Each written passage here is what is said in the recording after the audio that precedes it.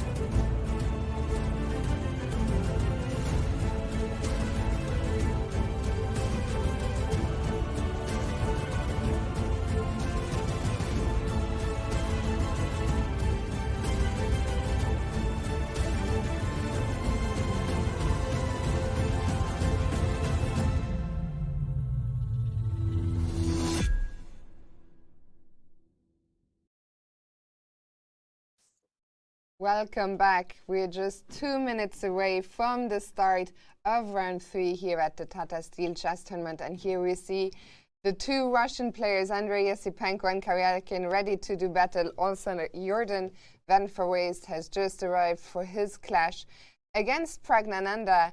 And, well, Duda, Robert, we're not surprised. Magnus is very often the last to arrive in the playing hall. He is indeed. They say save the best for last, and he's the best chess player in the world, so he has every right to come in last. But here we see all the players. There's the challenger section as well, so there should be 28 players filling up these seats. Absolutely, and this one is another game I'm very looking forward to. Anish Giri, who last year went undefeated during the Tata Steel Chess Tournament yesterday, a tough loss against Magnus.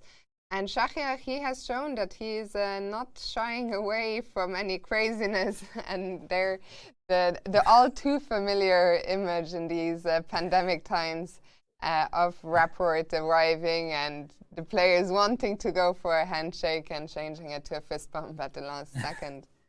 I think they're just playing rock, paper, scissors, Fiona. You know, they want us to think it's about the handshake. No. They're just playing Rochambeau, having a little bit of fun. And we see Mamedyarov getting ready to start the clock. Yeah, that He's was a funny image. I mean, it's not even 2 o'clock yet, but Shachar clearly rearing to go. Yeah, he seems quite eager, and if his play has been any indication, he's having himself a good old time. G4 on move 3 yesterday. The clocks have been pressed. Anish gets to make the first move, but we'll see what surprises Mamedyarov has for us today. And, the clocks have been started. We see that Duda is actually waiting for Magnus. I think there was a video from the World Rapid and Blitz, wasn't it Magnus himself who waited? Was it for Duda or someone else? But we'll see. And there is Magnus. We just see him walking onto the stage. We get a proper handshake, and Magnus starting the clock. And we'll see what opening does Duda go for. It's 1e4. And you are correct. It was Duda versus Magnus at the World Blitz, where he waited for him, which was very polite. It could have been the Rapid, but either way, it was these two players. So a ton of mutual respect between the two. Duda gets the white pieces. In this game, he starts with e4. Will we see one of these Rossolimo Sicilians from Magnus? He, of course, plays e4, e5 as black. He used that against Jan Nepomniachtchi. So I'm wondering if there are just these phases that Magnus goes through, how he decides on his first turn, but he is so versatile as a player that I wouldn't be surprised by any first move, at least one that's reasonable. I would be surprised by one opening move, and that's 1c6, the Caro-Kann, because that's exactly the opening that Magnus used in his game against Duda, which was the streak, the no-loss streak ending game from Norway Chess a couple of years ago. Yeah, so unhappy memories, but sometimes you need to fight through it, right? If you fall off your bike and you're trying to learn, you got to get right back on it. So we could see all pawns, no hope in a Caro-Kann. And no, Magnus says we'll take it more solidly, 1e5. We haven't seen so much e4, e5 action so far in the tournament, Robert.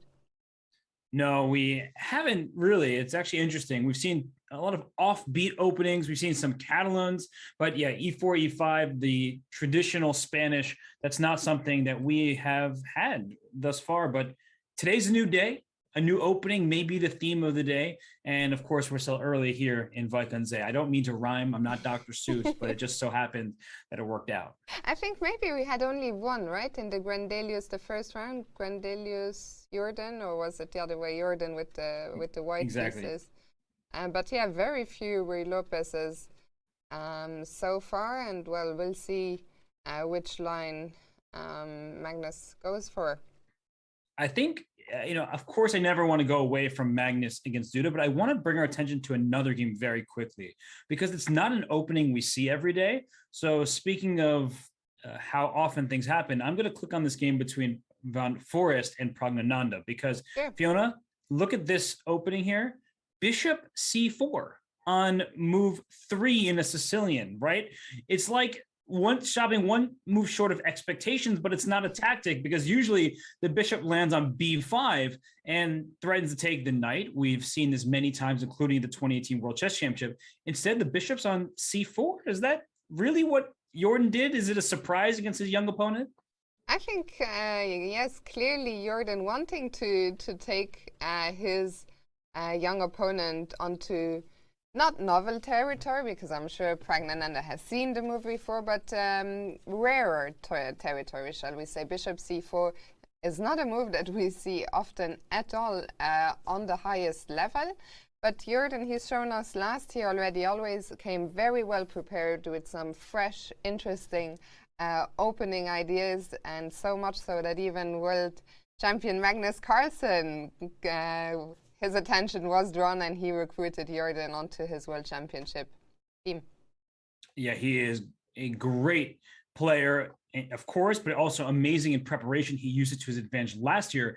But there are some pluses of making a bit of an atypical move, because the most logical reply, in my opinion, is a move like e6, shutting down the bishop on the diagonal. But if you don't play Sicilians with the move e6, say you're used to playing dragon type of positions, carrying the bishop, then e6 takes you out of your element. So I do like it from the perspective that now Pragnananda has to think, what does this guy want from me?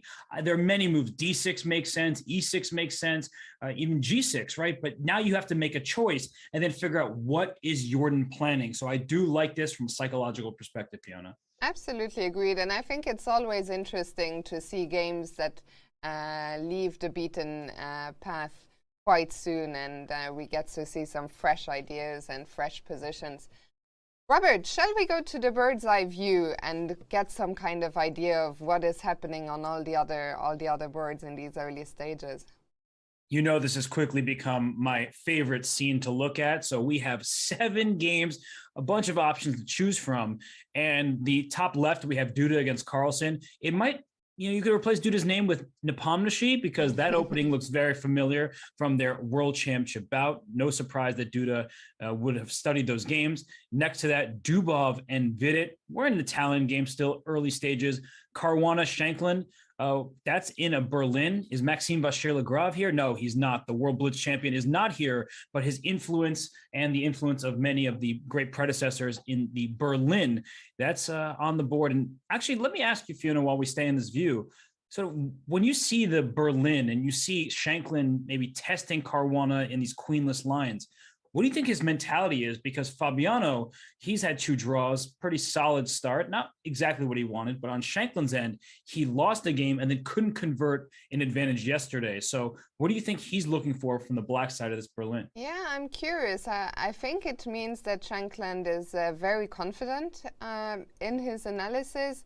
I have to say the Berlin opening, one of the ones that I'm probably least familiar with in the entire chess world. I've never played them on either side. I never had any interest in an early queen swap. Never looked at this endgame even once. But I would say a brave decision to challenge Fabiano here. I mean, he is so well versed. But yeah, Sam showing confidence, and I think what he wants is to keep it solid, and we will see. What is your impression of the opening choice? What do you make of it? Yeah, Sam is extremely well prepared, but so is Fabiano, and he has a lot of experience. And he decided to go into the end game in the Berlin. The queens are off. So actually, I'll bring that board up so we can talk a little bit about it, because the first critical moment in this game comes right here after knight f6, because the anti-Berlin with the move d3 here, that's becoming increasingly popular as these top level players seek to avoid preparation, or at least the really deep lines, because then there's no queen trade, your pawn is defended. But as we see in the main line coming up here, d4, you don't want to take on d4, that opens up the e file, your king is still in the center, so the knight retreats. We see a swap and then a capture on e5, off go the queens. And Fiona, even if you don't play the Berlin yourself, of course, you're a very experienced commentator. We've seen this opening like 7 million times, even if this opening has only been played 3 million times. We have seen it, way too much of it for most of our likings, but it is a fascinating endgame. And Shankland starts with the move king to e8. In this position here, there are many options, king 8 being the most popular. Moves like bishop to d7. You can push your h-pawn. The move bishop d7 may say, I might move my king towards the queen side instead of back towards the center, but king e8 does make perfect sense. It protects f7 in advance. It allows black to continue playing here on the king side, and bishop f4, we see bishop e7, rook a d1, bishop e6, and b3. So we're not in new territory. Both players have seen this before. They're playing quickly, and there have been many games in this line. And I would say the big principles in this position, black has the bishop pair, but the compromised pawn structure. So I think people tend to struggle with this dynamic where like, well, I don't like my pawn structure. We're in an end game. But Fiona, how does the bishop pair compensate for the double pawns here? Well, the bishop pair, I guess black is often looking for the position to open up for those bishops to get even more scope. We already see the bishop on e6 looking down towards h3. We see that the pawn has been pushed to h5, so very often black will be looking to open up the position to use the maximum power of the bishop pair.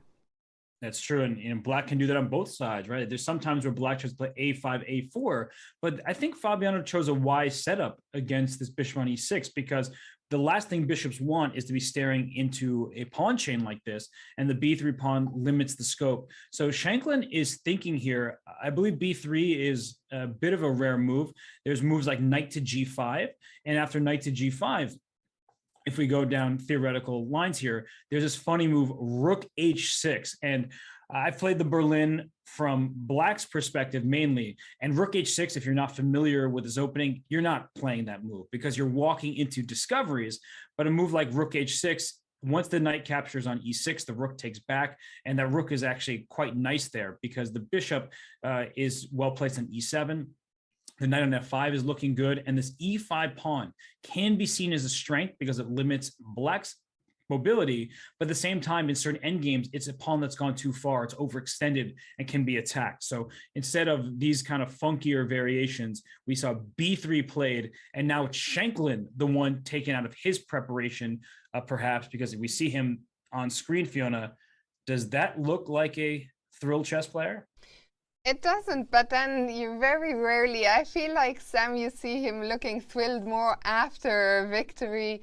Well, yesterday we saw him, of course, being quite disappointed after the game against Niels Grandelius. He was clearly the one in control. He had a big advantage at some point. But today, I don't know, Robert. I think you're never going to be too thrilled if you're playing the Berlin against Fabiano. It's never going to be a fun day at the office. But I think, yeah, Sam mostly just looking to stay solid here. And Robert, I've got an interesting question in the chat. I saw that Tanay Soda was asking, is it common to go for quick draws against compatriots? I think, unfortunately, we see that sometimes. But speaking about this game here, I absolutely do not think we will see a quick draw just because they are both from the US. Fabiano is, of course, looking to win the tournament here in Tata Steel. He is playing with the white pieces. Sam is one of the lower-rated players of the field, so I think we will absolutely not see an early draw here. What do you think, Robert? Yeah, I think those draws are typically reserved for good friends, no matter what country they are from. We see that Karyakin and Mamedyarov historically have often made relatively quick draws. Now, Fabiano and Shankland, I'm sure, have a ton of mutual respect. But from what I know of, they're not like best friends. They don't work together. That's always an awkward scenario when a second plays the person that they help prepare. So when we see Dubov against Carlson, because they've helped that player come up with their openings and fine-tune them. So it's not a comfortable experience, but just being from the same country, I don't think that's particularly meaningful for the most part. They're professionals. They have to score victories in important moments. And if you're just saying, hey, I'm playing my friend, but wait, I also need that victory, that's not a good scenario to be in. So these players, they're very accustomed to playing people over and over again, even if they are friends, even if they are compatriots. So no, I do not think we will see anything except a battle in this game. Even if the result is eventually a draw, it will be a fight. And Sam Shankland he's looking like he's having an internal battle right now because he doesn't know what to do. And that's the beauty of taking someone out of their preparation, not with an exciting move. B3 is just a move, but then you have to ask what has changed in the position. Of course, I said in knight G5, there was rook H6, rook H6 not possible now, but in the future, will knight G5 be played by white? And then will rook H6 still be the correct move? You may ask, what has changed? It looks like nothing, but you need to figure that out. And Sam plays rook to D8, putting a rook to the open file rather than playing a move like H4, which is one that I was going to suggest, or even A5 on the opposite flank. Rook D8, of course, fighting for the open file. You can't really complain about that choice. Yeah, I think this here will be a big preparation. Very often this is what we see in the Berlin endgame because, as you said, it has been played so many times. The players are so well-versed, and very often it comes down to these tiny nuances. Where is the new move, the new idea coming from? So we'll see. I think we'll come back here, Robert. I hope you don't mind taking you away from this exciting Berlin endgame. Maybe we can quickly again go to the bird's eye view for 1 second, but we were just talking about Dubov, and I was thinking maybe we could go there because I think one of the reasons that we have been seeing less Berlin endgames is because the Italian game, the gioco piano, has come more into fashion in the last couple of years, and that's what we have in this Dubov-Vidit game. Yeah, it's a great transition to make. So we will look at the opening stage here because, as Fiona pointed out, we see bishop c4, the Italian game. And after knight f6, d3. So we were talking about how d3 can protect the e4 pawn in these anti-Berlin positions, but this is the start of the Italian. Bishop c5, c3. This is a flexible choice by white. Perhaps there's a b4, there's a d4 in the future, challenging the bishop on c5. But black continues with d6, opening up the light square bishop. And now, Fiona, this choice of bishop g5, h6, bishop h4. We see this quite often in these Italians. And the big question that is asked is, will black play g5? A very committal choice, making it more dangerous to castle kingside, even though black still can in many positions. But will Vidit say, I'm ready for this, I'm going to play g5? Or does he think, I'm playing Daniil Dubov? That guy is as creative as they get. He's clearly looking for something in this opening. Maybe I should refrain from these kind of pawn pushes. Yeah, I'm very curious. I'm not sure, maybe you will know this, Robert, if Dubov often plays the Italian game or if the Ruy Lopez is more his preferred choice, because I think the question is often, did Vidit expect this? If he expected it, it's much more pleasant, of course, to face this decision if you have looked at it with your computer, with your second before the game. If you haven't looked at it in a while, it's more difficult to make the decision over the board about whether you want to go g5 or not. Yeah, and it's because actually after the move d6, bishop g5 is far from the most common move. So already he has caught Vidit in an unfamiliar position because at this point in time, castling is what most players play. They say, I'm just going to get my king over to the king side, safe and sound. There are the move knight to d2, because the knight often reroutes d2, f1, and then either g or e3. So if you start with knight d2, you can play knight f1 before castling and then having to play rook e1 as well. So there are plenty of options here. b4 is another. So bishop g5, not the most common move, but played here in this game. And after h6, bishop h4, he plays the move a5. So on the other side of the board, stopping any sort of b4 pushes, but leaving this pin alive. I think that's a good practical choice against Dubov. You asked about Dubov's openings, generally speaking. The answer is he plays what he wants. That's what I've learned from Dubov. He does play the Italian from the white side, but he is so, I mean, look at this. Look at that move, knight a3. Knight a3, I mean, wow. I understand it, right? The knight is developing. It's probably just trying to drop back to c2, or it can hop into b5 because there's no a6 move. So in a way, knight a3 takes advantage of the fact that black just pushed this pawn because there's not an outpost, but it takes time for black to move the knight and then play c6 to kick it. And from b5, then you can play the move. Oops, sorry, I'm drawing arrows and taking them away. Then you can make the move d4, and it's all protected from both knights and the queen. So what a opening so far. Yeah, and it's certainly an slightly uncomfortable spot to find yourself in when you're Vidit here, because we look at the clock, the players start with an hour 40 on the clock. So Daniil Dubov, after 8 moves, he's up 3 minutes, so he's played every move instantly. Yesterday, in his game against Karyakin, Dubov actually finished with more time on the clock than he started with. So Dubov, you already mentioned it, most chess fans will know, is so creative, so well prepared as well. So always a tough spot to find yourself on the receiving end of your opponent playing some not so common moves and blitzing them out like that. Knight a3. More common here is the move pawn to a4 for white. And these positions usually go something like a4. I think g5 first makes sense. That way there's no sacrifices. Bishop g3, castles, king g7. I've seen this type of position with Jan-Krzysztof Duda playing a number of times. Maybe it's not this exact position, but it is similar to this. White brings the knight into d2 and so on. And playing a4 stops black from doing it. But Duda, Dubov. Duda plays this position. Dubov is playing the game here, and knight a3 is the choice. And I think most of our viewers would say, I was literally just gonna ask you that. Right? Like bishop takes a3 obviously is the move. And after pawn takes a3, we see a compromised pawn structure here from White's perspective. Now, there is a bit of good news. This pawn is up on a5, which means the b5 square is kind of White's for the taking, as it was in some of the other positions we were looking at. And the b file being open could be beneficial for White. And there is the 2 bishops advantage. So that's what I think White is looking to really use. It's not a clear position. I think that who has really benefited, it's both sides have benefited in their own ways. I mean, once a piece goes to the b file, black can play b6, shut it all down. So it's not like you're going to actually get pressure along the semi-open line.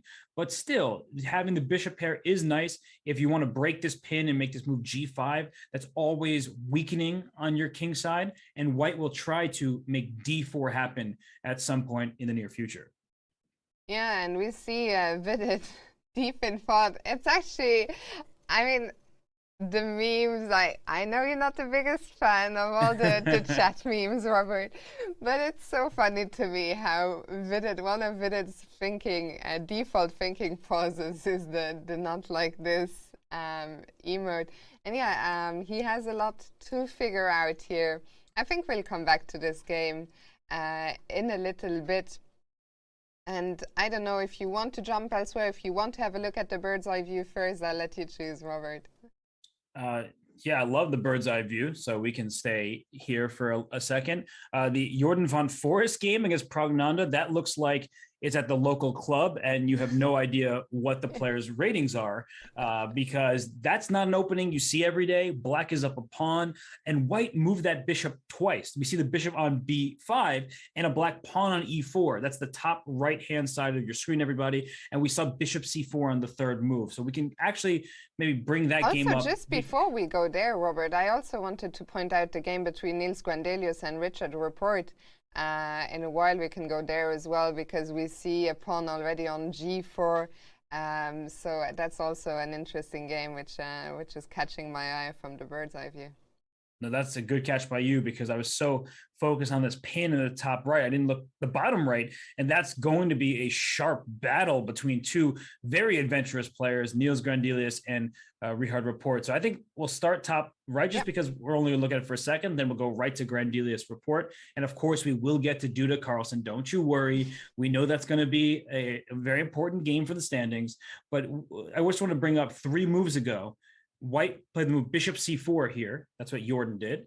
e6, a principal reply, shutting down the bishop's diagonal with this pawn chain, and then playing for d5. So castles, d5, and most players would immediately capture on d5. Jorden van Foreest is not most players. He says, I'm going to play bishop to b5, so I'll move that same minor piece twice, and I allowed you to take control in the center, and after d takes e4, knight to e5, Fiona, we see the point. There is a pinned knight on c6, attack twice. You can ruin black's pawn structure But what is obscure opening line? And I guess my question for you is, do you like what Jorden has done? Do you think he's playing tricky chess, or is he just trying to catch his young, less experienced opponent off guard and try to take this one? I think in general, I'm a fan of the players going for these more offbeat lines. I think as a chess fan, as a chess commentator, we commentate on so many Berlins and these positional Joko pianos with tiny nuances. So I think it's always a breath of fresh air, a breath of fresh air to see players like Jorden, players like Rapport, players like Dubov coming up with new ideas, even as early, as move 3 and 4. It makes our job harder, of course, as commentators when we have so many new people watching us in the chat. And every day we've been in this spot, because we will tell you and your coaches will tell you, develop your pieces, get your king into safety, control the center.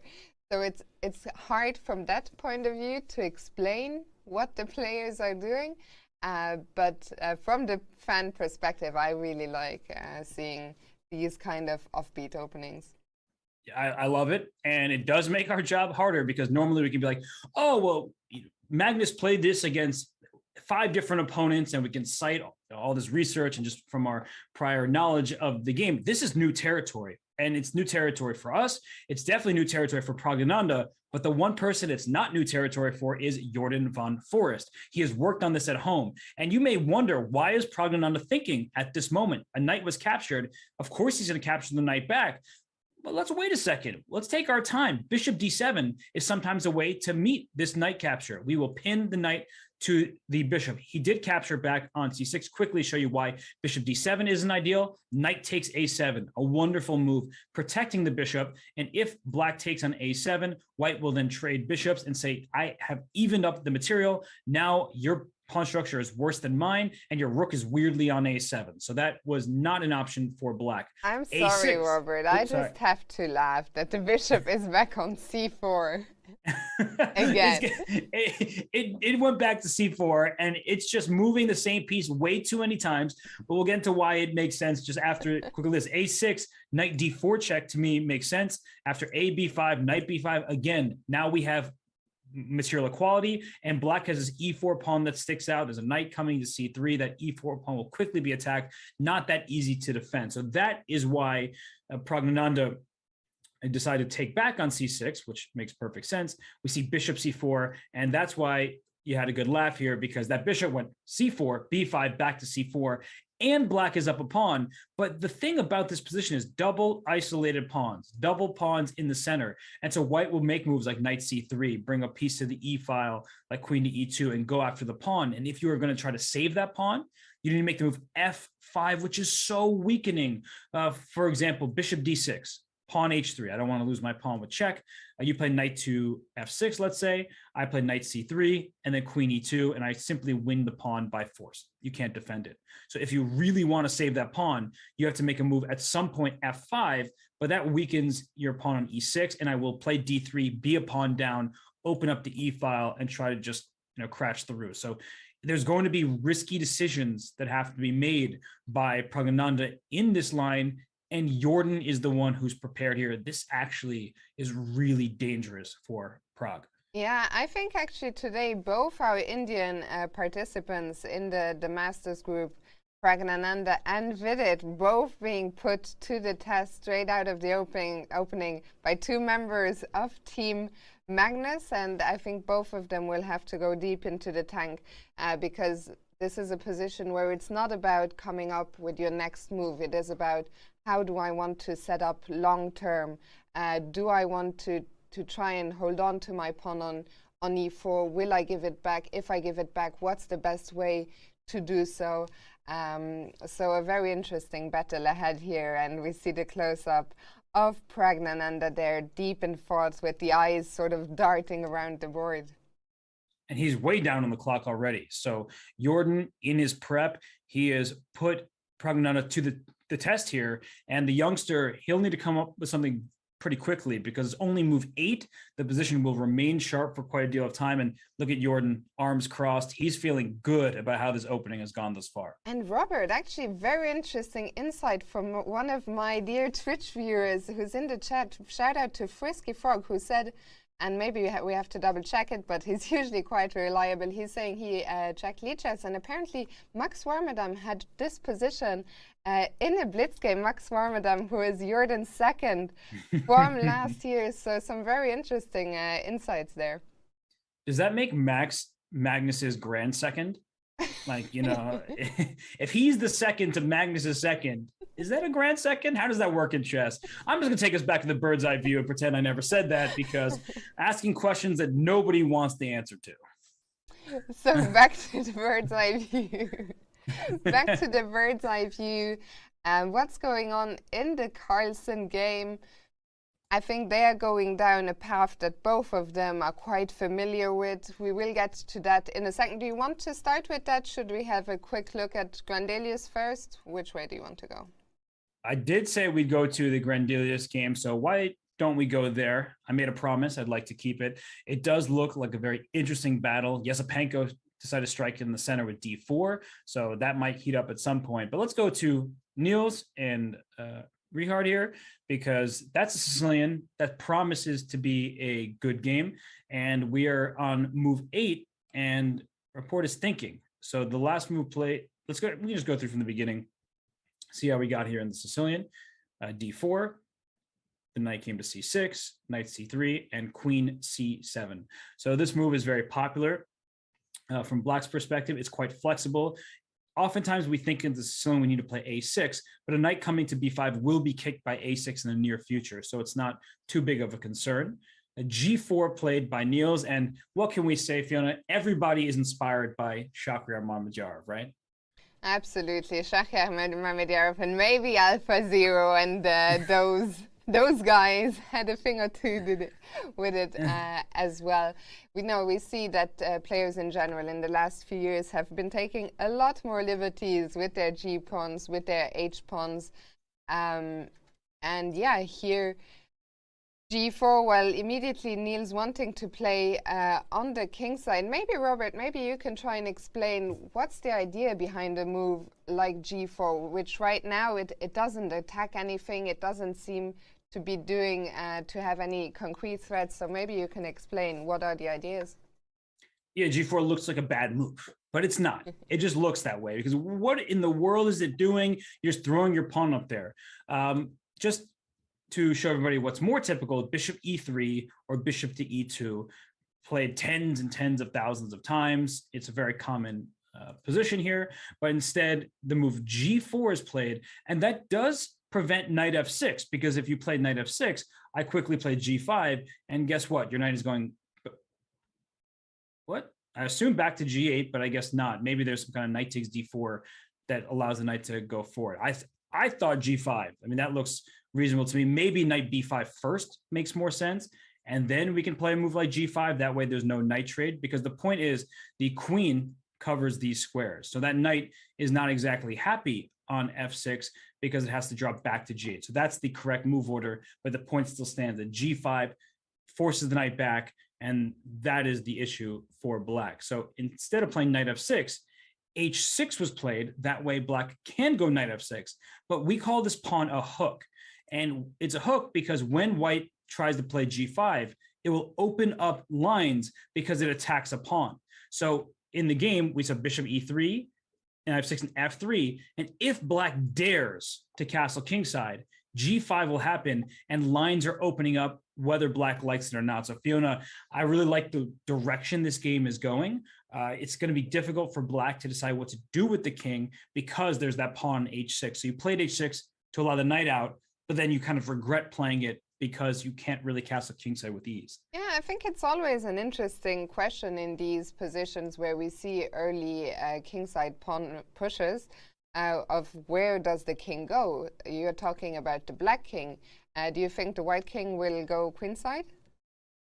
I think that, yes, the White king is going to queen d2, castle queenside, venture over there. And at some point, black has to make the move a6, because you don't want to allow knight b5 when you're not looking carefully, because that's going to be a big problem, hitting the queen and the dark squares. We see that this pawn structure, d7, e6, f7, that leaves the dark squares vulnerable, because pawns, right, they capture diagonally, and they protect the same color that they're on. So the d6 square could be a problem for black to deal with, and that's why a6 is the way to play, and maybe even b5 to follow up. So I just find these positions a bit easier to play from white's point of view. The ideas register a little more clearly to me. That said, Rapport is such an experienced player, and he loves tactical battles, but I do prefer Niels's position at this early stage. Yeah, certainly an exciting battle ahead here between two very creative players. We see Richard has just made another move, so a6,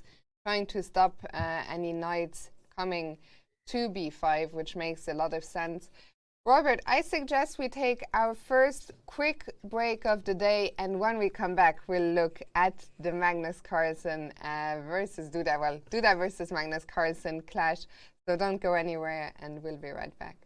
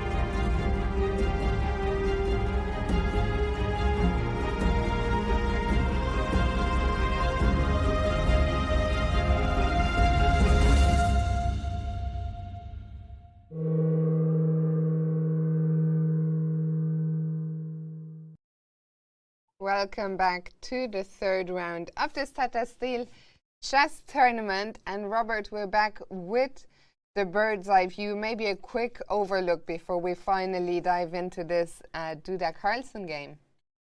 Yeah, honestly, we have some great starts to the games here. We saw Dubov against Vidit, that knight a3 move, which seemed to be a novelty and was captured by Vidit. We have a Berlin endgame between Caruana and Shankland. Van Foreest has surprised us all by moving his bishop 3 times in the early stage. And look at that. He didn't even play h3. He put his king on h1, giving up the h2 pawn to try to trap the bishop. But what a game so far between those two players, Van Foreest and Pragananda. I mean, we haven't even looked at Giri Mamedyarov, but that looks like it's shaping up for a fun one as well. And then Yesipenko against Karyakin, the countryman. d4 has been played, but no reaction really by Karyakin. Seems like a solid affair in that one. And we like the Sicilian between Grandilis and Rapport. So I think, Fiona, we're in store for a great day. We've already had 5 decisive games in the first 14 matchups and the 2 rounds. So I think we'll have more today to look forward to. Actually, although I know you don't like predictions, Robert, so I'm not going to torture you on every game, but I like our little prediction of how many decisive games, which is a quick and painless one. Yesterday, I was way off the mark. I predicted 4. You predicted 3, close, but no cigar. How many today? Oh, great question. I'm looking at the games. I will go with, I think 2. I think we'll get 2. Okay, I want to outdo you again, so I'll go with 3.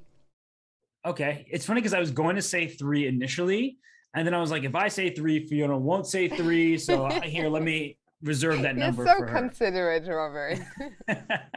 Well, I do think that we have the types of games that are likely to end decisively. So I just very combative spirits from the players, at least in the early move. So let's go to the game between Duda and Carlson. We promised everybody the World Chess Champion with the black pieces against the World Cup champion with the white pieces. We have to remember that Duda knocked out Carlson from the World Cup. That was pretty amazing, a grand achievement from the Polish #1. And in this game, Fiona, I don't know if you want to, should we go back to the start, you think, or should we just... I think it might be interesting, especially since you were one of the main commentators at the for the World Championship match between Nepomniachtchi and Carlsen. Maybe you can tell us a little bit about the similarities, and maybe we can find where did we deviated, if at all. Okay, well, we had e4, e5 throughout the match between Nepo and Carlsen. Jan Nepomniachtchi, he chose e4 a bunch, and Magnus did not play the Sicilian he did in 2018 against Fabiano Caruana. So we had a Spanish, a knight f6, castles. All of this is mainline stuff. Bishop e7, rook e1, and this b5, rook b8 business that happens here. The rook needs to slide off the a file because with the rook on a1, a takes b5 was a huge threat just a turn ago. You give white a free move, you lose a pawn. Now, in this position, black can choose bishop to b7 or b4, both of which are more popular than the rook b8 move. But now in my head, I think I have recency bias where like rook b8 is the move, even though these other 2 moves are more popular. It's kind of funny how that works, Fiona. We're like, Magnus plays something, so we just kind of assume that's what should be done, even if other moves have been played for a long, long time. And I really think theory is also so heavily influenced by World Championship matches. So I think there is the recency element you mentioned, and then these moves that are played by the top players in the world, backed by top computer analyzers, backed by top teams, they pick up in fashion so quickly and get replicated a lot in no time.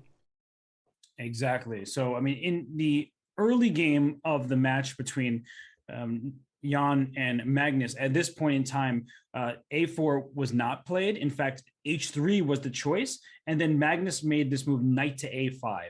So it was a very interesting try. It got a bit sharp, but Magnus was able to actually quite easily make a draw, it seemed, after a little while. So in this game, and as Jan switched to in the match, a4 is the choice. Now, as we mentioned, a4 attacks the b5 pawn, and Magnus decides on rook to b8, getting his rook off of the open or the opening a file. So this move, it does make sense. One of the times Magnus played bishop b7 as well. So he chooses what he wants to do on a given day. He is kind of unpredictable. Maybe that's the Jorden van Foreest influence, right?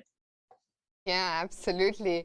And it reminds me always of that video that was published after the match of Magnus's team of seconds. I believe they had a camp in Spain or somewhere before the match, where Magnus himself introduces every member of the team. You know, Peter Heine Nielsen is the adult in the room. Then Jan, he's the martial guy. I look up the video. I don't want to get things wrong, but then Jorden was introduced as the new guy, where they still would have to check if his ideas were actually any good. I think they are quite good, but yeah, that video was really funny. I like the team spirit involved. There's clear chemistry between the various seconds, and well, h3 d6, the seconds for Magnus Carlsen should not be surprised to see this anymore. It was played in the World Chess Championship, and after c3 b4, we're still following game 5 from the World Championship. d3, pawns takes c3, takes, and here h6. That is different from what Magnus did in game 5. He chose to move pawn to d5, and pawn d5 loosens your protection of the e5 pawn, because you have this chain here, and that makes this pawn safe and sound. So I play d5, you're striking in the center, trying to open the board up a bit, but it is a logical move, though he got himself in some trouble in that game, where in this position here, his bishop was kind of awkward on d6, and later there was a moment where Jan could have pressed forward by trying to push his pawn up the board. So it's a bit passive from Black's perspective. So here in this game today, we saw h6, a sort of waiting move, bishop e3 developing, rook e8, knight d2, and bishop f8. So I would say that this maneuver, Fiona, of rook e8, bishop f8 is probably kind of awkward to many in the audience. It's like, what are you really improving your pieces? Like, your bishop is going back to its starting square, but this is such a common Spanish decision to put the bishop on f8 and try to go g6. So do you think now that we've seen this maneuver, it means Black is straying from the plan of going for d5? He's not going to be looking to strike in the center anymore, but rather bring the bishop to g7? Yeah, I think he's just going to refrain from doing that. He knows that's the type of game that Duda wants. He can play bishop e6 at some point to trade off those light square bishops. And what's happening here is that White has a bit more mobility in terms of the pawn pushes. We talked about d5, but when you make this move d5, you hurt your own pawn structure as Black, whereas the move d4 simply improves White's position, as long as you make sure that your e4 pawn is defended. So Black sits a little bit more passively, but it's nothing really to speak of, to complain about. White is going to attempt d4, and Black has to be comfortable with a more cramped position. And we know that Magnus has said during the World Championship in those interviews, he's like, yeah, it's a little bit worse for Black. You just have to be okay with that. And it seems like he is. And you talk about White wanting to probably push d4 in the center. How soon, maybe this is an interesting question, when do we know as White that we are ready for that push? The knight from d2, for example, do we want that to stay there? Do we want to maneuver it elsewhere, maybe via f1 and g3? When do we know we're ready for the d4 push? Such a good question that I honestly don't have a complete answer to, but I will try my best. A large part of it is the e4 pawn. And here there's a rook on e8 and a knight on f6. So you have to be very careful, which is why I'd probably lead with the move queen to c2, just to make sure that my pawn is defended. So when I do push d4, I don't have to worry about dropping a pawn. That said, I don't think you can actually capture on e4 if you play d4 right away, because after pawn takes, this is very common. Knight e4 takes, rook e4. You see the evaluation bar go up because bishop d5 is a move with a dual threat, hitting your rook and your knight, and you can't defend both. White simply scoops up material. So it is possible to play d4, but the downside of playing d4 is that it is committal, and we know chess players, they worry about commitment. But I mean that. Robert, anything you want to talk about? No, I don't think we need to dive too deep into this conversation. But from a chess perspective, not from a life perspective, the issue is that now there's this permanent tension. And while we like to maintain the tension in chess very often, it leaves black with the opportunity at some point to take on d4, and even taking immediately on d4 without following up with knight takes e4, because that's a bad move. But the fact that you then have to go and protect this pawn is going to be annoying. For example, if black plays knight to b4, now I am threatening to take your pawn on e4 because there's no bishop d5 funny business. We have to remind everybody quickly that knight e4 wasn't possible because bishop d5 forked the two pieces. And with the knight on b4, there's no knight to attack, and the d5 square is covered. So in this variation, after knight b4, this is why chess players are afraid of commitment, because how do you defend this e4 pawn? There's no queen c2, you'd lose your queen. And if you play a move like queen b1, you're walking into another pin. That doesn't look very comfortable. And this is what I mean by trying to wait until the right moment. Well, we'll see. I'm sure Duda, he seems like a man who handles his commitments well. We'll come back to this one. Maybe go back to the maybe we can go back to the bird's eye view for a second. I saw a comment in the chat that Vidit, we see the position, we can't see the clock times, but apparently Vidit already under an hour, clearly caught by surprise by Dubov. Yeah, I mean, great choice by Dubov. Even if it's not so much of an objective advantage, it is a practical one because players fear Dubov's preparation. They know how creative he is. They know how sharp the lines that he produces are. And when Magnus Carlsen puts his full trust in you to work with him and come up with Catalan lines, including yesterday's game, we don't know with 100% certainty that was a Dubov concoction. But Magnus, he was like, that may have been leftover preparation, and that's why he played so quickly for the first dozen or so moves. And yeah, I think Vidit, he should be nervous. He's not in the not like this pose anymore. So is that a good thing or a bad thing if you're reading Vidit's expression? Well, it's a bad thing for chat, for sure. Less memeing. He does look a little less concerned to me, but who knows what that means. We see him there just dropping the knight back. We can go to that in a second, but I think there's two games, Robert, if I'm not mistaken, that we haven't looked at in depth yet. That's Giri Mamedyarov and Yesipenko Karyakin. Yeah, we're never going to look at those games. I know people are going to be very upset with us, but we refuse. We are boycotting those games. Now, we can, of course, go to those games. Why don't we start with, I'm not sure.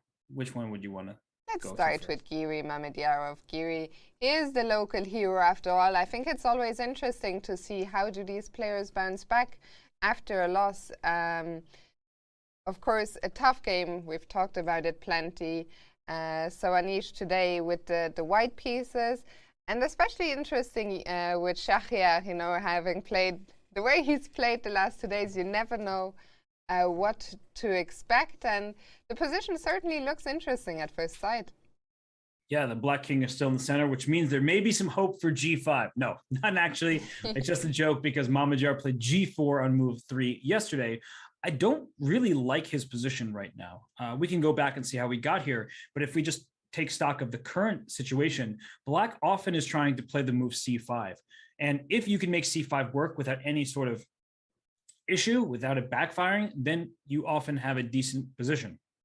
But something about this position as it currently sits, it feels a little awkward to me. And when Black tries to castle kingside, you have to watch out for the move E5, which opens up this bishop to the H7 pawn. So if you're not careful, White can launch a very quick attack. So C5 is the move you want. I think that it may be in the cards for Black, though if you do it before you castle, so let's say I go kind of a throwaway move, Queen E2, C5, and try to take with his knight, you do have to be really careful because your king is still in the center. So when I play this move, Bishop B5 check, your king now probably has to go to F8 because if you block with Bishop to C6, there it is. Yeah, I was waiting for that to happen. Takes, and Queen to B5 is devastating. Now your rook is pinned, in comes the knight to E5, and you are losing material. So you need C5 to fully equalize in many of these positions, but you can't rush that move. Yeah, and I think once again we just see the importance. If you're watching this, in a lot of games, the principles are being kicked a little bit. We see a lot of games, we've seen a lot of games that are hard to understand, but I think this is a great example of why it is so important in general to get your king into safety as soon as possible. And Robert, maybe can we go back to the start here, because we had a semi-Slav, another opening I'm not too familiar with, but I was thinking, didn't Sopiko, who we are greeting if she's watching us, didn't Sopiko actually create some content on this Slav here? See, this is dangerous territory, because now we have to ask the question, does Anish listen to his wife's chess advice? So I don't know if you want to take that one or if we should just pass on that for now. Yeah, maybe better to pass on it. But I believe you are correct.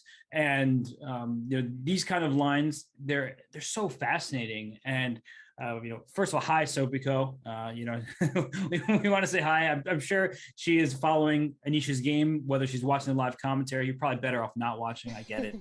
But we definitely hi to Sopiko. Hope you're doing well. And, these lines are fascinating because you look at the initial setup. We have the pawn triangle here for black, which means that you're super solid and defended, but your bishop on c8 isn't very happy. And your pawns block your pieces. The knight, of course, can't go to c6. There's a pawn there. So white plays bishop d3 and castled very quickly. And only after a few turns did black decide to take on c4 and then lash out with b5, because your bishop has no future on this diagonal here. You can't make the move e5. White has that covered. So you play b5 and bishop b7, which looks kind of funky as you move your b pawn all the way up the board. You have a backward c pawn, but you are playing for this move c5.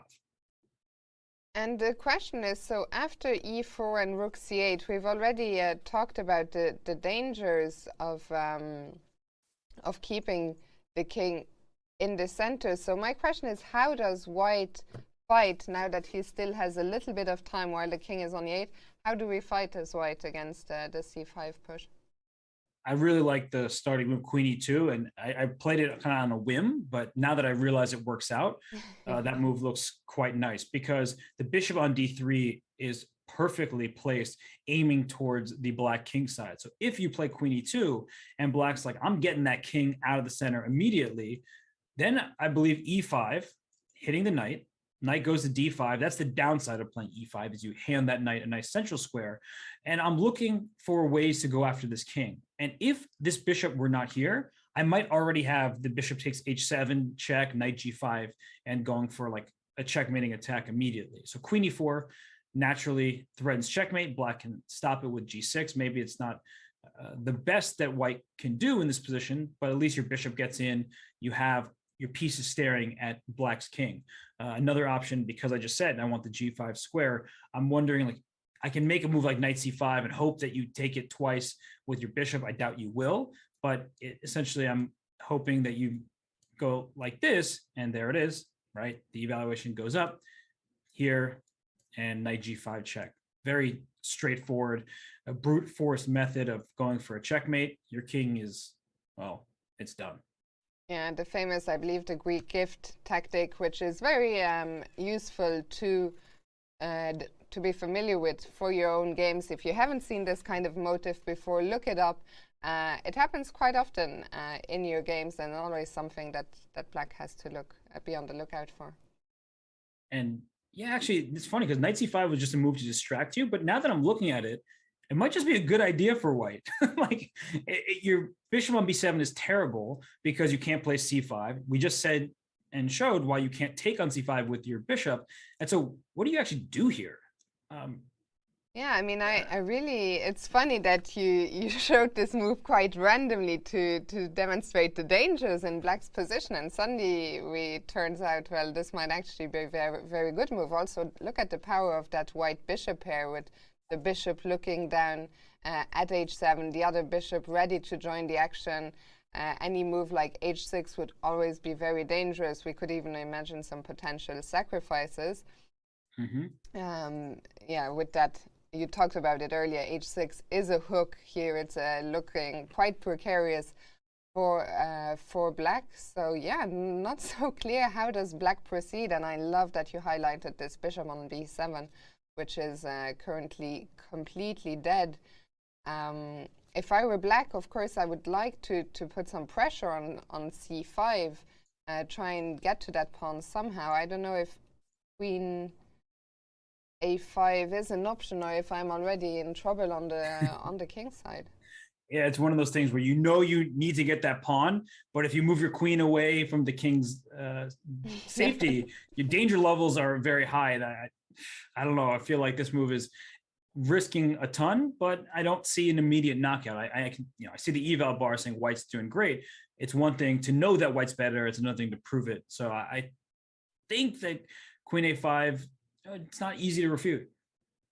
Yeah, not easy to refute, but at the same time, not really a move I want to make to remove the most powerful piece from contributing to the defense of the king side. So yeah, I think still some questions here for Mamedyarov to answer, and I'm curious to see if Anish goes for queen e2 or what he's going to go for. It's all about figuring out the assessment of those positions we were just looking at right now. Because look at Anish. What do you think this pose? It looks like he's not even really looking at the chessboard, but rather it looks like he's completely in his own mind. And very often this is a sign that players are trying to remember things, going deep into the memory vault.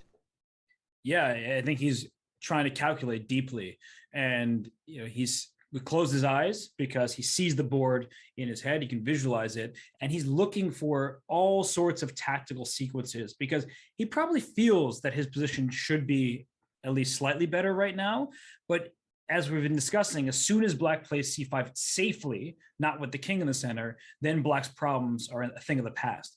And he's trying to figure out, okay, at this moment, I know it's the time to maximize the potential of my position. How do I do that? I do like the move queen to e2. I was kind of throwing moves at random, and they just so happened to work out. But Anish doesn't have that luxury, because when our moves don't work out, we just take them back and find something better. If his moves don't work out, well, then his advantage is gone, and now he's kind of wasted the first move advantage. Well, we'll see what he comes up with. We will leave these guys for now. Shahriar once again looking very relaxed there. But let's go to the Russian clash between Sergei Karyakin and I always get the colors wrong somehow, between Esipenko and Karyakin, which is the last game we haven't seen, and it's another Italian game. So a couple of them today. Yeah, the position right now, not super duper exciting, but we can see how we got here. It was an Italian, as you pointed out, and c3, d3 looks like the game between Dubov and Vidit. And instead of bishop g5, which was the rarer choice that Dubov went with, we see the typical castle. And h6 played so that no piece can get to g5. And one of the mistakes that players can make is they say, well, my opponent played h6, taking away g5, I'm going to play h3, taking away g4. And there's one really important thing here, is that black has not castled. And I'm not suggesting that right now it's necessarily the move that g5 that should be played, but there are positions like this where black plays g5, g4, uses this pawn as a hook, and then just crushes white. And in fact, Vladimir Krumnik did something to that effect against Levon Aronian in the 2018 candidates? Yeah, I think it was the 2018 candidates, where he put his rook on g8, played g5, and just immediately went for an attack and won an extremely nice game. So don't just play h3 with your hand. You need to think before you make certain moves. Instead, in this game, we saw rook e1, castles, and then h3. Timing is everything. You need to make sure that your opponent's not going to benefit from your move, and that's why, Andre played it now. a6, a4, no b5 for you, and then a5. That's a funny move, Fiona, right? a6, and then a5. How do we explain that decision by Karyakin? Like so many other moves, we struggle to explain. I think in general, I find that the Italian game, there have been so many developments lately. that I'm really struggling to keep up and remember the different, because the Italian game is something that I've played with both colors, mostly from the black side. But obviously my opening preparation was nowhere near that of those players, and with theory moving so fast, I think that these days the Italian opening is so complex. There's so many tiny nuances. When do you put the pawn to a6? When do you put it to a5? When do you go d5? When do you not? When do you bring the bishop back from c5 to a7? And the same from the white side. So I always struggle to understand, and also how much of it is prep, how much do the players come up with over the board. I guess in this particular case here, I guess a5 is to stop b4, Robert? Yeah. But it's just so weird because you could have played a5 immediately to stop b4. So there must be something about inducing the move a4, which is why Karyakin played a slow a5.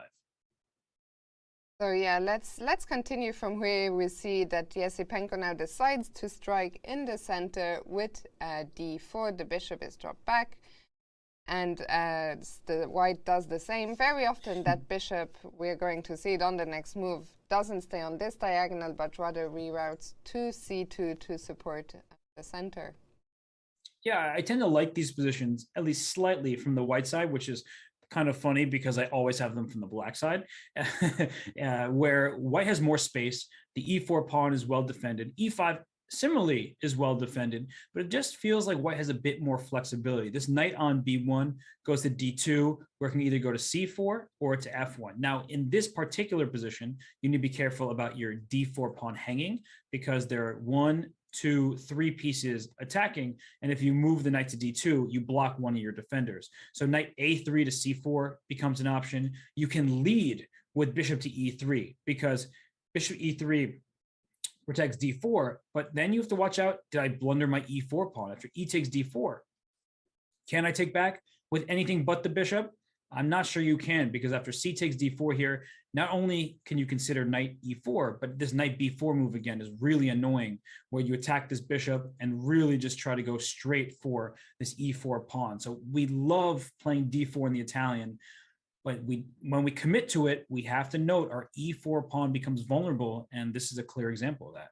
Absolutely, a very maneuvering game here between the two Russian players, which is yet to spring to life.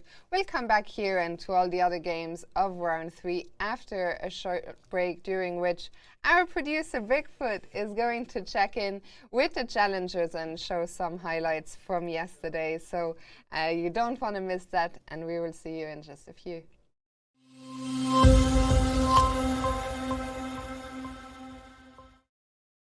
Yes, welcome everybody. This is the checkup with the challengers. Every day we're going to look in the challenger section, see if there are some interesting games ongoing, because we all know that the winner of the challenger section will be competing in the master section the year after. So every day we're going to have a quick look, and today we have Aryan Aragaski versus Max Varbardon.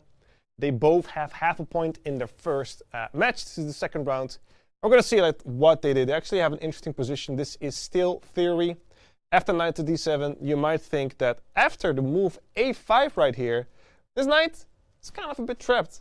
There's no way to go to a4, c4, d5, or go back. So this looked like a fantastic move. Now we had to move bishop to a6. Hitting that rook, getting this rook to c8, hitting this the queen on c2, and being very much of a nuisance. This is still theory. And after taking on b6, rook to c8, the theory is actually you go queen to d1. Because after queen to d1, there's actually a very interesting position, a very interesting variation that we're going to have a look at. Queen to d1, we're going to take on f1. We're going to throw in a quick to b7. Pawn to b7, hitting that rook, making sure that this pawn is a little bit of a nuisance. Rook to c7. And after we take this bishop back, we actually have a very enticing move. This is really cool. Bishop takes on c2. Now you cannot take here with the queen, because then you will lose this bishop, and black is actually up material. So you have to take with the king, and now the killer move right here, knight to e5. It doesn't look like we're doing anything. It looks like we're, being chill, putting up a knight in the center. So what does it threaten? After, let's say, a weird move, let's say h3, we take here on c1, queen takes, and bada bing, bada boom, your queen is mine with a nice fork there. So there's actually only one move that we have right here. It's going back to your little cave, king to g1, and after a trade on c1, knight to d3, this queen is looking at d4. These pieces aren't developed at all. This one's stuck behind their own pieces. And after, let's say, we get a queen to d4 check, king to h1, knight to f2, and we have a repetition. We can also go in from time to time. You can go to h3. Doesn't really matter. I'm following the engine line right now, but this is a repetition. So this is the way black will go on. There have been games that have been going this way, but Max was thinking, and ultimately he decided to play the move. Rook takes h6.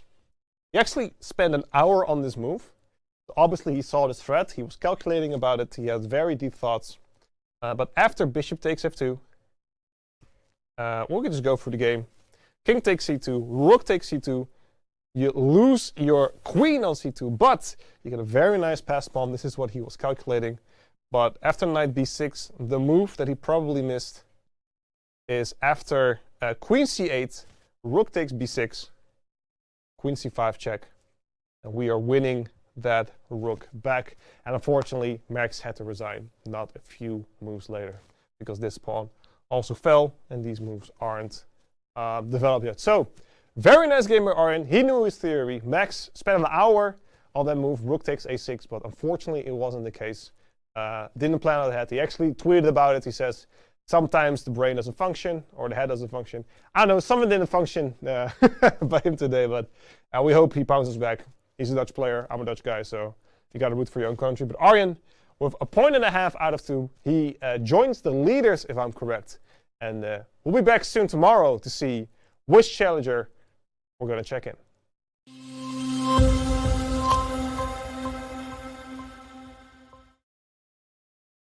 Thank you so much, our producer Big, for the insights into the challengers group, and Max Varbardon indeed with a day off yesterday, but hopefully he will bounce back. And Robert, we are going to focus, of course, on our masters group, and we can just bring back the bird's eye view, which we both love so much and gives us a good overview of what's happening throughout the playing hall.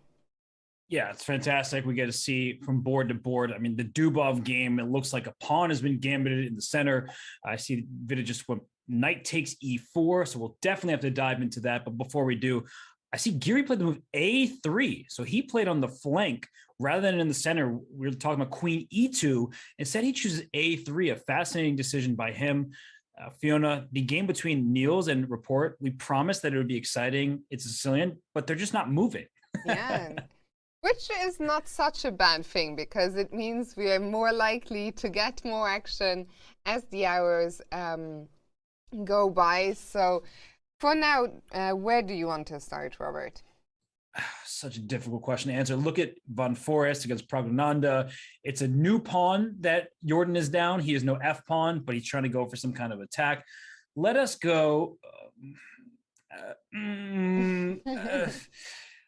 Which one do we choose, Fiona? Should we go to the Vida game maybe against I think that's Dubov? Yeah. That was gonna be my pick, so I'm glad we agree. Let's start with Dubov, Vidit, and then we can maybe go to Jorden, which I agree also looking very interesting. So shall we go back a few moves? And first things first, let's look at the clock situation. Vidit almost down an hour already on the clock. Yeah, he has been caught by surprise, but he is such a strong player that, of course, he can figure things out over the board. It was this decision first by Dubov to play bishop g5, a rare choice. Vidit follows it up with h6 and doesn't play g5, plays in the other wing, and then knight a3. So Vidit takes his time. He captures, doubles, and isolates White's pawns. And then, you know, we see this move, knight b8 by Vidit. He does not like the look of this pin. And he says, I'm going to reroute my knight to d7 via b8. We see this in some Spanish positions. What do you make of this choice by Vidit facing preparation over the board and then choosing this move, knight b8? I mean, it's surprising to me, and it's even more surprising because after the whole maneuver of defending the knight on f6 with the other knight, he then chooses to go g5, which I'm a bit confused as to why didn't he go g5? Why did he want to first bring the knight to d7 rather than going g5 immediately? I guess Dubov provoked him. He said, I just have to. When Dubov went d4 here, that loosens up the e4 pawn. And we've talked about this in several games today, but this e4 pawn is under attack, can't be captured with that knight being pinned. And for some reason, g5, not the move that he wants to play. And there might be a sacrifice on g5 or just the simple bishop g3. And now the e5 pawn is under attack. So by putting the knight on d7, he's protecting the knight on f6, but also protecting that e5 pawn in the event that the bishop retreats to g3. And that's what we're seeing in the game. Knight d7, rook b1, which honestly, Fiona, invites knight takes e4 even more because now there's a fork on c3 in addition to attacking the bishop on g3. I mean, Dubov, he really loves giving up material. And he really, as you said, has actively invited Vidit into playing all these moves, going g5, taking the pawn on e4. And I'm curious now to see what is his follow-up, because I think you have to do something about that pawn on c3. Not that you can't afford to lose another pawn, which very often Dubov is not afraid of, but here there's, of course, a big fork threatened. I think what's going to happen is this. The f-file is going to open up. So queen c2 attacks the knight and defends the c3 pawn. And if Vidit takes on g3, f takes g3 is played, you don't like the look of this bishop, this rook staring at the f7 pawn. Sacrifices are going to be everywhere. You can't castle because queen g6, Wow. check.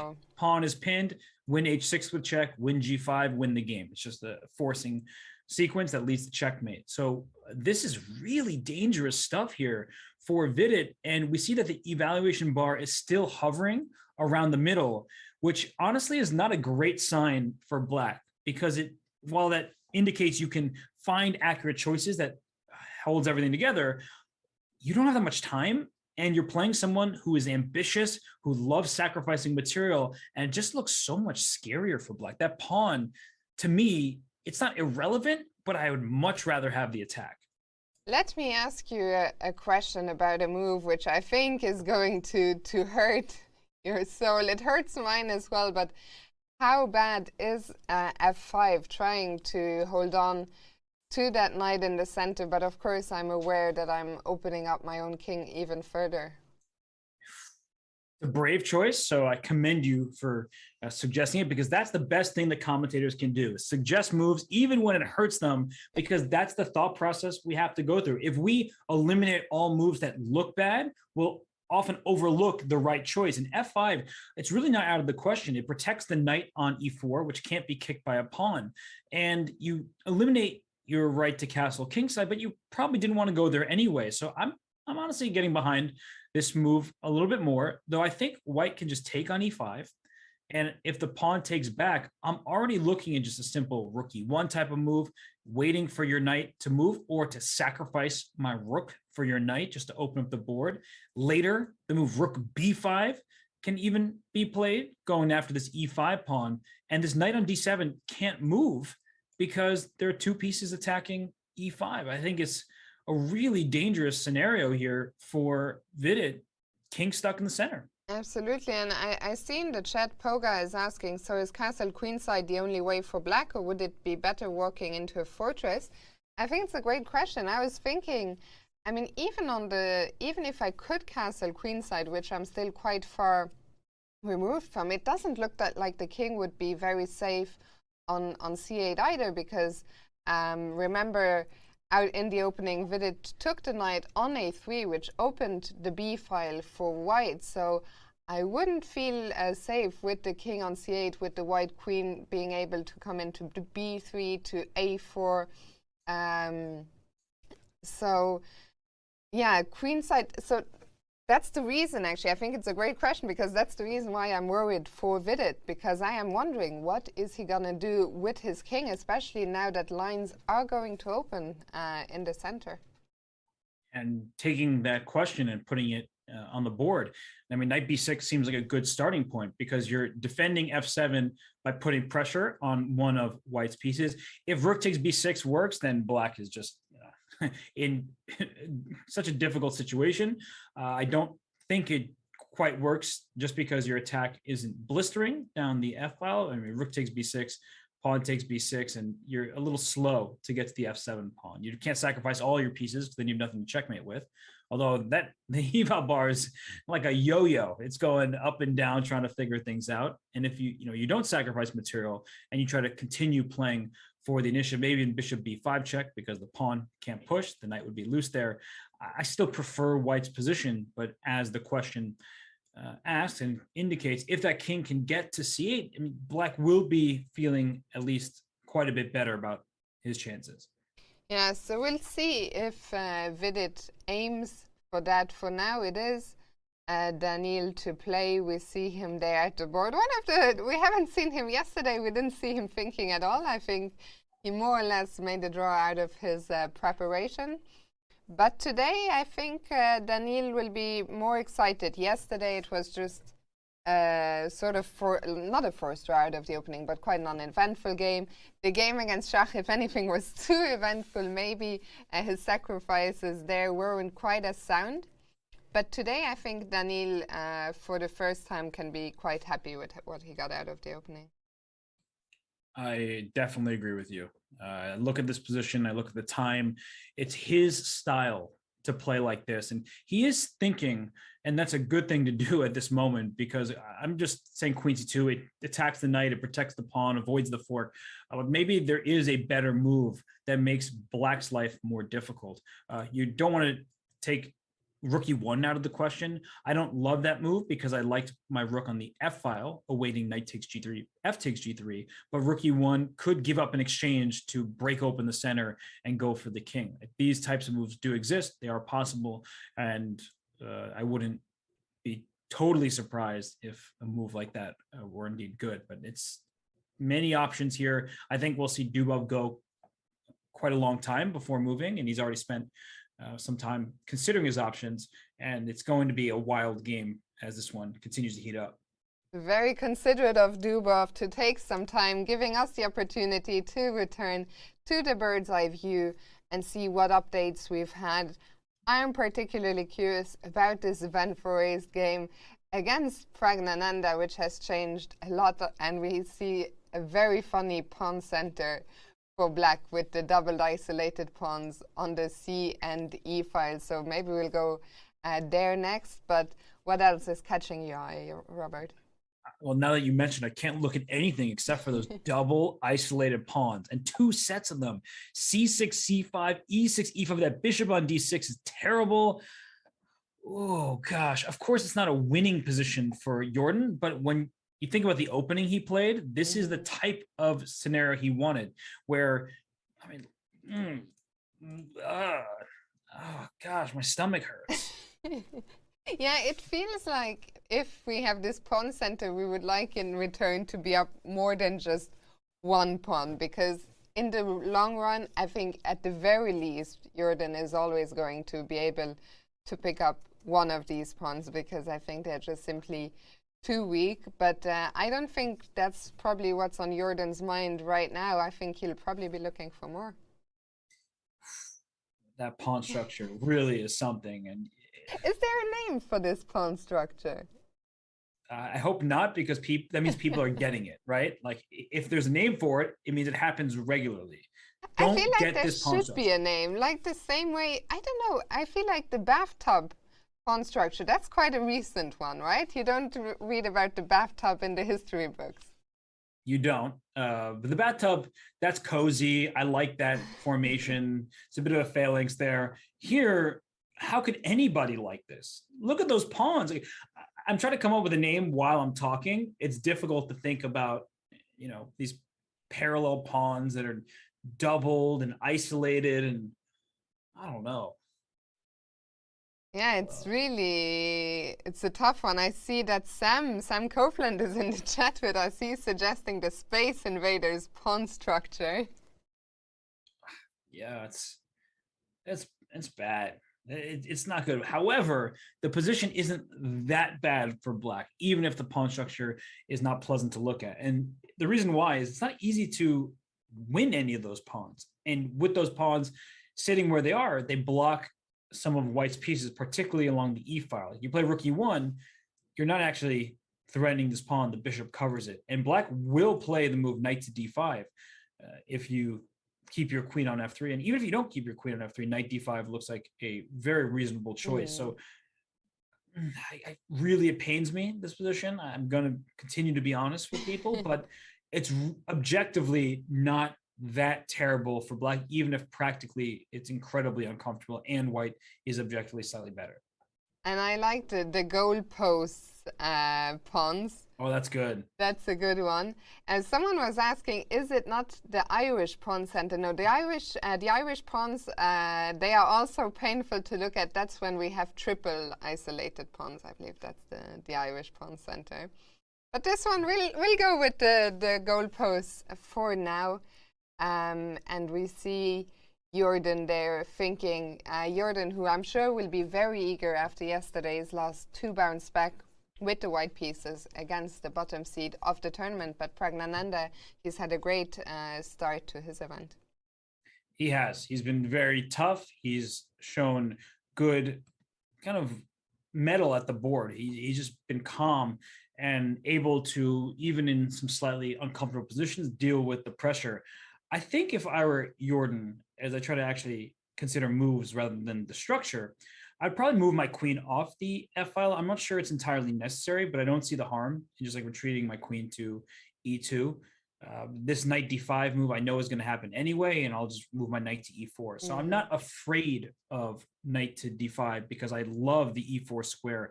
Knights should be in front of isolated pawns, and in particular in front of double isolated pawns. And something that's really important, that even if it undoubles pawns, I don't know if I would take on f4 because you don't have to, but something like this is still going to be pleasant for white because you have this knight on e4 and it's a dark square bishop. So you have an outpost and that knight can never be attacked.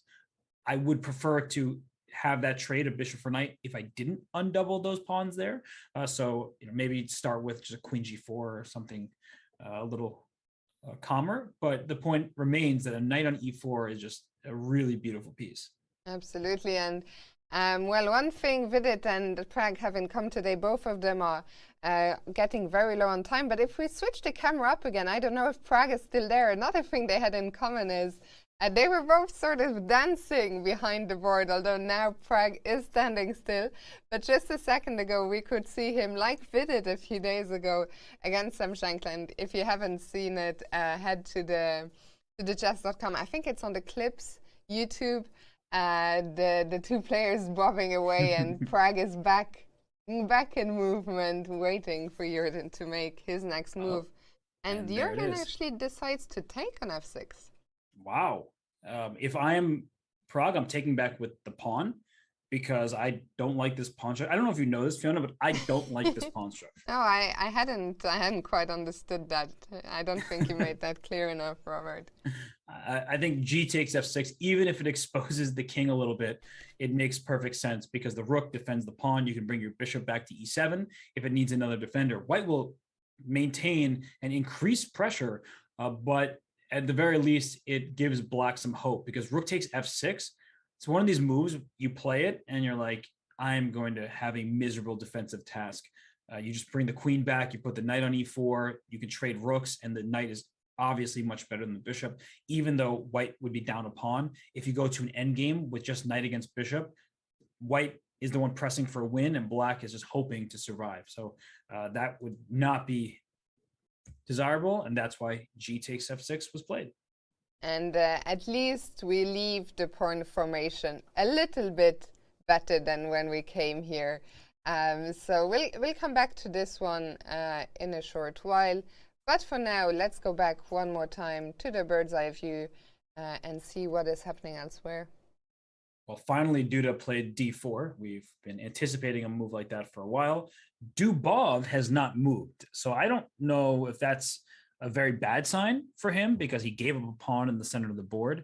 And now he's thinking after the sacrifice. When you sacrifice material, I tend to think you want to follow it up quickly because it was an intentional sacrifice.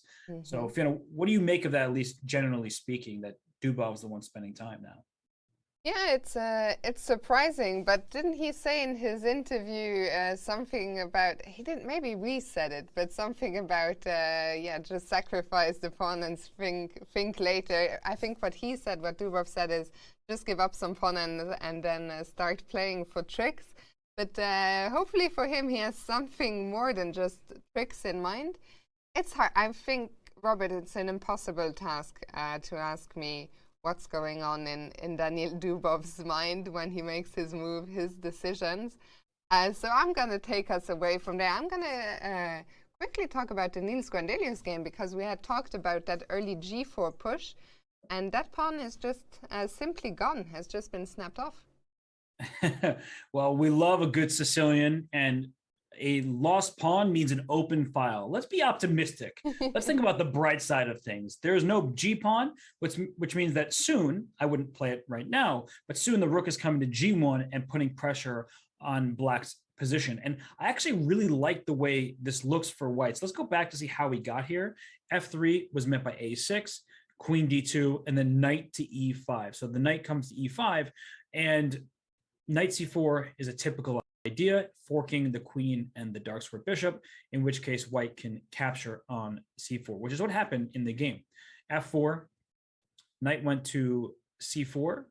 So why is I don't think Knight takes G4 looks that appealing. In fact, it looks kind of like the game.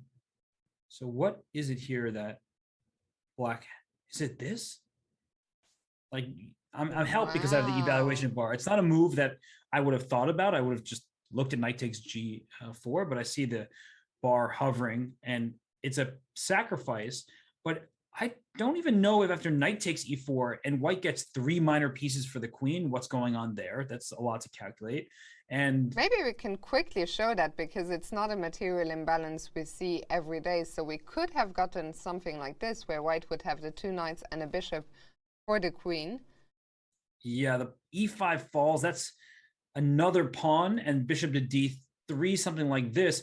I mean, Black is better, at least at the moment. And I don't like the long-term prospects, though, for Black. I mean, these are some really good minor pieces that White has. And in our minds, when we calculate a position like this, I wouldn't know how to assess it. And even with the evaluation bar off to the side, I'm still not sure that I would take Black, despite what it says. I also think that bishop b4 is such a difficult move to find in a spot like this. If we go back to the moment where Niels played f4, I think knight c4 is a natural move. It is the reason you came to e5 in the first place, and your knight is being attacked. So I think that knight c4 is just very often a move you make pretty much instantly. And you don't think about, oh, let me just make another move which completely ignores that my knight is attacked. And it's one of the reasons, the time limit exists is players don't have forever to consider their options. And we do need to fight our instincts sometimes in chess. Like, we have these instincts that are essentially shortcuts to help us make decisions more quickly. But at the same time, our instincts prevent us from even thinking about moves like bishop b4 sometimes because our knight's under attack. We played knight e5 to go knight c4. Bishop b4 didn't even look that appealing because I don't really want to take the knight and give up all the dark squares. But here, bishop b4 with this crazy position, and even if the queen moves, let's say to d3, knight takes c3, this type of position you think, is a3 working here? What's the deal in this dynamic? But the whole point for everyone wondering is that this rook on a1 is lost. So after the check, you lose the rook and you just are down too much material. So yeah, I would not have found bishop b4. I'm completely going to be honest. Like, bishop b4 didn't cross my mind until I saw the evaluation bar tank downwards, and knight c4 is logical. Knight takes g4 is a move that steals a pawn, but it actually just kind of transposes, similar position to the game, where after takes, queen takes, you're going to play knight g4 anyway, most likely, and then as queen comes to g3, and white has a ton of activity for the sacrifice pawn. And if we see in the game, because that's where we are, it's actually quite similar in nature, where black's knight likely will take this bishop once white castles queenside, but we get this dynamic, Fiona, where way ahead in development for white, clear initiative, but black has the pawn. You've said you like pawns, extra material, you like bishop pairs, but I have a sense that you're going to take white in this position. You know me too well, Robert, too well by now, because I also do love, as we all know, some attacking chess. I love pushing my f-pawn. I see a king that's still in the center. I would love to maybe play some f5 soon if I get the opportunity to just try and open up the black king as much as I can. And it's not so obvious to me what's black going to do. First of all, that bishop on c8 right now, I guess that is going to have to move at some point. I don't know if black is going to want to touch that d-pawn, because if the d-pawn goes to d6 or d5, either way, we can always take on d6, either straight away or en passant. And then the line, I really don't want that e-file opening in front of my king, I don't think. So I wonder, is black going to play b5? Which makes sense anyway, because the white king is on c1. So we can hope to get some counterplay against that. And also, maybe we can look to develop the bishop on b7.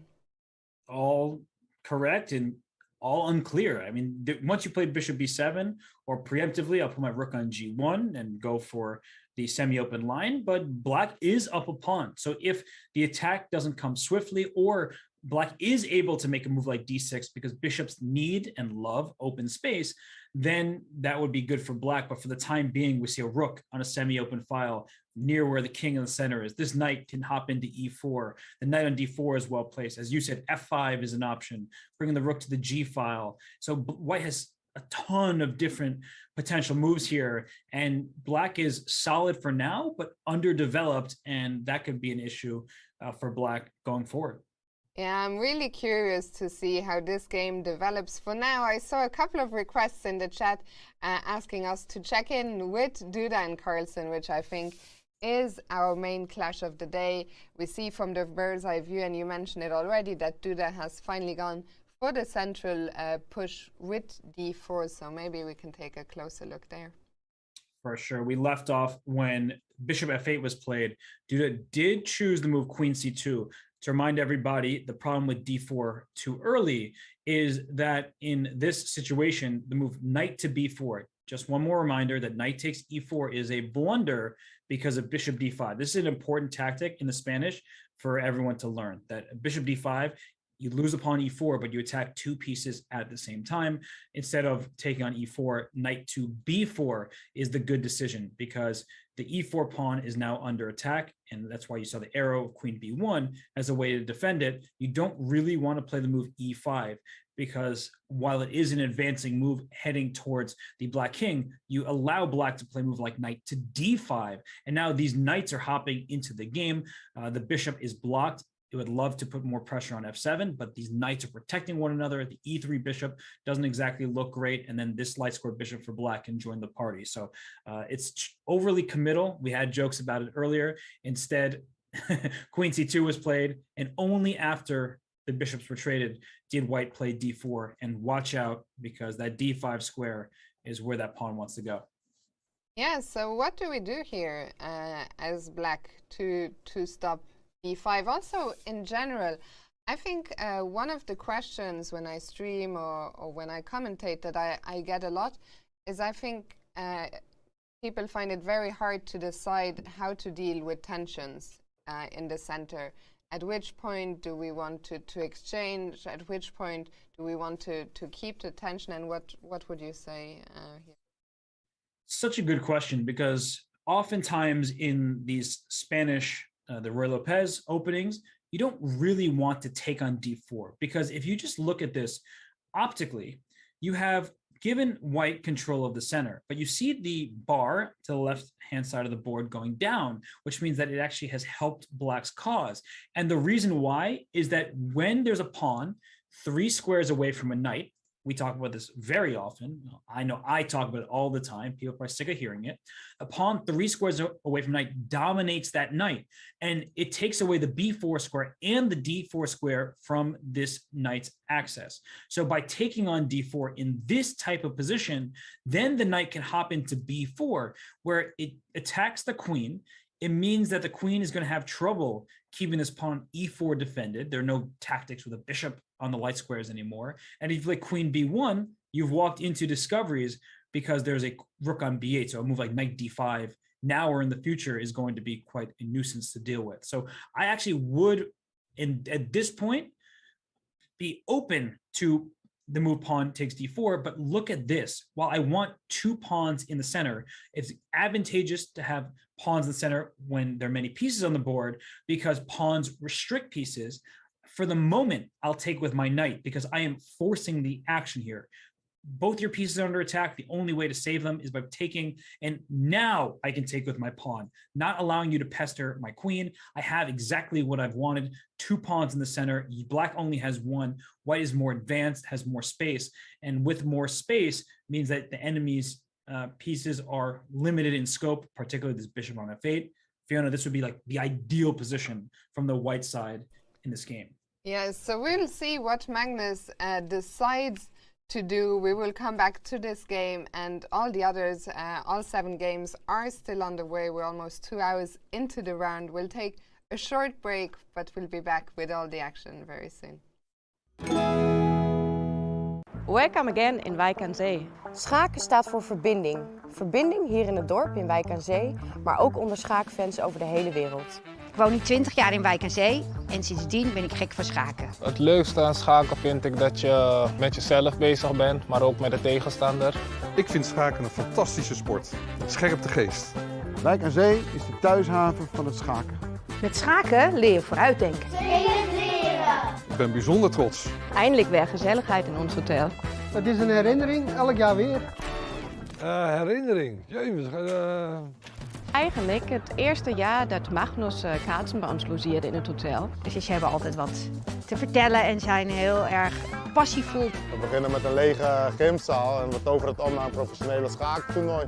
Deze klus tijdens corona, hoe vet. Ik kan me geen januari voorstellen zonder schaaktoernooi. Er leeft Wijk aan Zee en daar leef ik zelf ook. Het is gewoon heerlijk. Echt een onwijs mooie tijd is het voor. Verbinding. Tactiek. Thuishaven. Wijk aan Zee leeft.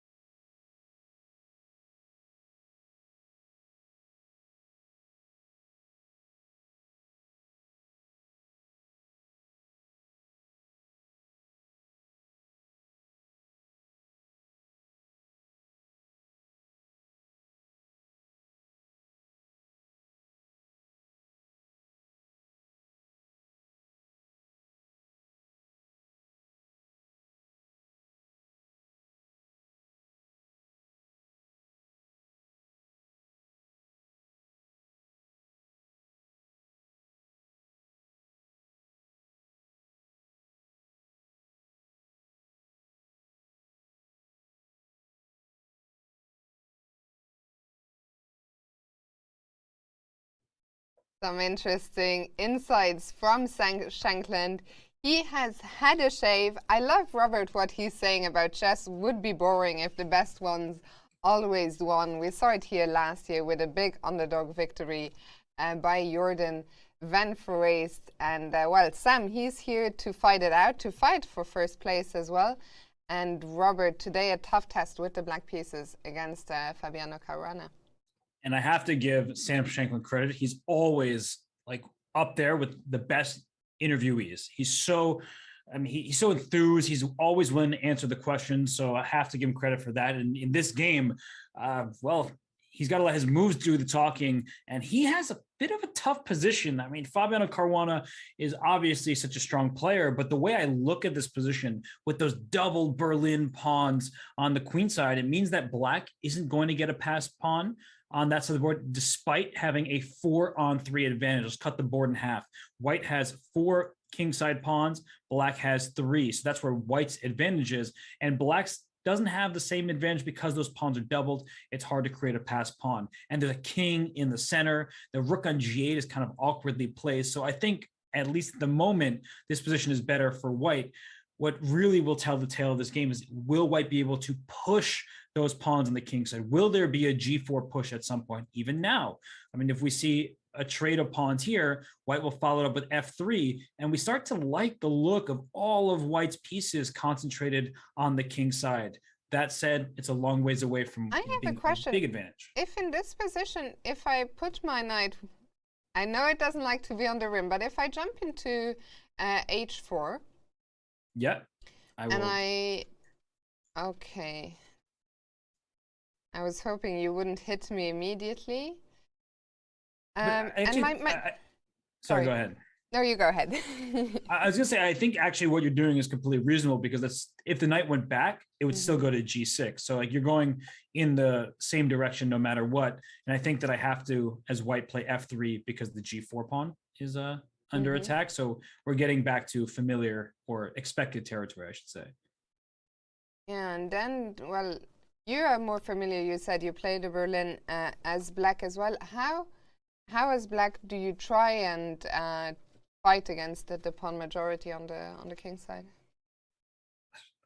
I wish I had the answer. I wish I could solve the Berlin. I mean, we see Maxime Vachier-Lagrave play these positions time and time and time again from the white side. He believes in the Berlin, and it's because of this 3-on-2, now previous is 4-on-3 advantage on the king side, and trying to get those pawns mobilized. And black does have some play here. This knight needs to find better footing. Maybe it will go, f8 to e6 at some point. I prefer to have the white side of these positions. And Robert, actually, just when we came back from the break and we watched the Sam video, I saw a lot of positive comments in the chat about how great Sam was and his voice, and I thought, I'm surprised. Turns out that was all sarcasm because we played the interview muted. Blame Bigfoot, but we'll watch it. We'll watch it again right now, and after that, we'll come back to the bird's eye overview. I remember coming here, first time was 2015. I was playing the B section. I had a fantastic result. I made +5, but Wijk was an absolute terminator. I played him with white in round 1, and it was a draw, and it was just, I never had a chance again. If I had known that he was going to go nuts, maybe I would have pushed a little harder. I remember at first it was chorus chess before it was Tata Steel, and I always remembered this was like the most important tournament of the year, the biggest, the best one. Tata Steel Chess Tournament, they call it the Wimbledon of chess, and I think they've earned that name. It's just the best tournament in the world. Obviously, with Magnus in the field and I'm in the bottom half, the odds are against me, but, if the best player always won, chess would be a very boring game. I'm just going to play my best, and if the points come that way, they will. So I use technology for opening preparation for sure, but that's more or less the only thing I use it for. I think I'm more scared in terms of the future of chess of computers just processing faster, and then if they become a little bit stronger. I worry that one day chess can be weakly solved. Luckily, I still think that day is very, very far away, and I think it will be after I'm retired many, many years in the future. It was a very memorable tournament for me, both with positive and negative attributes last time, but I'm really looking forward to playing again this year.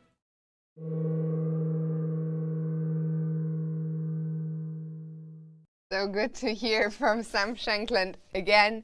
And if you want to find those portrait videos, they get uploaded throughout the tournament. You can find them on the official YouTube channel of the Tata Steel Chess Tournament. And Robert, we're back in the bird's eye view. We were saying during the break, today is really a hugely exciting game. Where does your eye go first? I just note that Fabiano was smart and he played F3. He's trying to time his G4 break perfectly, but let's stay away from that game. We were just looking at it. It will probably get interesting in the next few moves. Dubov against Vidit. We see the center opening up. The F5 move that you suggested, Fiona, was played by Vidit, so that one is definitely exciting. I mean, all across these games, the Grandelius report game, the B5 move just happened. Anish Giri, I think that's a game we could probably take a good look at because we haven't tuned in a while, and it seems like he's up a pawn, and he has a promising position at this point with Mamedyarov's king still in the center. Yeah, so let's go there, and after that we can check in with Dubov and Vidit. So we left this off not too long ago, but the position has really exploded into life. Yeah, I mean, A3 was the choice. That move caught me off guard. I wonder after B takes A3, was he simply going to take back, or was he? No, I don't think that works. Let's say B4, because if you take, there's some pressure down the B file. But when you do take, Black has A5 to follow it up with. I don't think that Black has solved all of the problems, but I was going for tactics that don't actually work out. So I'm going to take the move back. So Mamedyarov was afraid of something and went C5, but we talked about why C5 is a dangerous move to play with your king in the center. After knight takes C5, knight takes C5, pawn takes C5, bishop takes, A takes B4, go ahead, take that pawn on B4. There are tactics here, and Black is going to be very unhappy about them. Yeah, so Schach wisely decided not to take the pawn on B4, but instead dropped the bishop back to B6, and well, Anish has picked up the pawn, and the Black king is still in the center. Do you think this is trouble for Shankland Mamedyarov?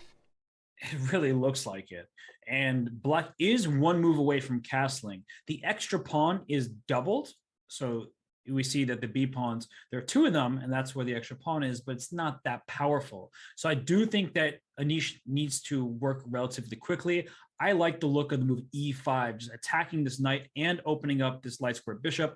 If the knight jumps into D5, which is exactly where it wants to go, attacking this pawn on B4, I'm already looking at knight G5. Let's go. Let's try to checkmate our opponent, bring our queen out somewhere. We still have checks along the a4 to e8 diagonal. So I'm all in on the initiative here. Knight can come to e4 into d6 as well. Fiona, this looks really scary for Shahryar. I mean, I would be terrified here. I don't see how Shahryar is gonna be able going to be able to castle kingside in the near future. But if we look at the camera right now, it's on Giri. It was on Mamedyarov a second ago. He still looks nice and relaxed, but maybe those appearances are deceiving, because I think Anish clearly in the driver's seat. We see the two players there. And I also, Anish, from his body language, you can tell, I think, that he senses today is my chance to get my first win here.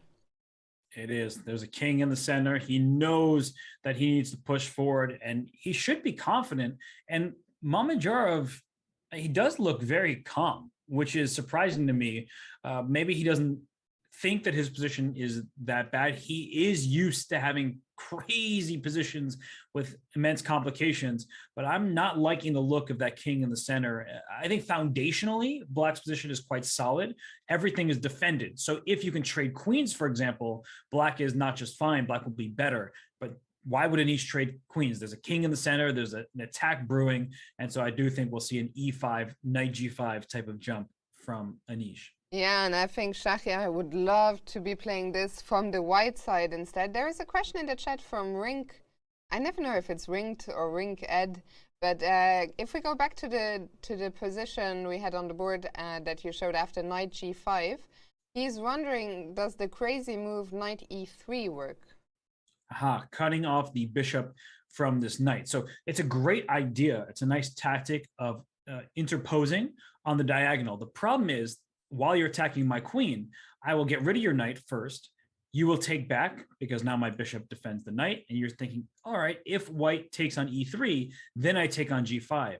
But white isn't obligated to take on e3 just yet. I will throw in bishop b5 check. I will trade queens, and then and only then will I take your bishop, and I will end up a piece ahead. So a really nice tactical idea. Unfortunately, from the perspective of Mamedyarov, it doesn't work out in this position because I'm removing the piece that's attacking my knight on g5. And just to finish off the variation, let's trade bishops, let's trade queens, and then, well, I have a fork on f7, but I'll just take your bishop and be up a full piece. And once again, we see that the reason this nice tactical idea didn't work is, again, because the king is still in the center and exposed to all these different checks and tactics. So really a lot of problems to solve here for Shahryar Mamedyarov. Oh, and meanwhile, Anish has he's gone bishop b5 check. Wow, he's, I think, forcing the king to make a move because bishop c6 doesn't seem that appealing from my perspective, as there's, I think there's just a pin and then knight e5. We talked about this earlier, and yeah, that's not going to be good for Black. The king in the center, that's if Mamedyarov was castled, he'd be okay in almost all of these lines, and he's not castled, so he has to pay the price for that. Yeah, so bishop c6 is just simply not an option, which means that Shahryar Mamedyarov looks like he's going to have to move that king. F8. I mean, you don't want to go to e7. That's walking into danger on this diagonal here. So king f8. And then if I'm Anish, whoa, that bar is freaking out. I mean, could knight d7 be a move?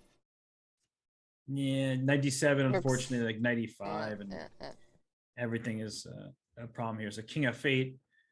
So at first, it somehow really likes white's position, and then it comes back down to earth, like not so fast. The more depth I get, the more I see that Black is doing okay here. But even a move like queen e2, now that the king is stuck in the center, maybe, I mean, this pawn e4 is a problem though, Fiona. That's the thing. Is like you have to be willing as white to probably give up this pawn, because the look of e4, I don't believe in the queen trade. I think that Black is totally fine if the queens come off the board. So I'm guessing Anish is ready to sacrifice that pawn. Well, the good news is you are a pawn up, even if it is a doubled B pawn. So yeah, I think Anish in good shape here, but we're only on move 16. Anish down to under 40 minutes, so at some point White will have to speed up, but yeah, I believe Anish definitely here in charge. Shall we go, Robert, to the game between Dubov and Vidit? Okay, well, we have a view of all 7, and I will focus our attention on the game between Dubov and Vidit. F5 was played, your suggestion. I don't think that Vidit could hear you, but he still listened. That's how I think if he could hear me, he probably wouldn't have gone F5. No, it's interesting. I honestly think that the move F5, it complicates matters in a way that makes it easier for Black to play because it's harder for White to play. That sounds convoluted, I know. But the thing is, if you allow one side to have all these easy moves and you're thinking 5 minutes with every turn, we're on move 15. Vidit has 32 minutes. Yeah. He has 25 moves to make and 32 minutes. That's not a lot of time. And this is really complex. It, I think, is much better for White, but at the very least, he's caused Dubov to go into his time and start thinking every single move. Yeah, so if we go back to that moment where F5 was played, I think was one of the first moments when Dubov really started going into the tank. Dubov, one of the fastest players, I think, in this tournament. And he decided to take on E5, which I guess makes sense because we talked about this in different games today. When the opponent's king is in the center, we want to open as many lines as possible against the enemy king. Exactly, just that. And after D5, rook E1, watch out. Rook takes E4 might be White's next move. If Black passed the turn, wouldn't be surprised to see that. So how do you avoid that? Knight takes G3, but in this position, after H takes, we talked about F takes when the rook was on F1, barreling down the file. Now we want to take towards the center and shield our king more. There's a problem. F5 is hanging. You can't move your knight because E5 is hanging in. E4 doesn't actually threaten anything because your queen and your king here means that pawn is pinned. So move like G4 and let's rip open everything. It's an exciting position, but more exciting for Dubov than it is for Vidit. For sure. Yeah, I think Dubov putting on the pressure here, and not easy for Vidit. If we go back to the position we have on the board after rook E1, so we don't really want to take on G3, but do we have any alternatives? We can't move the knight from D7 because then we drop E5. There has to be another move somewhere here. I'm just struggling to see it, Fiona. And I think not like this, Vidit. That's what I was gonna say. Yeah, I'm getting into the Twitch lingo. You know, I'm trying to. Every day we break you down a little more, Robert. That's right. My life is getting worse for it, but at least people can enjoy hearing me say "not like this." But yeah, I mean, we are joking. But for Vidit, this is a very serious moment here. Because it's also, we already on that territory where every slight misstep, it doesn't have to be a big mistake, but a slight misstep here can immediately be game over. I mean, he looks really unhappy. Vidit is like trying to dig deep into his calculations and find something that allows him at least some comfort, and it's not going to be easy. His king's in the center. He hasn't castled. He's lacking in development. And I do think one line is we just went down this path, but one thing that maybe, just maybe, can keep Vidit in this game is that making this move knight C5. You protect E4 another time. You protect F5 with your bishop. I don't like the look of this position. It still is great for Dubov here, but at the very least, you make White's follow-ups more difficult. If you take on F5, the bishop recaptures, and you can actually see the evaluation bar saying, whoa, Black is holding his own right now because E4 is so well defended by all these pieces, and the knight on C5 actually looks quite nice here, defended by the queen. So there's much more harmony in Black's position if those trades were to occur. Yeah, so maybe some hope here for Dubov, but for Vidit. But once again, it's the situation, it's a very, very thin line to walk. And as the time ticks down, a few people in the chat were asking, what move are we on? We're only on move 16, which means that Vidit still has to make 25 moves. Reminder about the time control. It is one of the longest time controls there is on the circuit. Well, the longest, I believe, 100 minutes for the first 40 moves, then an extra 50 minutes for the next 20, and finally an extra 15 minutes after move 60 with a 30-second increment from move 1. And Robert, here, a quick look into the standings after 2 rounds. Yes, we have 3 players in the joint lead: Magnus Carlsen, the world champion; Jan-Krzysztof Duda, the World Cup champion; and Vidit Gujarati, the champion of the people's hearts. So 1.5 of the 2 was the top of the leaderboard. That can all change in a moment. Duda is playing against Carlsen, and Vidit, as we've been showing, is in a tough spot against Dubov, who would like to leapfrog him in the standings. Yeah, and well, we're back in the bird's eye view. Things have changed a little bit actually in the game between 2 of our leaders, Duda and Carlson. Shall we go there and update that briefly? Let's do it. Well, things are happening all across the boards. They're nearing that point. They're not quite in, near the time control yet, but they're like, I don't want to have 2 minutes left to make 10 moves. So the action is speeding up a bit. Here we see that there's some clarity in the position. There's a backward pawn on c7. The queen on c2 is happy to be where it is. There's a rook on a4, queen, knight, all defending this one pawn on e4. But that's because Magnus put his pieces in a formation to put maximum pressure there. And Fiona, I have to say this bishop on f8 looks excellent. The best piece on the board for sure. Attacking a lot, really has so much room to work with. But besides that piece, there really are no issues with White's positions. With Black's position. So I can see some of the merits in Magnus's choices. Well, talking about that bishop, where would you like that bishop? If you could put it anywhere on the board, where would you like it to be? Ooh, great question. Right here, b4. I want to get rid of this knight. That knight is very important. Unfortunately, Robert, bad news. That isn't going to happen.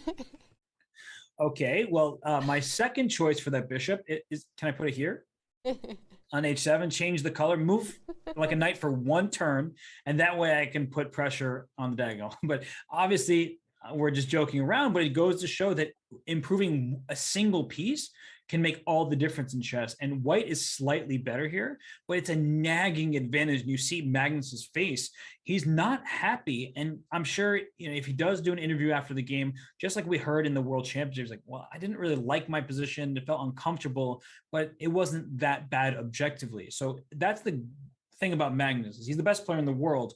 But one of the things he does so well is even when he's feeling this emotional discomfort, he can ground himself in the reality of the board, the objectivity, and say, I know I'm worse, but realistically, it can't be that terrible for me. So let's find the good moves. Yeah, and I love the close-up we're seeing here of Magnus Carlsen, who will have some work to do. And I agree with you that Magnus is so good in defending these positions, but I think also Duda lately has really, really impressed me with how he deals with the small advantages, and Duda always so calm.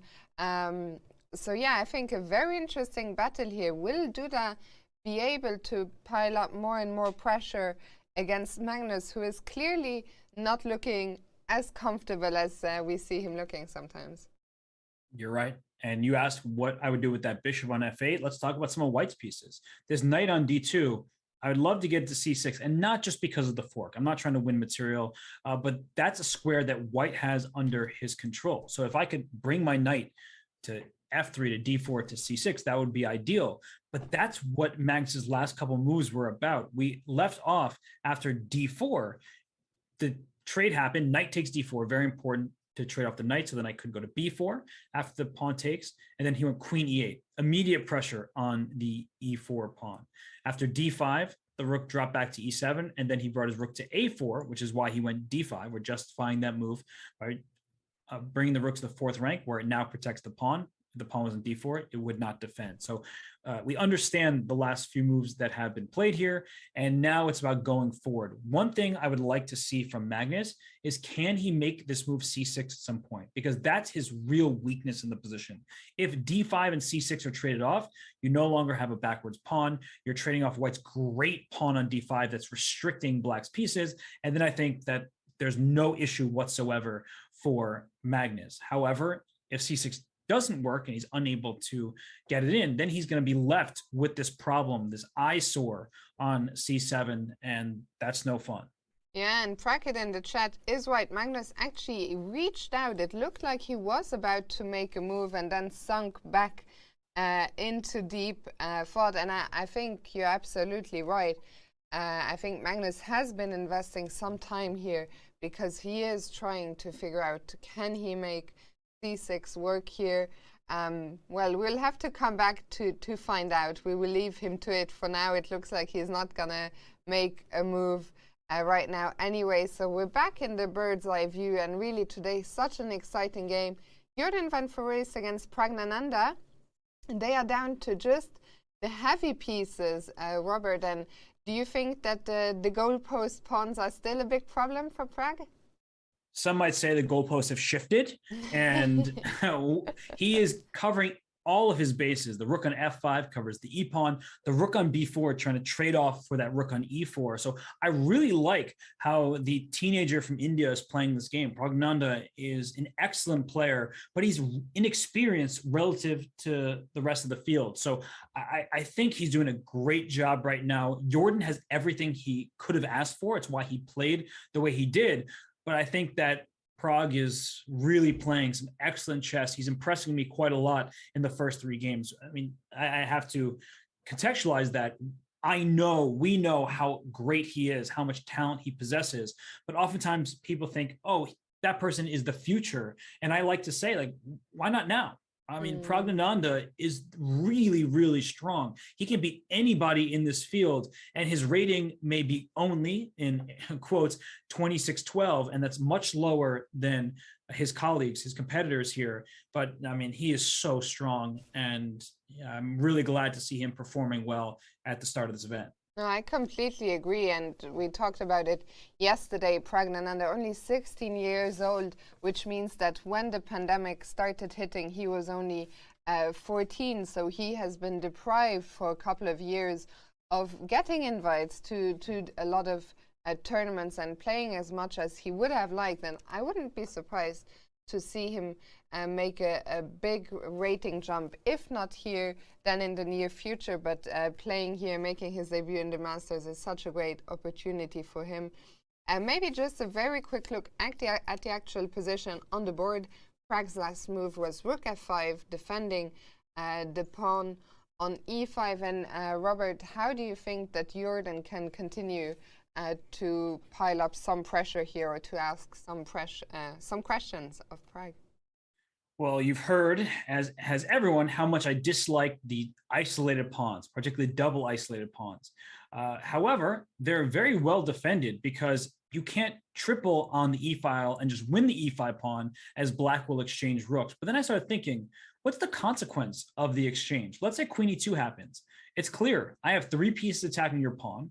You don't want me to win that pawn, and so you'll take on e4. But what if I take with my pawn rather than my queen?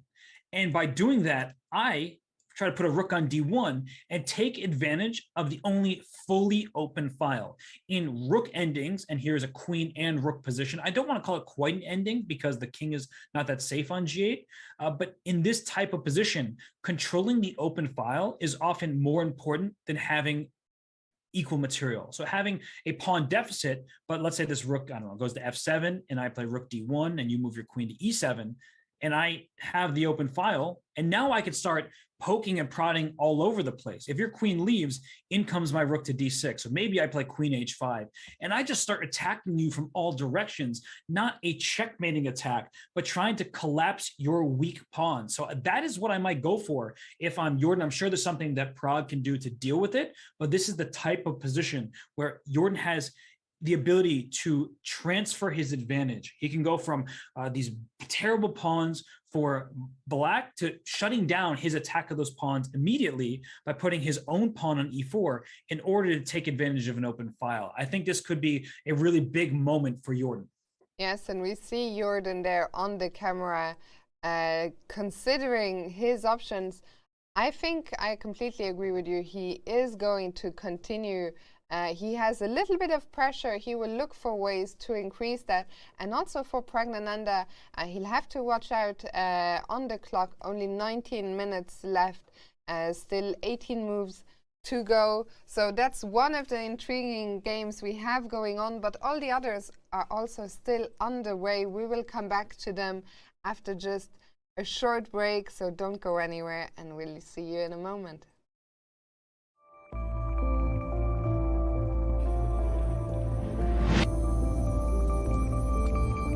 At Tata Steel, we place artificial intelligence into the center of our innovation program so we can innovate faster than ever before. Advanced data analyzing techniques are not only fun to work with, but it really helps me to work on sustainability. For example, reducing dust emissions. This is a really important topic for me. We have developed the digital tools to accurately predict the performance of our products in the processes of our customers. Quantifying the performance of our products is key in making our customers and us successful. We achieved world-class process stability by using AI to forecast and control the outcomes of over 2,000 simultaneous reactions. We use cameras instead of eyes and computers instead of human brains, so in the near future our factories can make their own decisions.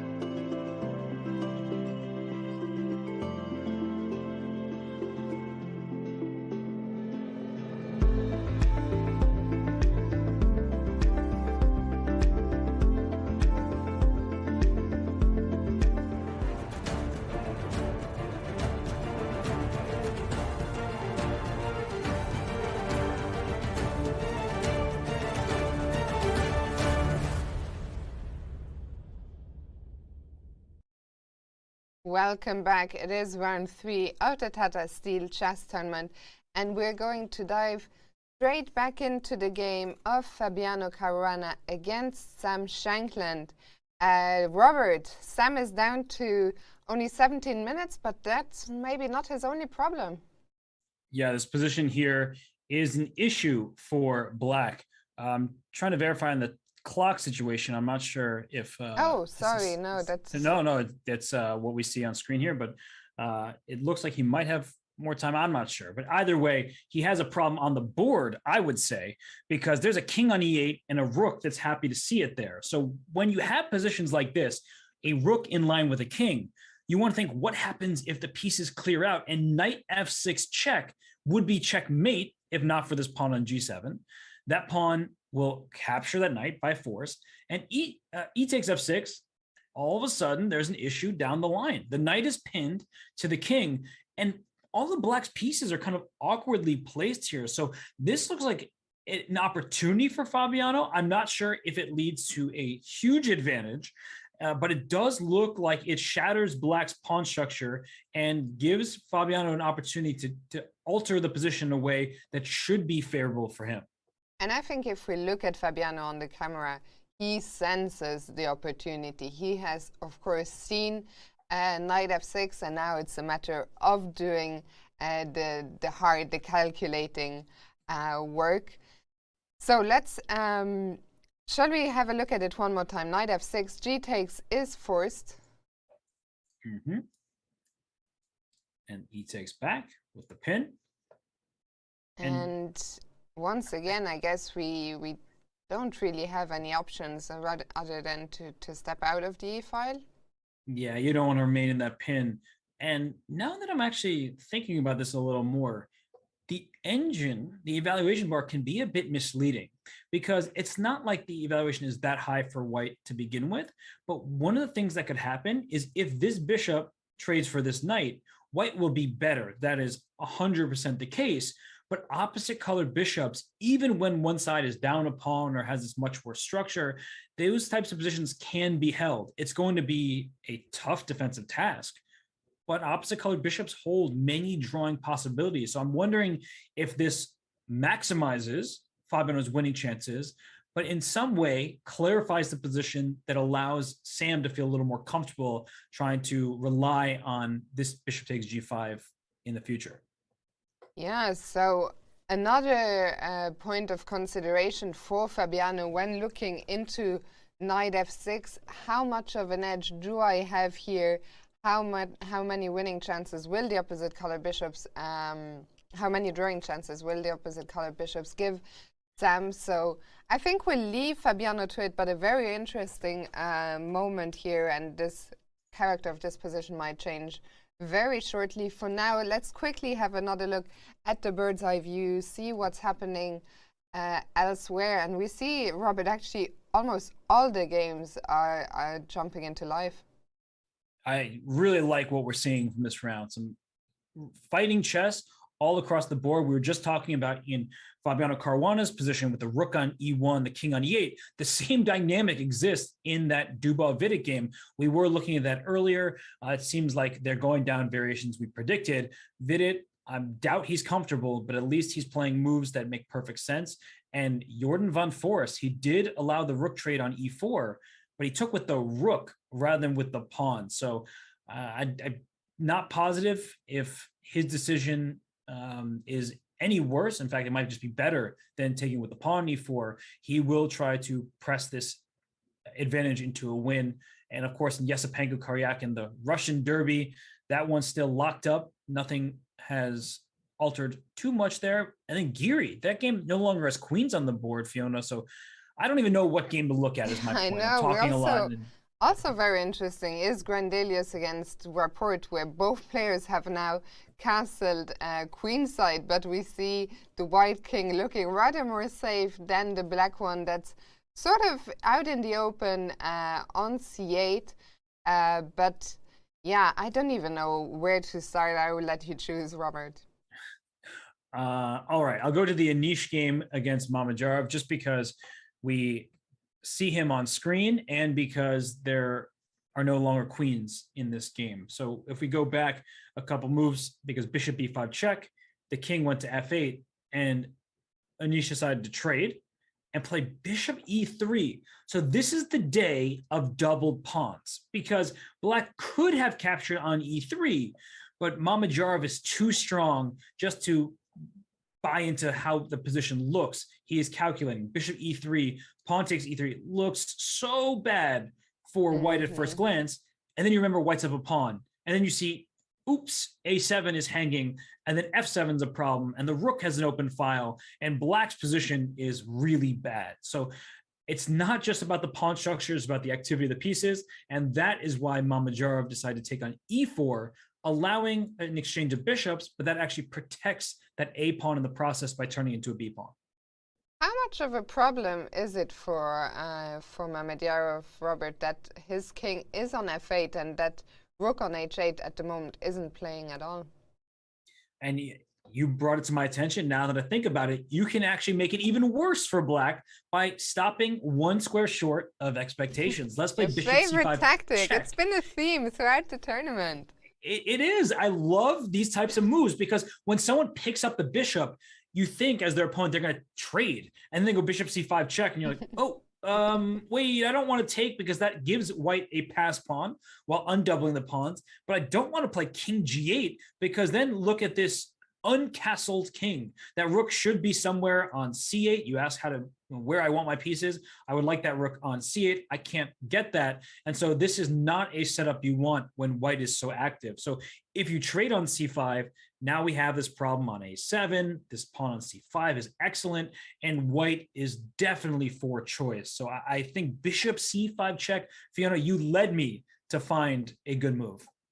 Yeah, bishop c5 certainly looks like an interesting option. It feels like Anish has a few moves here he can consider, but it's an interesting one where if we go back a few moves, I didn't expect Anish to exchange queens, but I think it's a great example of showing how with the active piece play, you don't have to try and keep the queens on the board. You can keep your initiative even after the queens have left. And it also shows why connecting your rooks is so important.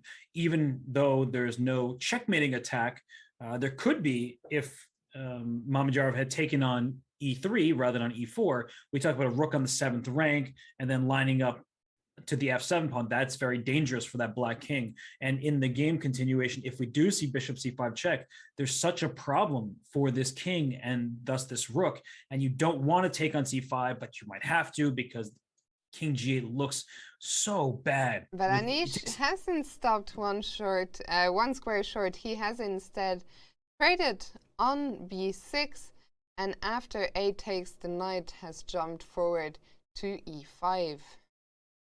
Probably also good for white. I just like that tactic. It would have changed the nature of the position a bit, but look at this. Rook coming to a7 still. f7 is weak. Rook d5 looks like a nice move with a fork of the pieces, but you know what that does? It leaves the back rank, and so a rook will come over to a8 with check, and that would be a problem for the king and that rook in the corner. So knight e5 is also a good-looking idea. Robert, do I have time to get my king out of this 8 rank and try and connect the rook? Do I have time for a move like g6, or there is rook a7 too pressing a threat? Yeah, rook a7 is a threat, but don't stop one square short. I know stopping one square short is what I've been talking about, but g5, because after rook a7, now you slide the bishop back to g6 and defend this pawn here. I still like white's position. The extra pawn for black, like if we think about the splitting the board in half, black has a 4-on-3 pawn majority on from the E to the H file. White has a 2-on-1 on the queen side, but they're double pawns, which is not great. However, white is far more active. The b6 pawn is likely to fall, and so that does give white some promise of an outer pass pawn, not a flank pawn. It's not on the A file, not a rook pass pawn, but as an outside pass pawn that can be used to distract black's pieces. Yeah, so Anish still in great shape here, pressing against Mamedyarov. let's come back here a bit later. Maybe we can check in, see the overview, make sure we don't miss anything exploding into life, because it feels like we're already at that point in the game where something dramatic could be happening somewhere. Do you want to go to Dubov and Vidit? Let's first check out Van Foreest against Pragnananda, just because things have changed a little bit there. And we did see Mamedyarov play G5, by the way. But here in the game between Van Foreest and Pragnananda, there is a missing G pawn for white, but there's also a missing F pawn. So after the sequence of moves, Queen E2, Rook takes E4, great lesson for everybody. Just because someone takes your piece doesn't mean you have to recapture. Queen G4 was check. The king slid to the corner, and then Rook takes E4 played. He didn't go with pawn takes to get the rook to the D file. He said, let's keep your pawns weak and under attack. And here Pragnananda went F3, which the engine really doesn't like. Honestly, Fiona, I understand it, because when you're positioned, the foundation of it is really poor. You want to create threats, activity for your pieces. But as we see what happened in the game after GF, Queen F8, Queen G3 was played by Jorden. This pawn on E5 apparently more important than this pawn on F3. Yeah, so let's have a look. If black were to capture on F3, the problem is we take on E5 with check. I think black cannot play King G8 because Rook G4 check would be a problem. So Queen F6 or Queen G7, I guess Queen F6. Yeah, but these even if we trade queens, this is a losing endgame. Material is even, but this is why we hate double and particularly double isolated pawns. They're just so easy to attack, and you have to use your more powerful forces to defend. What you would like to do is put this pawn on B6, right? And then your pawns are safe and sound. But as soon as I go Rook C4, I defend my pawn and attack yours, and you'll have to use your rook to defend. So I think white has all the time in the world, can start with King G2, bring your king close to the center, and there's no way that black is able to keep all of these pawns. They're all isolated and weak and exposed, and this is a technically winning position for white. So Prag cannot take on F3, so instead, what are the options? The pawn on E5 is hit. Can we try and defend it? I guess. I mean, Queen F6 is not easy to defend, but the problem is now you're not threatening F3 because you don't want to trade queens, as we were talking about. So Queen F6, there might even be a good waiting move, or just an aggressive, let's go checkmate your king while I'm at it. Then I can play King G2, and this pawn structure, oh gosh, just the theme of the day. Yeah, and we see Prag actually, I think this is the unhappiest I've seen him in this event so far. He has a little bit that look, and just as we zoom in on the camera, the face goes down. I think something we've all been there, Robert. I think Prag is realizing now that his position is really very difficult, and his decision to open up the position with F3 maybe not the best idea. And it's something we were praising Magnus Carlsen for, is his ability to show restraint. When he doesn't like his position, he's cramped, he still is able to just sit and wait. Sergei Karyakin, we've been talking about his ability to do that too in previous rounds. So I think with age and with experience, you get used to being in positions that aren't very cozy, which you're just worse, and you know that you're defending for a long time. But this moment here with F3, I completely understand why he did that. It's a type of move that I would want to play myself. But as we see after the capture and then queen to G3, he's not happy because his pawns are weaker and he can't take the pawn he's going after. And yeah, unfortunately for him, this is a position where Jorden has just all the time in the world to start attacking the pawns, increasing his advantage, improving the location of his pieces. And I think that Pragnananda is going down in this game. Yeah, and Jorden looks like he's going to make that interesting opening choice, pay off and bounce straight back after his loss yesterday to report. So I think back to the bird's eye view, all 7 games still in progress. We're into the 3rd hour here. I am still terribly concerned for Vidit, I have to say. I see that white rook on e1, and we have our first result of the day with Anish Giri and Mamedyarov, but not sure what happened, Robert. I'm guessing there was a draw offer. Breathe. Breathe. Deep breaths. Breathe. Deep breaths. I'm going to breathe. Don't worry. I'll be all right. I'm guessing there was a draw offer and a draw accepted, and the players split the point. So. Well, do we have moves? Let's see. Because we left it after g5. Did Anish offer a draw after rook a7? Those kings look like they're in front of one another, right? He offered a draw. Okay, Robert, let's move on swiftly. I mean, I have the position in front of us. It actually is a position where I think the worst is far behind black, and Anish is actually going to be quite annoyed with himself. And it's not about the result itself. It's about when you get good positions against such strong opposition, you want to make them suffer. Not that Anish is a mean guy. It's just that you want to sort of make your opponent grovel to try to make them work to level up the game. It didn't seem like Mamedyarov had to do that. He actually had quite a lot of time when the game ended, and he was able to find g5, bishop g6, and that was that. So I think that Anish is going to be quite disappointed with how he played, and I'm going to be disappointed the draw offers are still allowed. So whenever the next tournament happens and organizers are getting together, I don't need to say it so many times, do I? Ban the draw offer, please, and thank you. I'm sure they will hear you eventually, Robert. Okay, for now, well, we're gonna move on from here. But yeah, certainly a slight disappointment for Anish. Let's go to Dubov and Vidit, where Vidit is trying to hold things together. The king is still dangerously in the center of the board. Robert, let's quickly catch up with what we missed here. Okay, well, the bishop was captured on g3. Pawn takes back, e4. So we actually had looked at this exact position. And here, instead of taking on f5, Dubov decides to put his knight on d4. And the reason he does this, had Vidit taken on g4, he did not do this.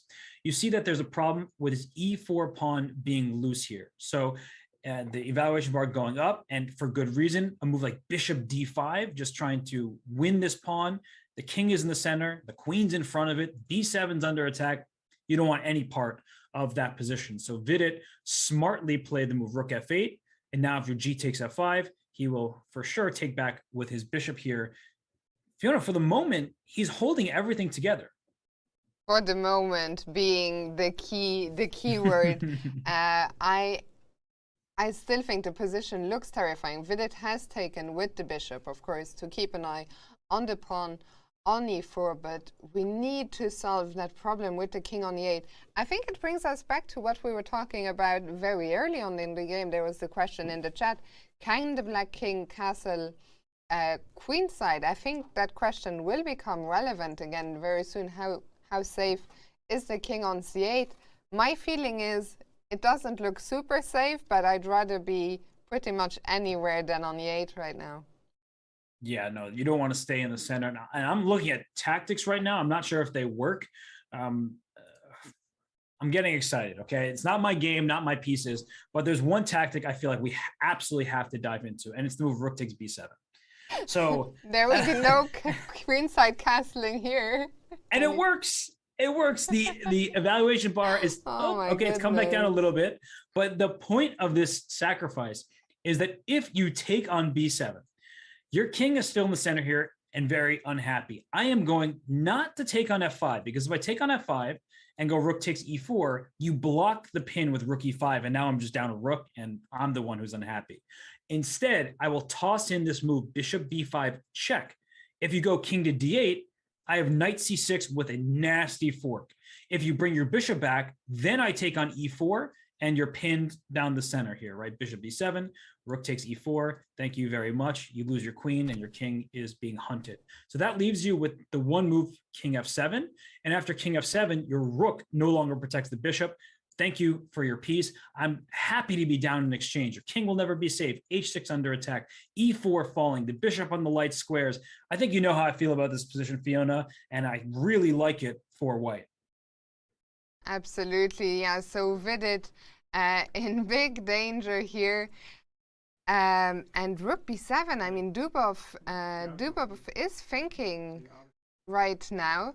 And do you think he will capture on b7? As Vidit is staring into our souls on the camera. Dubov for sure is going to see rook takes b7. He is a tactical wizard. He plays these openings where he sacrifices material. He has no issue giving up big pieces for tiny pawns. But where there's a will, there's a way, and he is going to try and break down Vidit's defenses, and rook takes b7 is just the start. Is Dubov currently at the board? I'd be very curious to see what he's looking like. Can we see if he's smelling blood? Is he at the board? Let's find out with our photographer, Leonard Oates, in the playing hall there, trying to capture some of the best moments of today. And yeah, Dubov, rook b7 could put Vidit into really big trouble, especially with 12 minutes on the clock. There he is. Robert, what do you make of the visuals we get on the Nil? No, he's going to play rook takes b7 because castling queenside is what Vidit wants. It's the only way he'll feel remotely safe. And if you take that pawn away, there's no chance for that king to castle. And it's not the end of the game, right? Vidit will fight on. That will just turn the material back to being balanced. But it just looks so fun to play for white and so miserable to play from Vidit's perspective. I mean, you just are going to be attacked and attacked and attacked. And if you can defend perfectly, there's a reason why Vidit is a super grandmaster, one of the best players in the world. But even the best players in the world, they fall victim to pressure to attacks like this. So rook takes b7, I think, would be just kind of a knockout.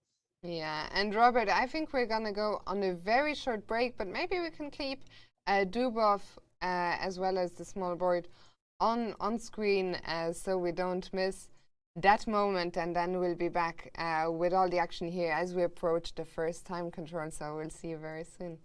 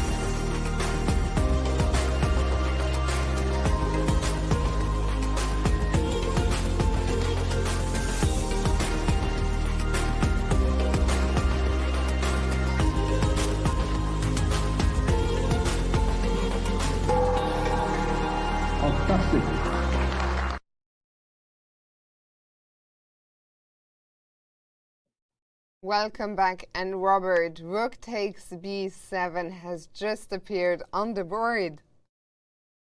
I don't want to say I told you so, but I told everybody that rook takes b7, and Dubov, he is going to find that move. I'm more curious about how Vidit will react because he hasn't played a move yet, and he's quite in time trouble. I'm very worried about him. His king's in the center. It's only move 21. This looks like it's going Dubov's way. It's not Vidit's day. Yeah, I mean, although we see the bar only saying plus 0.6, I think to defend this, you need to play absolutely flawless defensive moves.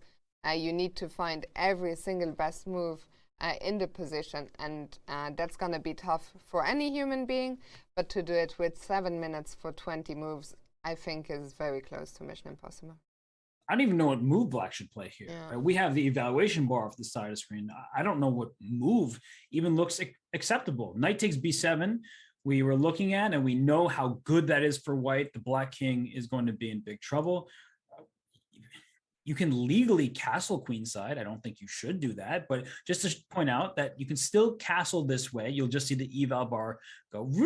Yep, exactly. Do you agree with me, Robert, that I think it is one of the rules in chess that most people are confused about? I've seen some quite strong players not being certain if they can castle queenside if the b file is attacked. They only know it when they see those tactics where the solution is the castle queenside with a rook on b7 or on b2. So yeah, I think that it is, it's so uncommon for it to happen, but you can still castle queenside, which shouldn't happen right now, but is important to keep in mind. Maybe there is a position where Vidit can hold off Dubov's attack for a little bit and then castle queenside. But I mean, this looks tragic for the king on e8. And if you look at Vidit's expression here, Fiona, from a practical point of view, I think he believes he's just dead lost. Yeah, it's always tough to have the camera on the players. Also, Pragnananda early. It looks actually today that it's going to be a tough day for the two Indian players in the field. Yesterday, we saw two Dutch participants lose. I think today, both Vidit and Pragnananda in big trouble. And yeah, I think one of the problems here is, as you pointed out, it's so hard to come up with a move at all that keeps you in the game. And these are the moments where it feels like suddenly time is passing twice as fast as it usually does. You only have 5 minutes, and the minutes just tick down at the speed of light. That's right. And I mean, honestly, no matter how much time Vidit has, I don't really care. I'm looking in this position and I'm seeing that his king's in the center. He doesn't look very happy. So, he just is facing a really strong opponent who is particularly creative on this day.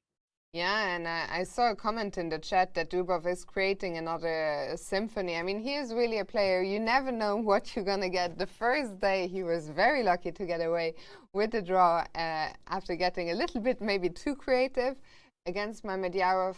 But today, again, some unusual moves, starting with bishop g5, which is quite rare in the Italian opening, and then this move knight a3, which Vidit decided to capture, and then Daniil got exactly what he wanted, some attacking possibilities, and he never let Vidit off the hook. Yeah, this is, I want to know what move Vidit will play in this position. If he takes, we were talking about those lines earlier, bishop b5 check, such a powerful move with the bishop under attack, the e4 pawn, the pin along the e-file. This is really, really bad. I'm seeing in the chat a few people are writing that rook f6 is the only move here. So maybe we can take another look at that, and we see the close-up of Vidit's clock. But he doesn't actually have... No, he's 20-something minutes. So there's 20 minutes removed from his clock. So, yeah, that's not good. No. Okay, so Vidit, that's some good news, at least, for all the Vidit fans. As we mentioned, it's still a very difficult situation, but having 21 minutes rather than 3 is at least something. Yep. So thank you for informing us that if it does have time to calculate, I still don't know if he has enough, because you could give an hour to a player and White's position looks so promising, but we'll see what happens from here. Since maybe a few viewers have joined us since the break, I see there is the question, what happens if Vidit captures the rook? So maybe we can just show those lines one more time. Okay, let's do that. So rook takes b7 was the last move played. There was a pawn there. And the point of this tactic is the king is in the center and in trouble. So if you take the rook on b7, bishop b5 check, the king can move.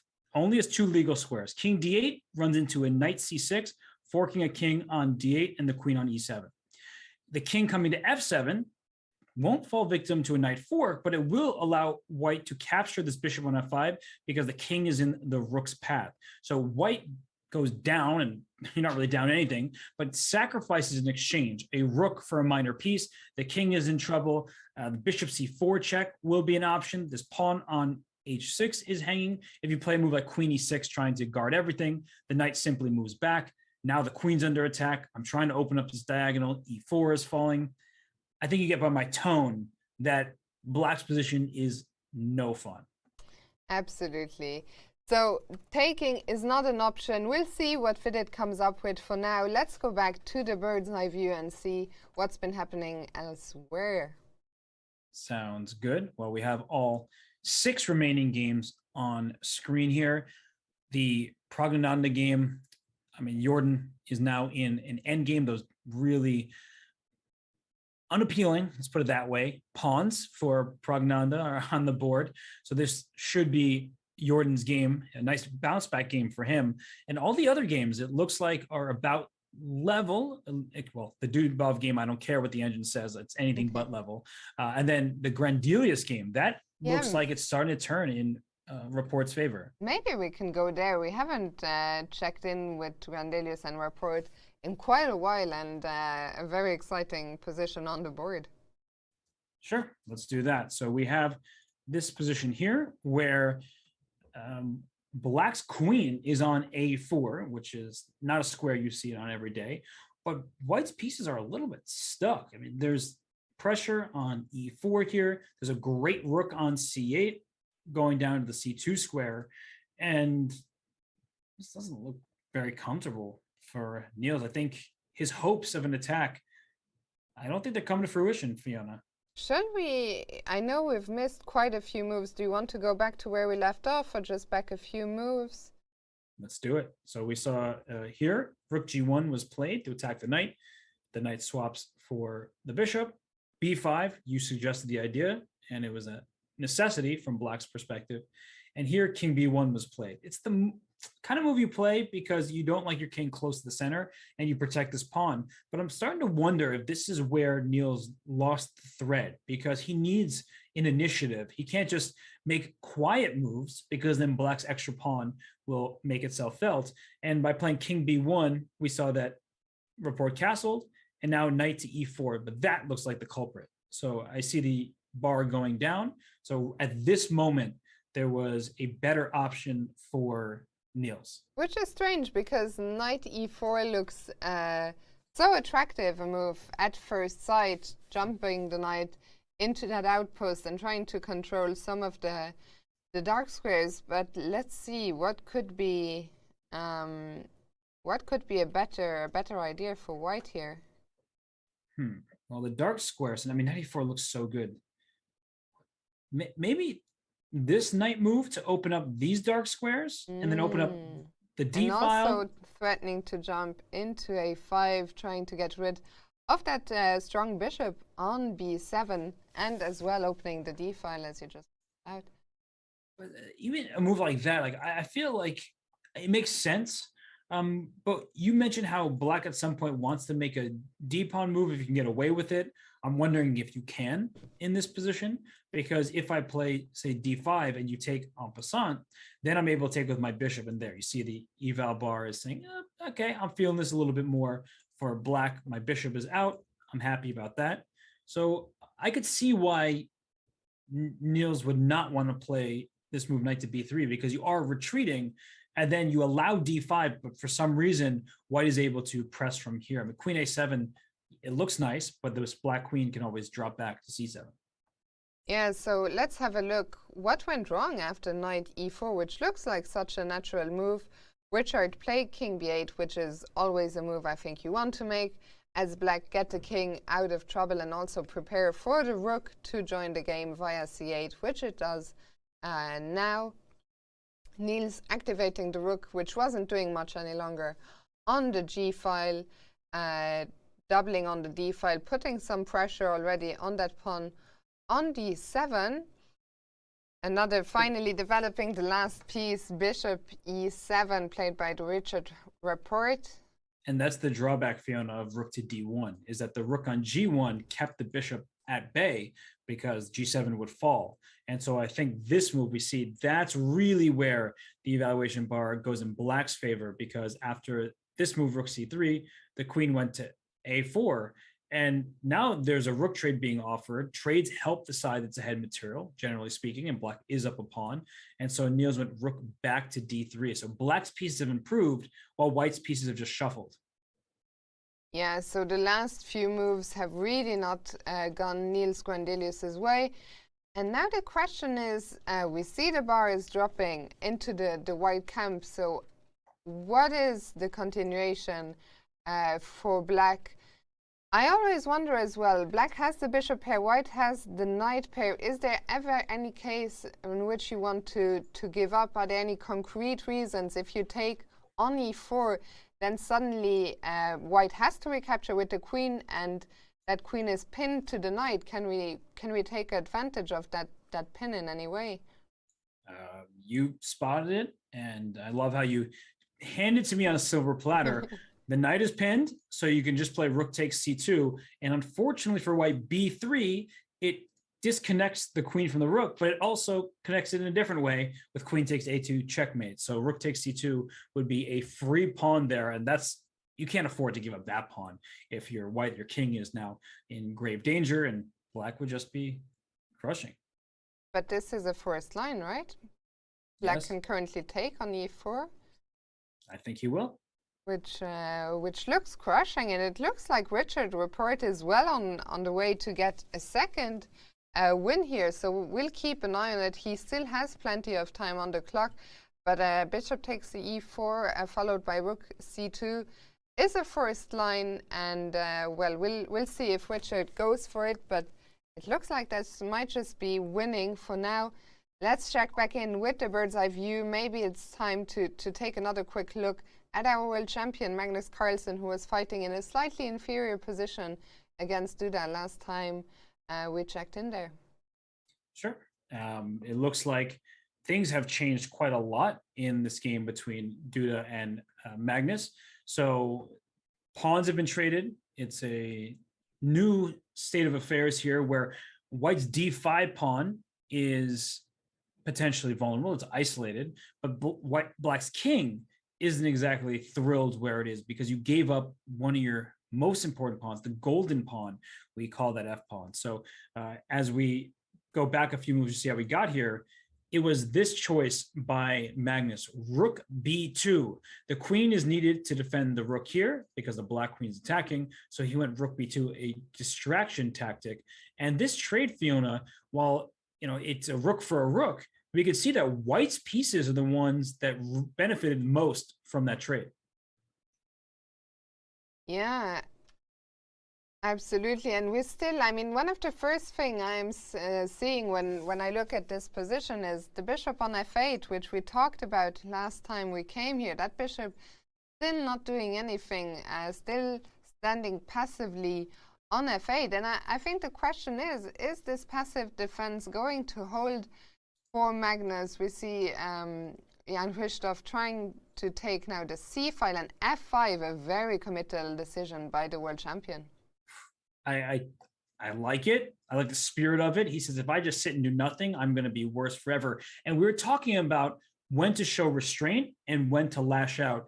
I don't think this is a bad moment to do so. Pawn takes f5 would be a huge blunder because knight f4 and then knight e2 is a monster fork of all of white's pieces. That would not be good. Somehow it's not completely losing, but it's obviously bad for white.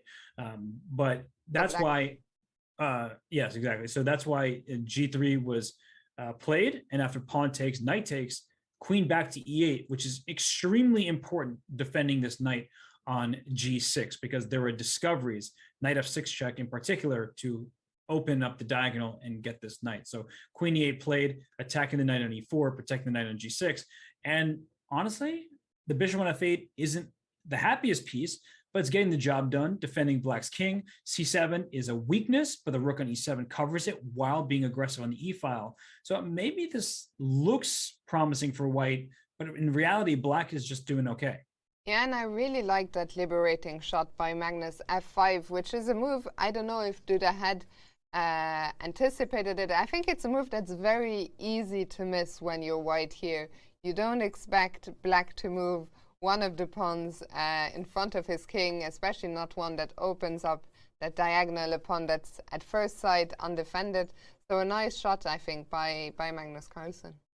Just the shot that he needed, it would seem. And then we get to this position where Duda is back on the clock, but I think Magnus is probably feeling much more comfortable with the current position than he was before, now that he was able to break that pawn chain down.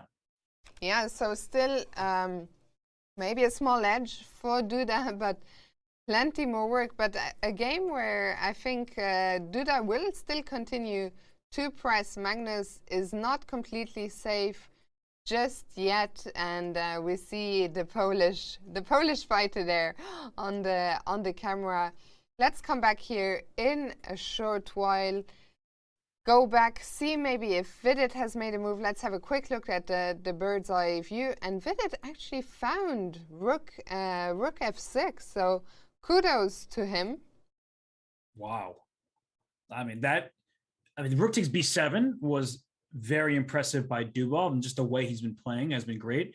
But rook F6, I mean, that is, what a move. And it might be the only move. It's just such a hard thing to do, is playing a rook lift. You still need your rook to protect this bishop.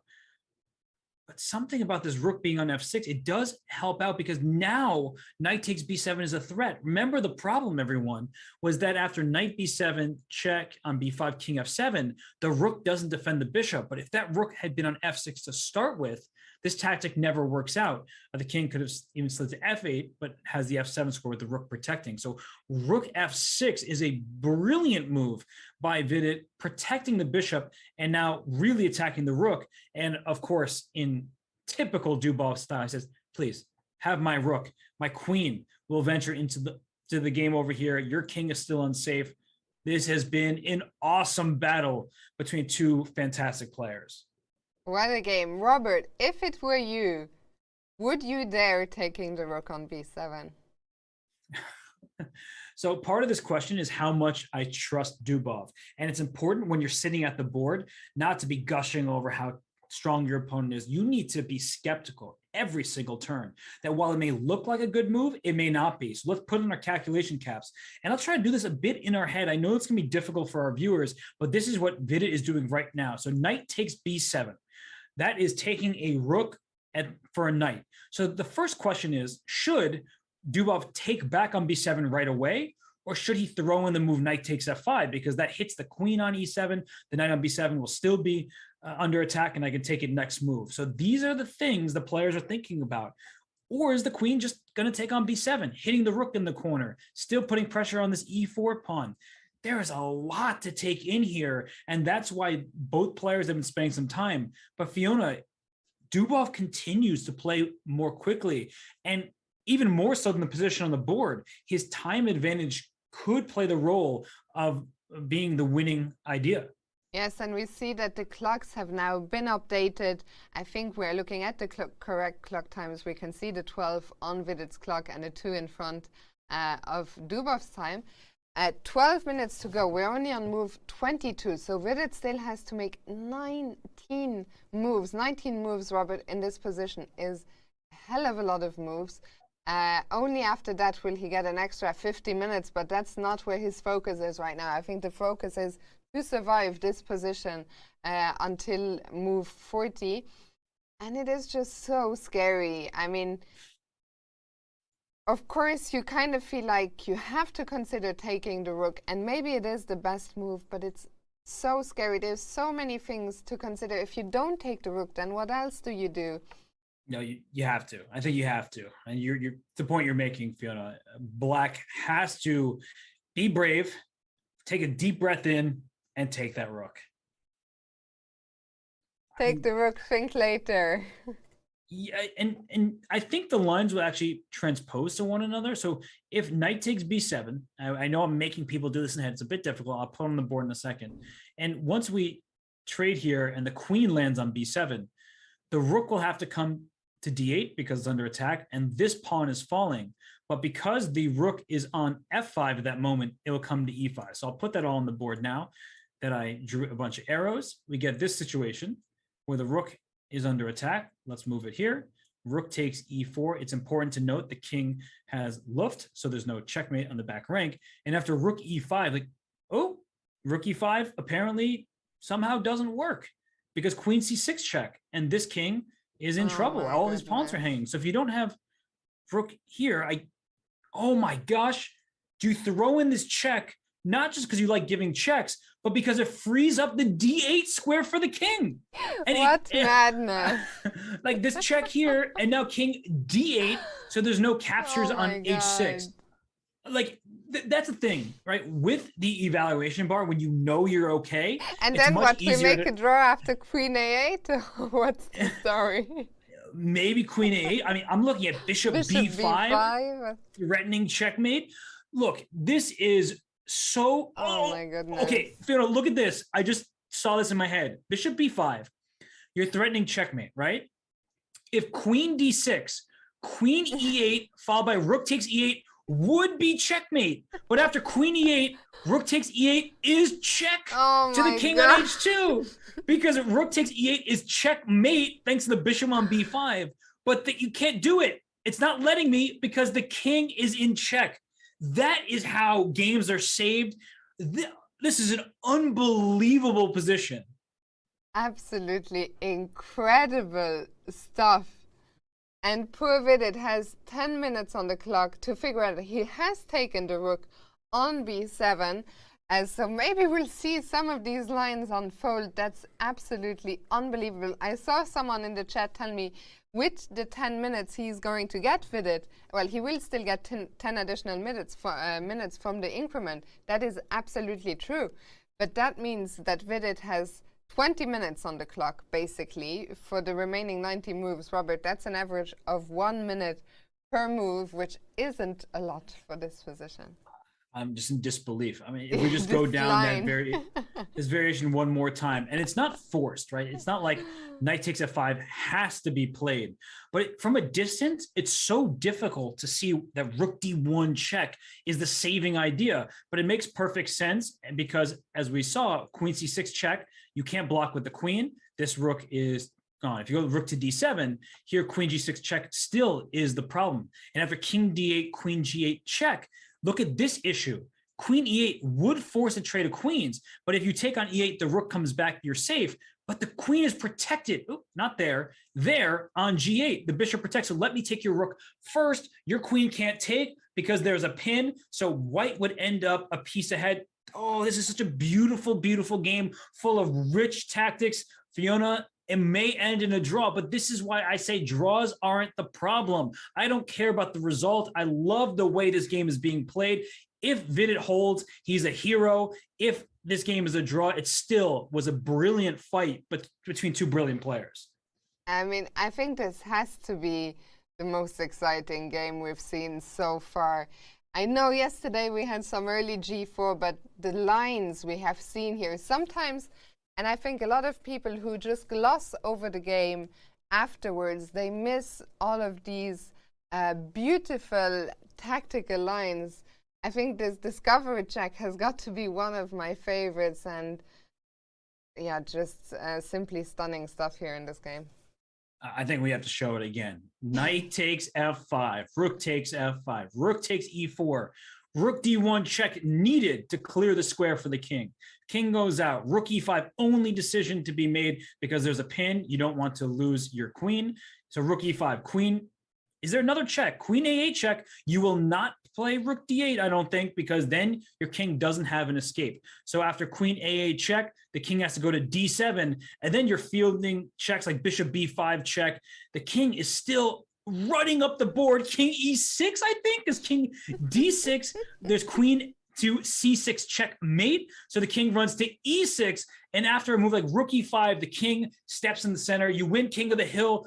I don't really know why this position is just equal. It still is completely wild to me. Even queen C8 check here. Where's that king going? Is it going back this way? Is it going here? No, I don't think king F6, queen H8 check. Look, oh my gosh. I mean, I guess it's still equal because king F5, because of course this position is equal, right? Fiona, this is a dead draw. No questions asked. Oh my goodness. Oh my God. I mean, this game, it's the gift that keeps on giving. It's never, we think we're getting to the end of some crazy lines, and there's always more. And the players have so little time to figure everything out. I mean, once again, we are seeing these lines here. We are seeing the 0-0s, but the players, imagine having to figure out all these lines in your head over the board. You're not allowed to put them on the board and figure it out that way. I would, you know what? I don't think this game is going to end in a draw. What do you think, Robert? I could see everyone blundering. Like, I mean, it's not even a blunder at this point. It's just such a complex position. And if a mistake happens, it's not like, oh, wait, your queen was under attack. You left it there. Come on, do better. This is so difficult to calculate, even with the eval bar off to the side, right? The engine says zeros. It's an equal position, but it's not equal in terms of just being rook and pawn against rook and pawn. Let's make a draw, shake hands. This is so difficult to see all through these variations. And Dubov's, he's looking, he doesn't look pleased. He actually just glanced at Vidit. And that was probably a glance of, Vidit, well done. I don't see a way to break down your defenses here. I was just going to say, absolutely. I mean, kudos to Vidit. And maybe I'm going to retract what I just said a second ago. I do actually think that Vidit has great chances of saving this game. The way he's defended so far has been really impressive. You get hit by rook takes B7. You have to collect yourself. Maybe you saw it coming, maybe you didn't. You realize you cannot take the rook. Then you have to find what, according to our chat, was the only move, rook F6, ignoring the rook on B7, but trying to defend against all the different threats that white has. Then white goes rook B1, says, take my rook. If you don't take it, I'm going to crush you. So Vidit goes ahead, takes on B7, then finds rook D8. And now, well, Robert, are we going actually to go down these crazy lines? I think we are. And I think perhaps Dubov, when he saw this position in his head, when he went queen to B1, he thought that this position might be winning. And now he's looking at like, ooh, wait a second, there's this rook D1 check. And that's not to be critical of Dubov's calculation ability. It is extremely difficult. And let's go back a few moves to show exactly why this is so difficult. There is a knight on D4. So even if your rook gets to D8, there's a piece in the way. There's a queen on B1. There's a rook on E1. So seeing that the saving move is rook to D1 with check. Like, think about that. That seems ridiculous. And these players are superstars. They can work through all of the most complex positions, but it just, there's a block there. You don't see it coming. And now that we get here, we have rook takes E4 on the board. The only move available is rook D1 check. So that part will be easy for Vidit to see because he's gotten this far. Rook D1 check is you need to vacate the D8 square for the king. The king may still go on a journey. It will be a wild ride, but rook D1 is a necessity right here, right now. What a game and what a defense by Vidit. Really incredible stuff. We see world champion Magnus Carlsen.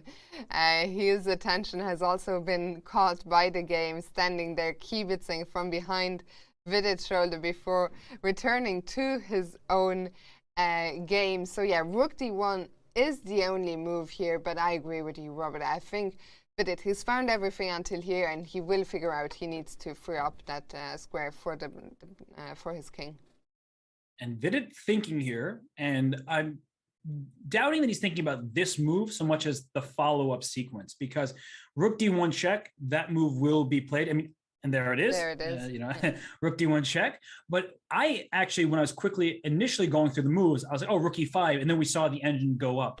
And the players, they're not just making moves offhandedly. They need to think. And so rook d1 check is just step one of the crazy positions we're about to see. King h2 is forced, rook e5 is forced. If the queen goes to a8 check, king d7 is forced. After bishop b5 check, king e6 is forced. You get the picture. I'm just so excited by this game because we don't get to see this kind of tactical melee all the time. Sometimes positions are locked out. We get Berlin endgames, but these players are holding nothing back. And again, if this game ends in a draw, I am okay with it. I know people think at this point that I'm against the draw. I'm against the draw offer in positions that have life in them. This game is, one of my favorite games I've ever commented on. It's so exciting. I think maybe a draw would even be the fair result of this game, with Daniil playing such flamboyant attacking chess, but Vidit defending perfectly until now. There's a question actually from our producer. He's asking, what about bishop f1 here? Well, I don't like taking my pieces out of the attack. But not that this is necessarily a bad move, but you're retreating. So rook e5, now my king can escape to the f7 square because your bishop is no longer covering the diagonal. So I do think that this still holds some serious attacking chances from White's perspective, but I don't think Black is so concerned about getting checkmated. So you can tell by the EVA bar, it's not that bad for White.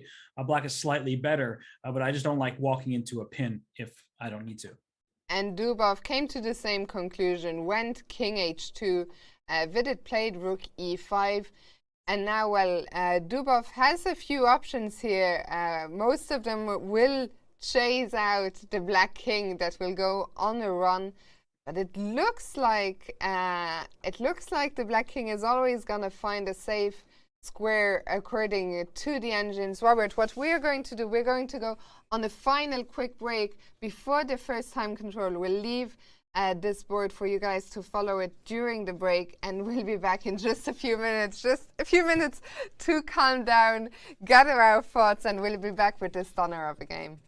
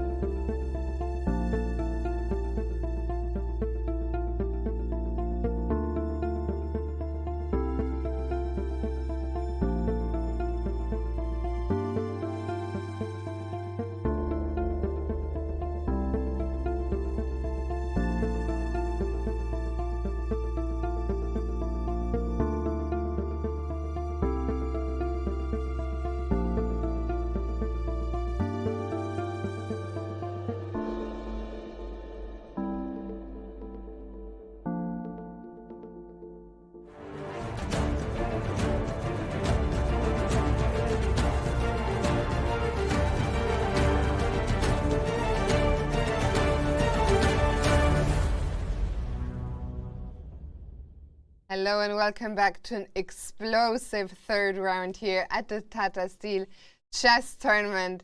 Robert, we're looking at the bird's eye view, and although some pieces have come off, we still have some absolutely fascinating games left. We most certainly do. And I've been scolded by our producer that I can't just stay and talk about Dubov versus Vidit forever, even though I want to. It has been a fantastic struggle between two great players, but we haven't given much attention to Yesipenko versus Karyakin. And that position actually is very, very interesting to me, where Black's queen, that's Karyakin's queen, is all the way on the rim over there. And White has this extra pawn if we cut the board in half from the E to the H file. So I think that White's position is better. Yesipenko has his rooks on the central files. Here, he's got the extra pawn, as mentioned, from the E to the H file. That can even go up to E5 if Black's not careful. But you can't rush that decision because E5 immediately allows, knight D5. And that's something we've talked about in several games today, right? Like this E5, immediately the knight comes to D5. So as soon as a pawn leaves, the opponent will try to take advantage of that square. So instead of that E5, which indeed looks tempting at first sight, but seems premature, Andrei went knight F3, hitting the black queen, which instantly went to G3. Well, it went there instantly because it didn't have too much of a choice. No, it did not. And the queen is actually very annoying here because bishop takes H3 becomes a threat. The F4 pawn is in some danger. So I expect the move knight E5 to be... There he goes. And there he goes. It is a queen trade by force. And after the queen trade, and here everything is happening, that once this queen trade happens, we see a dynamic where this knight on E5 is happy. The rook on D1 can maybe land on D6. The C6 pawn is a bit of a target. Black should be okay with best play. Maybe rook E7 or something like that is required, but it's just uncomfortable to have this position from Karyakin's point of view because his pawns are weaker. And even though he's holding everything together for the moment, it could collapse really with one inaccuracy. As you mentioned the other day, though, if there is one man who's excellent, but we've had a result, the clash between Jan-Christoph Duda and Magnus Carlsen has ended in a draw. Maybe we can go there. We'll watch the player have their brief post-game analysis, and maybe we can quickly go through the final moves there. We saw a trade of rooks. And then a queen trade was offered by Duda, and Magnus said no, because if that knight comes to B5, you lose C7. So it was queen C8. And it's a move we talked about a long time ago, Fiona. And it was the final move that was necessary from Magnus, because that's the move that led him to a draw. C6, D takes, draw agreed. I'm actually okay with this one, everybody, because after queen takes C6, the queens come off. I can see very clearly and also explain quite easily why this game is completely even. It's a 3-on-2 majority from the F through H files. Black has this D pawn. It's a passed pawn, if you will, but it's not going anywhere. So both kings will come towards the center. There's no way to make progress. The draw agreed. I'm okay. I'm fine with it. That's great to hear. And I was actually laughing because I don't know if you watched Magnus pull on his mask, but we're 2 years into a pandemic. And there's some excellent photos out there. One is by Eric Rosen from the World Cup, and another by Leonard Oates, I think from the World Rapid and Blitz, with Magnus having the mask all over his face. And I don't know if anyone caught it, but once again, like, it seems like he puts it all over the face and then pulls it down. So an interesting handling of that situation. But back to Yesipenko and Karyakin.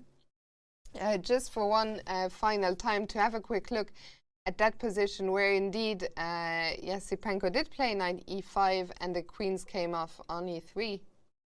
Chess is frustrating because in moments like this, it looks like White is just so much better. Every single piece more or less looks better for White, and yet the engine's like, yeah, half a pawn better. That's it. That's all you get. I think from a practical point of view, the position is very promising for Yesipenko, but Karyakin, as you were just mentioning, he really, of anyone on this planet, if I want somebody to defend this position, he's very high up there. And he did great. I mean, a couple of days ago against Fabiano Caruana, he was on the back foot and did a tremendous job of that. It is not a fun position. It is especially not a fun position with only 6 minutes on the clock, but he is the man for the task. So we'll come back here in a bit. For now, let's go back to the bird's eye view. We have 5 games still going. I saw someone in the chat say Rapport is winning, and oh my God, look at that evaluation bar. It is the most leaning bar we have. So let's go there, because I think that game is about to be over. Yeah, there could be a handshake any second in this one. And the reason why is the last move played by Rapport. It's nothing spectacular. He moved his rook from one side of the board to the other, and now he's threatening a checkmate. So as we bring that up for you, the queen is coming to c3. You don't like this if you're white, seeing a bishop on a3, controlling the dark squares. b2 is the mating square, and I actually don't see any way for Niels to deal with this threat. I mean, queen e1, that takes away the c3 square, so at least there's no checkmate immediately. But Fiona, you ready for this? Let me know when you're ready. You ready? I don't think I'm ready. H1! And Rook instantly H1! played by Richard Rapport. Rook H1 is on the board. Today is Tactics Extravaganza. And Rook H1, what a move. If Niels takes the queen on b4, Rook takes d1 is checkmate.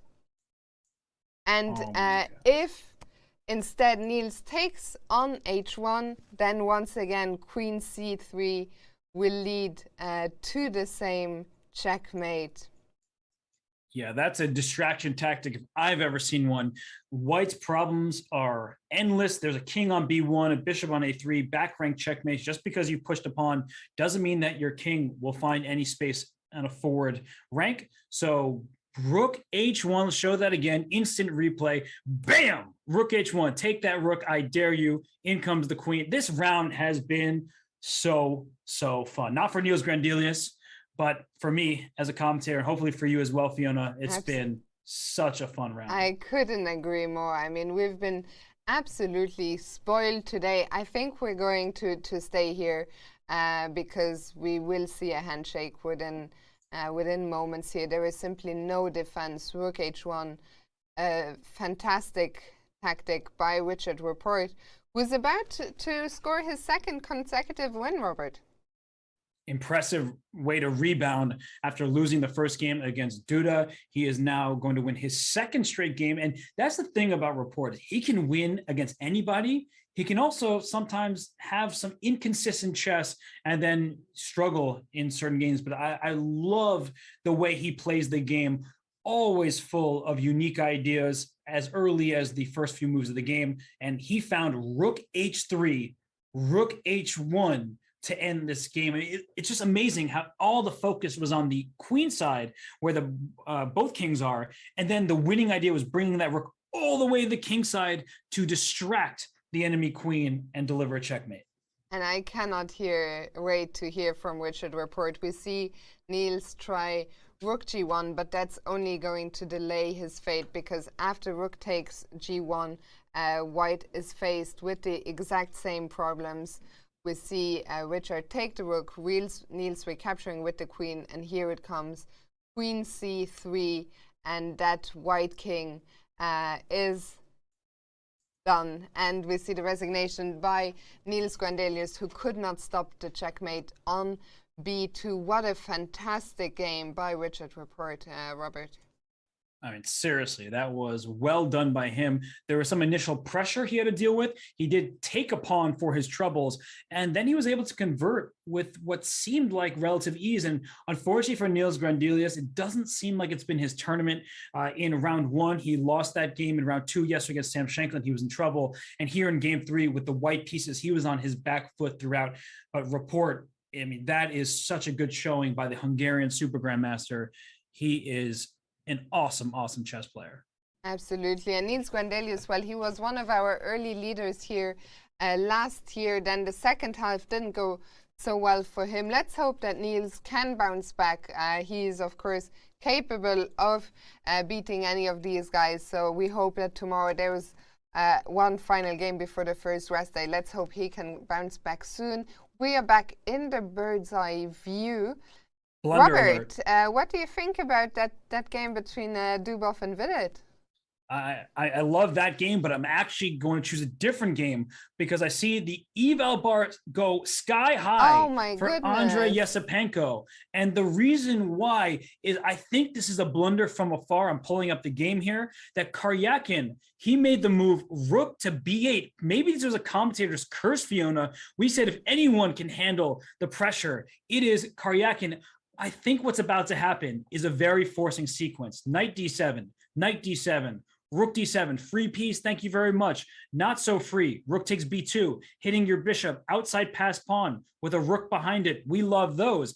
But here's the problem, Fiona. Bishop d3. After a3, there's bishop c4. And after a2, I am going to take your pawn. But first, I'm going to steal your f7 pawn with check. So no matter where your king goes into the corner over to f8, I will only then take your pawn on a2. You bring your second rook into the game. And not lucky, but good for white is that rook g3 exists, protecting, attacking. White's up one pawn, will win more. And that's the game if Yesipenko finds the sequence. And I think he will, because if we go back to the current position, and this is yet another incredible game we're witnessing here, I think you don't really... What are the alternatives? What's the alternative to defend the pawn on b2? No. You are always, I think as white, you're always going to try and make knight d7 work. And in fact, the line that we were showing, I think is not so hard. Could it be that from a distance Sergei missed that f7 would be hanging with check? I'm not sure. But I think that's part of it. Fairly certain that Yesipenko will figure this out. I think that's exactly it. That in this continuation here, a3, a2, you think of bishop takes a2, but bishop f7 check first is the issue. And you can try to pin the bishop in one way or another, but the rooks will just move to safety and you're not actually getting what you want. For example, after rook to b3 here, I believe that the rook can just move because this rook defends it, right? So it's not going to happen for Karyakin. A shocking mistake from someone of his caliber, but it is a mistake from a distance, not just, oh, he didn't see his bishop was hanging. Of course he saw that, but what he, I think, is forgetting about is the capture on f7 with and check. And there he goes, Robert. Sorry to interrupt you, but just as you're talking, we had the close-up of the bishop on d7, which was captured by Andrei Yesipenko. We're going down this line. Rook takes b2, has just appeared on the board. And well, I think Yesipenko, he's not going to miss his chance here.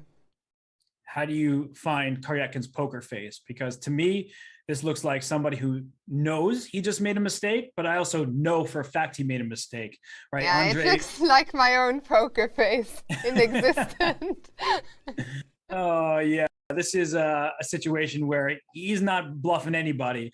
Bishop d3 to c4, not difficult to see right now. I think, unfortunately for Sergei, he was feeling the pressure. He knew his position was worse. And for Andre, it's a gift that he was able to earn by putting that pressure on Karyakin. It was a big mistake, one that we don't see from a 2750 player very often, but it's because Karyakin was just feeling that discomfort, move after move. He lacked space. His position had no counterplay, and that's where he ended up making the last mistake, it seems, with rook to b8, and here comes the bishop to c4.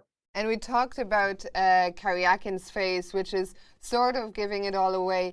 But also Yesipenko, I think he didn't need that helping hand of seeing Karyakin's face. He spotted this. He will spot bishop d3, I'm fairly certain. We can see his body language. This is the body language of a player who smells. He knows my opponent messed up. I have a chance here. He is going to get his first win, I believe. And what a start it's been for Yesipenko. And maybe we can keep Karyakin on screen for a bit, but I have to bring up the board between Vidit and Dubov. I mean, look at this game here, and he... Oh, what? Oh, maybe this rook just comes back in time and goes to a1, but, oh, I mean, maybe that's also a solution. I was about to change games here, but a3, rook to d1, a2, rook to a1, and this also looks good might enough. Just be sufficient. Yeah. but I need to bring up this game here. I can't help myself. There is a king on f5 because we saw all these checks. And here, f3 was played, and immediately it's losing for white. Wait, this is the game. This is the game. And oh my now goodness, I think we have to go there on camera as well. So we have Daniil and Vidit. Oh my goodness, Robert.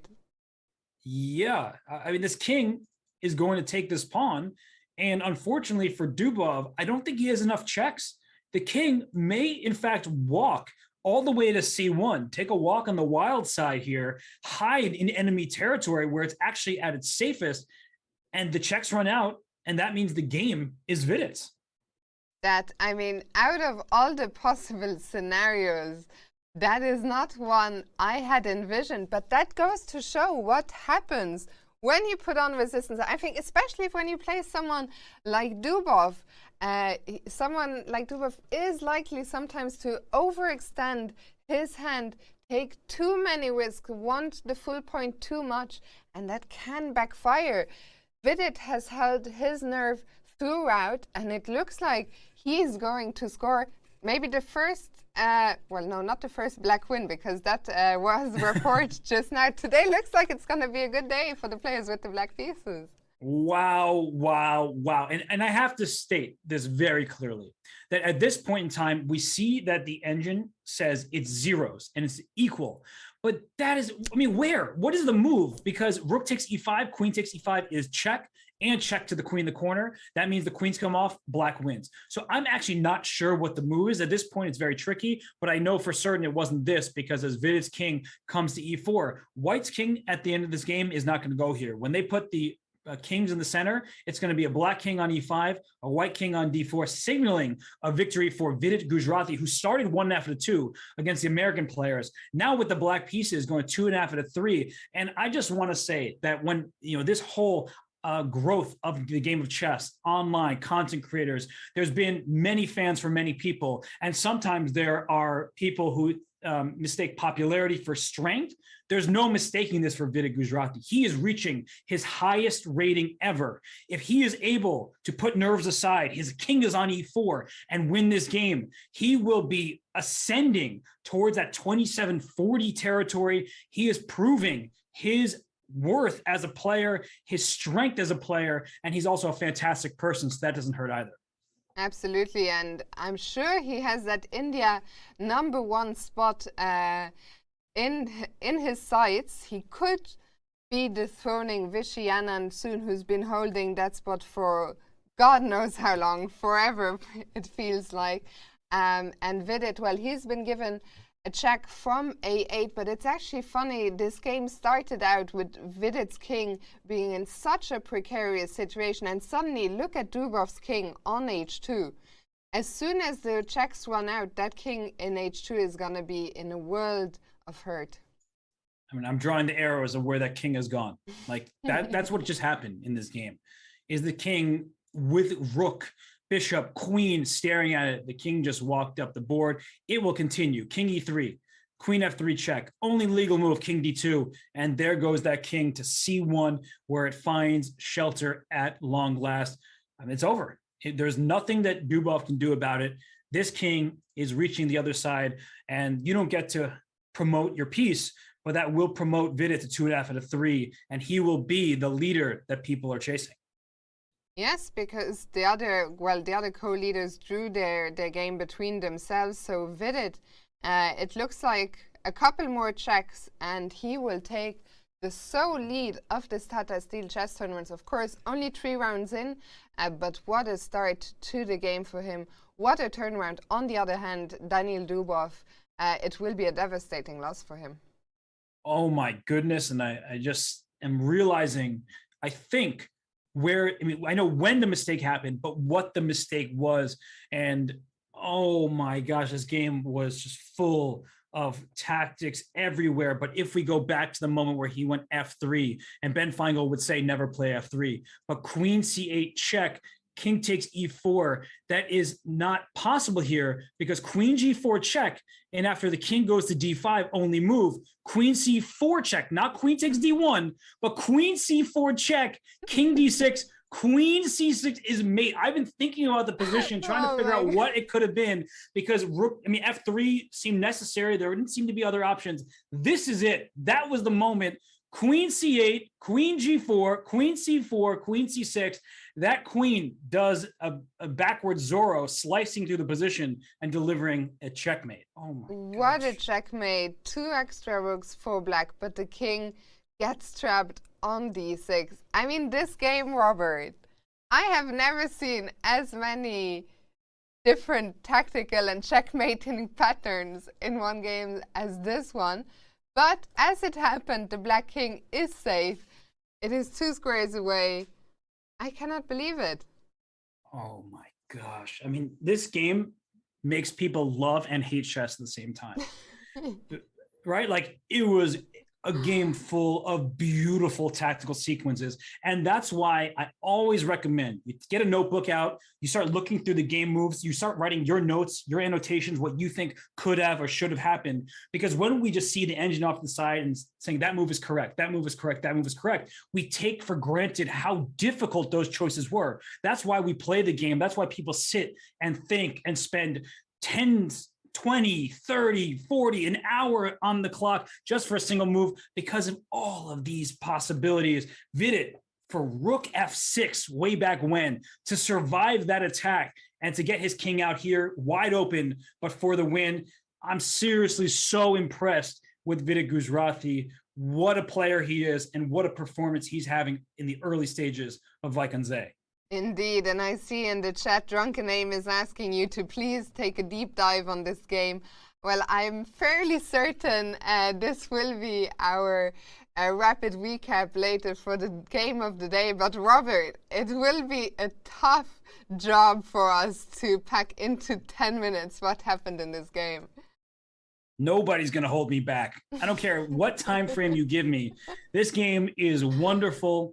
I'm just so excited by all of the great chess we've seen.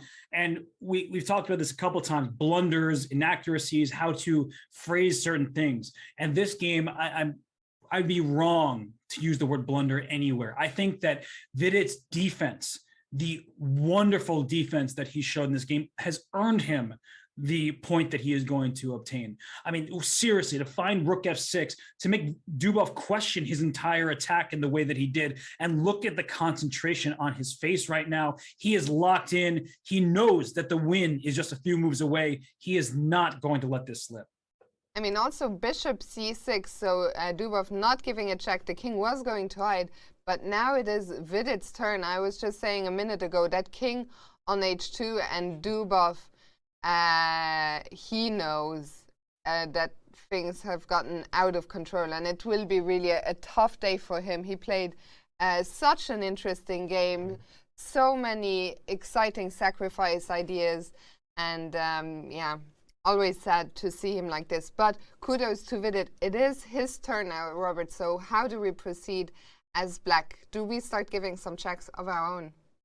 I think he should, and the reason why the bishop came to c6 is because without the bishop there, this queen would come to square like d6, and there would be a check on the second rank, and this king would be in trouble. But after g3, the bishop can slide back to g2 to defend the white king, which is now in danger. I just don't see how Dubov can follow things up. Let's say I play queen e5 check.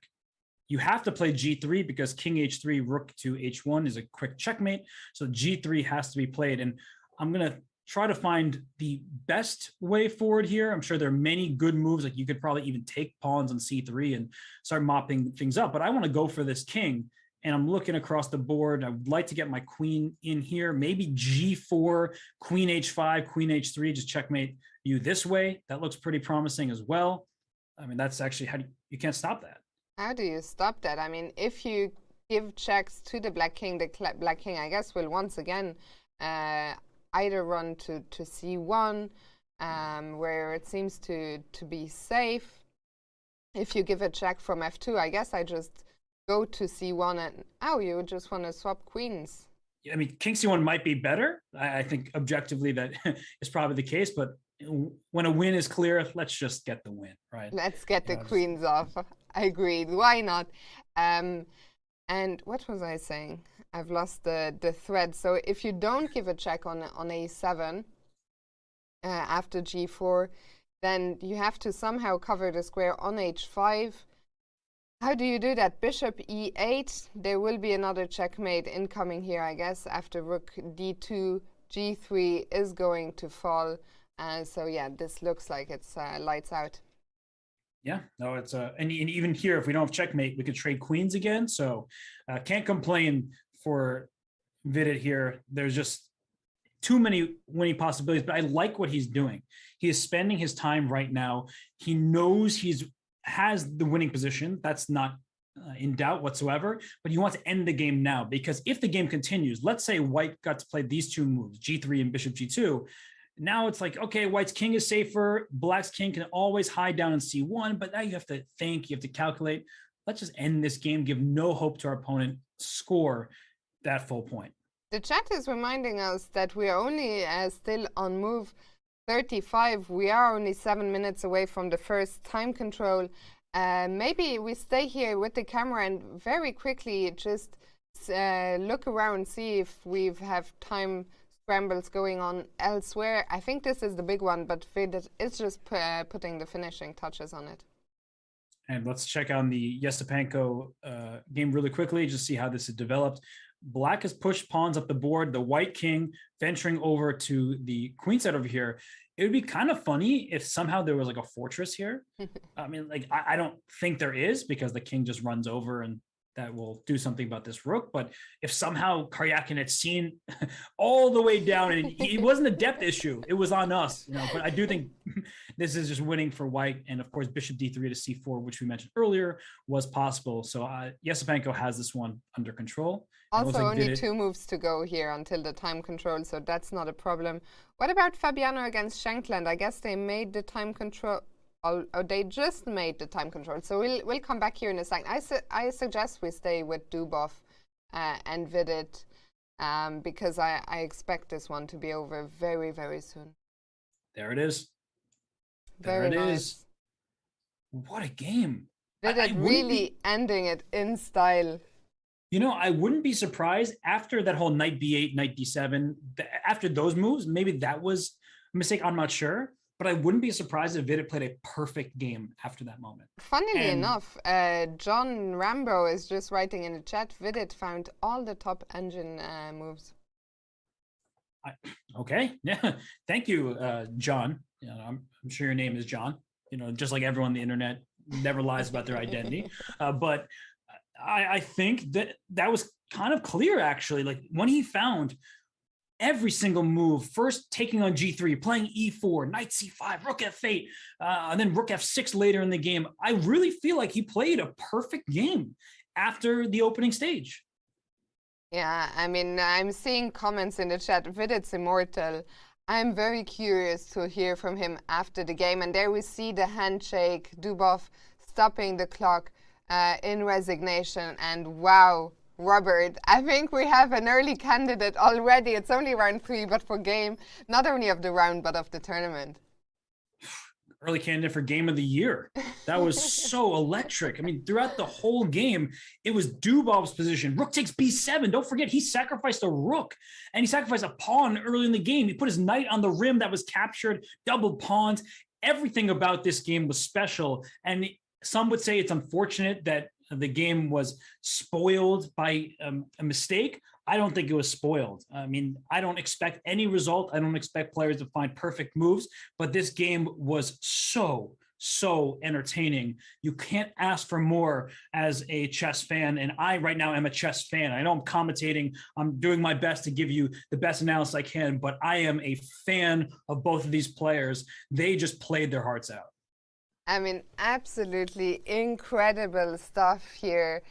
We saw Dubov after the handshake, and not too interested in discussing the ins and outs of this game. He will be very disappointed. But what a day it is for Vidit and his numerous fans. I hope we will be hearing from him. I think we're gonna go on a very quick break, catch our breath for a second, and hopefully we'll hear from Vidit and we'll catch up with all the other games in just a minute.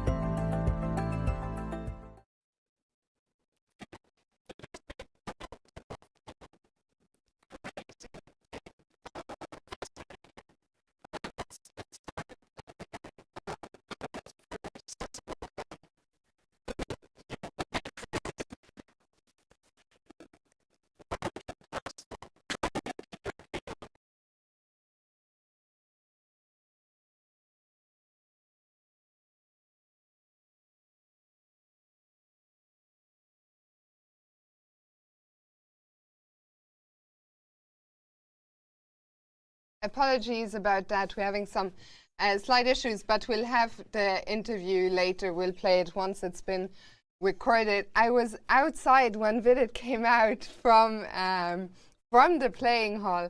Of course, he's delighted. His feeling was, Robert, that he was lost at some point in that middle game.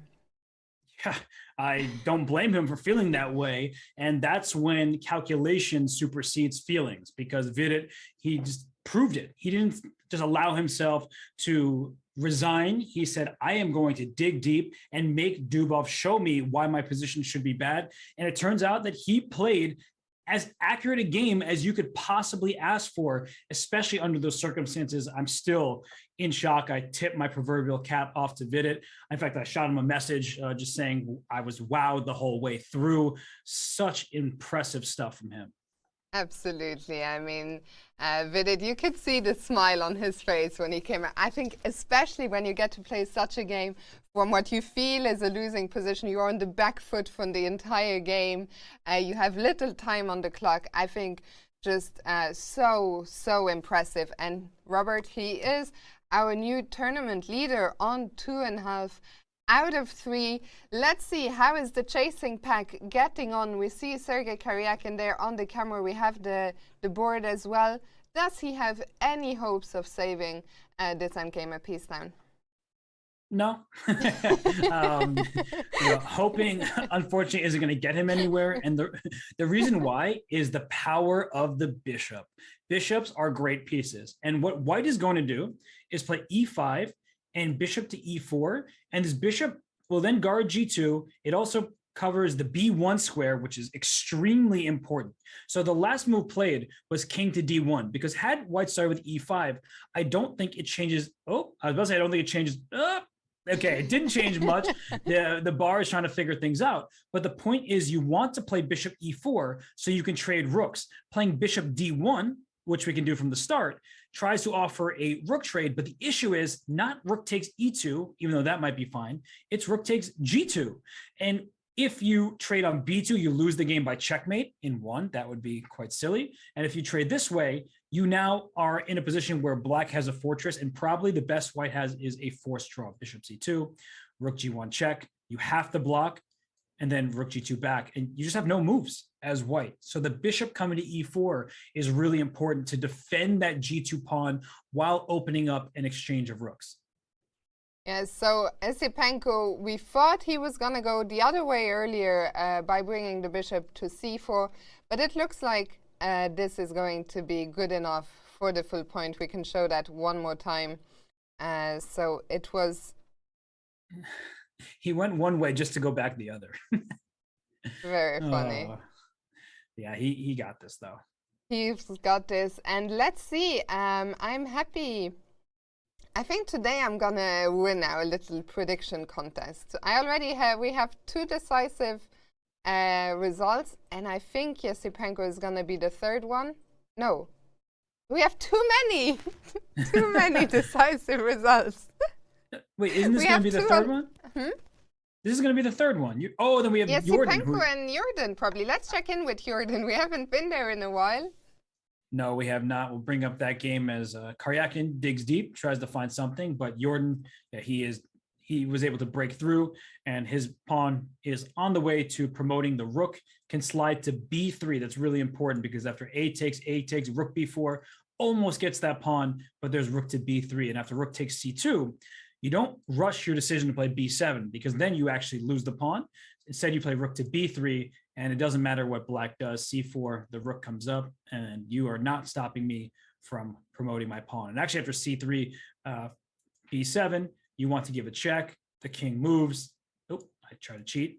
We promote, and both sides promote. But when one side promotes first, you know you're just going to get checkmated. And here, queen g8 check will lead to a very quick checkmate. And I think we can stay here, because we're actually seeing some of these lines being out on the board as we speak. Pragnananda has just taken on c2. And, well, I expect Jorden, as you just showed us, to put his own rook behind his pawn. And this game shouldn't take too much longer. No, and perhaps there's a way to win with king marching to c7, but a rook b3 is pretty straightforward. And I don't think Jorden is really calculating for the first time. He's probably double, triple checking because you don't want to spoil this position. And there he goes. Rook b3 is on the board. And I think we could even see a resignation here quite shortly. Maybe c4 will be tried. But I think we can see also from Prag's face, he knows this one is over. Yeah, and maybe actually c4, I should just put my rook on the first rank, and that way your pawn is never going to promote. But either way, it's clear that this is going in Jordan's favor. So it looks like there's 2 wins on the near horizon. I don't know, maybe if we keep these players on the camera while we move on, because Prag looks to me like he's going through the motions, and we might see a handshake here in a second. So maybe we'll keep him on the camera. And do you want to check in with Fabiano and Sam? Let's go there, sure. And the last one we played was f6 by Sam, and it seems like they were repeating moves for a second here. The knight came to e7 and then to f5, and the king went up and back and all that good stuff. But finally rook e1 was played, and Sam plays the move f6. And after a trade of pawns, this knight is very strong on e6, safe and sound. I would be a bit concerned about a bishop rerouting to this diagonal, but maybe Sam has this worked out where he's like, your bishop gets there, my king slides back. It's not the end of the world. I am a little nervous, though. Yeah, and Sam, I mean, so far his choice of this Berlin endgame being rewarded. Fabiano not quite finding a way to break through, although I agree with you, and Fabiano has taken on f6. After the bishop rerouting to the long diagonal, there will still be some things to watch out for. And maybe back to Jorden and Prag, sorry, for a brief moment, because I saw they made a few quick moves. I think the game is coming to a conclusion as Jorden has just pushed b7, and that pawn is going to be a queen in the next couple of moves. Rook e2 check. And I guess the white king is going to hide behind the black pawn. Yeah, that pawn is promoting for white, and black's pawn is not doing the same. So unfortunately for Praggnanandhaa, he probably will play c2.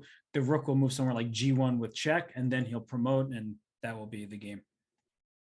Yeah, so Jorden, I expect the king to go to d6. Maybe it can also come back to d4. But either way, there is no stopping the b pawn here. What would you play? Where would you go with the king? I don't think it really matters at this point, and it looked like he dragged it back. Yeah, he did, to d4. And now that's a look of I'm going to resign from Praggnanandhaa. I think so. And Praggnanandhaa, who had a great start, he is going to go down here against the Jorden van Foreest, who played a really interesting opening choice. Praggnanandhaa had these goalpost pawns, and maybe we can show them again in a minute, but Jorden just kept piling up the pressure throughout the game, and I think Praggnanandhaa cracked when he played this move f3, looking for active counterplay, but in fact getting too many weaknesses. And he pushed c2, rook g1 check, and I think that's that. Yeah, there it is. Clock stop, fist bump. Yeah. A great game from Jorden. Honestly, I think Jorden should only play in Wijk, because if he does that, he might be the first player to 2,900. I think he elevates his game like no other when he's on his home turf in the Netherlands. I mean, he is very impressive here, and I always have to say kudos. Bouncing back from a loss straight away is not easy, and it's nice to see Jorden and Prag there both discussing the games quite intently. Yeah, it's a good learning experience for Praggnanandhaa. Of course, he didn't come here just to learn. He came here to score some points. But this game was a good illustration of fantastic preparation by Jorden. He surprised Praggnanandhaa. He really played a very nice game. I think he should be happy with the way he played. And then he made this move f3, a sign that he was uncomfortable for a long period of time. And after that, Jorden was able to take that pawn, secure his advantage, and then win the game. And maybe we can keep the players on the cam while they discuss the game and bring up the bird's eye view so that we can see what has been happening here so far. So 5 games have ended. The Van Foreest still showing as ongoing, but I think they just hadn't put the kings in the middle yet. So we have 3 decisive results so far. Vidit in what has been just a simply stunning game. I don't have the words to do this game justice. Beating Dubov with the black pieces, Rapport beating Grandelius with the black pieces, and Van Foreest with the result there just showing up, taking out Pragnananda. And Robert, what a day of chess it has been, and it's not even over yet. I mean, I feel like everybody is just so tired in like that happy way. Like when you eat a good meal, you're tired, you have the itis, you're sitting there like, wow, that was delicious. And now I'm ready for a nap or for sleep. And so we have been treated to some delicious games thus far, 3 decisive ones, 2 still going. It looks like Andrei Yasipenko is going to score a victory. And then that will leave the All-American Derby between Caruana and Shankland. And that one will probably go on for a decent while. Yes, and we see that Jorden van Foreest and Prague are still sitting at their board discussing the game. And I think it's great, especially in these pandemic times. Usually in Wijk aan Zee, we had a lot of boards out in the back room, and you would see a lot of the players sit down for a proper post-mortem where they can move the pieces. Unfortunately, we can't do that so much now, but so nice to see the players staying at the board for a while to discuss. For sure, and it's Pragnana's first event here in the Masters group in Tata Steel. This won't be his last. I have a feeling he is really showing a good start. He's a very promising player, and he'll only get better from here. So Jorden played a great game, showed some excellent opening ideas, and both players will have another day, another round tomorrow. Indeed, and on the camera, we've switched over to Fabiano, who, as you predicted, he didn't drop back the bishop. We were talking about d2, but the idea is the same, to bring the bishop onto b2 and onto that long diagonal, which is a threat right now in this position. So the question is, how do we deal with it as black? Yeah, I think I was about to say something that I was going to regret. So let me say what I was going to say and then walk it back.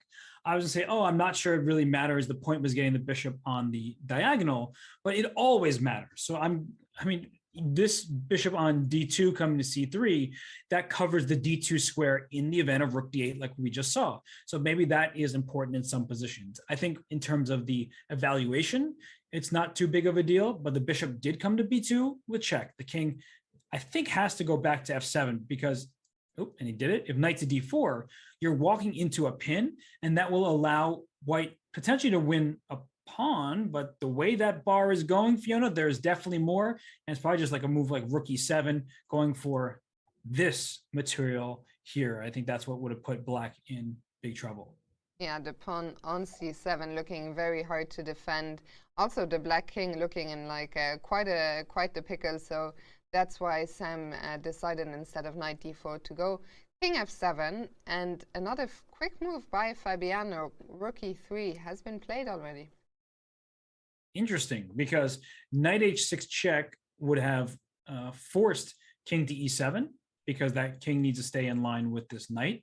And I guess he's saving that check, because the knight on e6 in the game position, it can't go anywhere, because if that knight were to move, then you have rook e7 with check, and that's devastating. So he's saving up knight h6 check. It is only a single check. The king would have gone to e7, and now we have to see how Shankland will respond. Yes, in this game, we thought a second ago when we came from here that Fabi had a little something maybe with the bishop coming onto the long diagonal. And also, we talked about it from the start, there is a pawn majority on the king side where Fabiano has 2 versus 1. On the other hand, there is only one pair of bishops left, and they are opposite colored bishops. So, Robert, do you think there are really some chances here still for Fabiano, or are we closer to equality? We're definitely close to equality, but Black is going to have to prove it and may have to prove it for a decent amount of time. These positions can be a bit frustrating as the knight on e6 is perfectly placed, and you have to just be happy with that. You say, that knight is good. I'm going to keep it here. It covers g5. It stops any sort of f4 ideas. If White wanted to try to spring free a passed pawn, we can't forget that the pawn structure has been this way since the opening, the Berlin, that Black has double pawns. So even though there's a 3-on-2 for Black on the queen side, you're not making a passed pawn, whereas White has a 2-on-1. So if f4 were to happen, then perhaps we could get a pawn going, but it seems very far away at this point. Yeah, I expect this game to go on for a long time with Fabiano trying everything that's left in this position before agreeing to a draw, and Sam will have to still find some precise defending moves. Shall we check in with the other remaining game and see if Andrei Yasipenko is making progress? Let's do just that. And Andrei was up a bishop, and that's because Sergei sacrificed that piece. It's a sacrifice that he will likely regret because the way this position is going, we talked about e5, and I imagine the follow-up will be bishop to e4, but perhaps I'm taking things for granted here because after e5, maybe Black will play h4, some kind of move like this.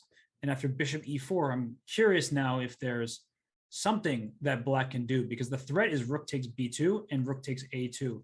The importance of the bishop being on e4 is very clear. It covers the promoting square and the square the rook would like to go to right now. Yeah, I mean, I really, I'm not sure what Sergei can do after e5. The bishop looks like it cannot be stopped. Looks lost. I mean, just to show the point that after rook takes b2, pawn takes b2, this would normally be menacing. Aha! Well, perhaps it is menacing after all. Rook takes a2. There's rook takes g2 because the bishop is overloaded. It can't take on g2 because you promote. So you have to be careful if you're White here. I guess taking on b2 and then a2 too early will allow Black to survive. Yeah, so as always, you cannot let your guard down too soon. So, okay, how do we avoid this then as White? We still, I guess, want to start with e5 and bishop e4. So bishop e4 was fine. That wasn't the issue, right? King g7 was just a whatever move. Oh, maybe we just take the pawn a2. I'm like, it's been a long day, Robert. It's been an emotional day. We've been through a lot of emotional roller coasters. Yeah, no, this is just clear. The rooks both hit the a2 pawn, the rook on e2 through the rook on b2, and that's something that actually I feel like I miss sometimes. That like the rook is still attacking something through another piece because it doesn't seem that way, but like the rook on e2 protects a2 through the rook on b2, right?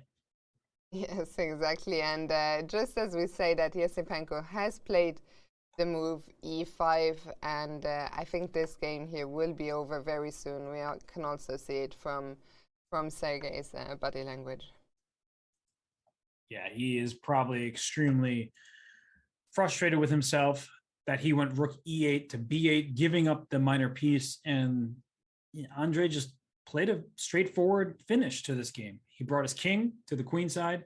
He now is bringing his pawn up so his bishop can go to e4, and the a2 pawn, that one looks like a goner. And Sergei, unfortunately, the pawns look like they are quite advanced, but there is just nothing he can do. He wishes those pawns were at least connected, but this way, I mean, the bishop, the light squared bishop is just keeping everything under control, controlling the pawn on g2, controlling the check on b1, and Sergei will have no other choice but to resign very shortly. And very shortly, aka now. You spoke it into existence. Sergei Karyakin resigns, and yeah, he looks like somebody who's just, I mean, disgusted with his play. He was worse all game. They're talking about it. Yasipenko, he played a nice one. He had an advantage, and yeah, you can tell that Karyakin's like, how did I just miss all that? Yeah, an uncharacteristic blunder from Karyakin, who we hailed so many times as the Minister of Defense, as he's been dubbed by many people before. But today, a very uncharacteristic lapse by Sergei Karyakin.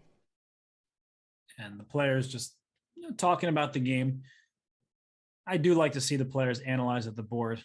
I think we look to the engines as the solution, but for the process, working through our thoughts, it's always nice to have a discussion with your opponent, because you say, I was thinking on move 18 about this choice. And then they agree with you, and then you start going down these variations, and it's a lot of fun. Yes, indeed, and it's good to see Karyakin. I think it's a tough loss because you never want to lose a game of chess. Full stop, of course, but especially not against the next generation from your own country. Those are always slightly particular battles. And wasn't it actually Karyakin that Yasipenko beat in one of these very early upset games? At some World Rapid and Blitz, where Yasipenko took out some big names. Yeah, I mean, Yasipenko, despite his young age, he's been around for a little while now. We talk about his win over Magnus, but he's taken down Karyakin before. It's not the first time. It won't be the last time, unless they just don't play each other that much. But it's great to see this young generation coming through. And for Karyakin, if we're being honest, he definitely cares about every event he plays in. But the big event is this summer. Absolutely, when the Candidates Tournament will be coming up. Karyakin, he has been a challenger to Magnus Carlsen before, and he will be looking to repeat that feat. Robert, of course, the Candidates Tournament, you will be able to follow it on Chess.com. And here we see 6 of the players that have qualified so far. 6 out of 8, the Grand Prix coming up. Vidit Gujarati, one of the players taking part in the Grand Prix, along with Hikaru Nakamura, Dingli Ren, many big names.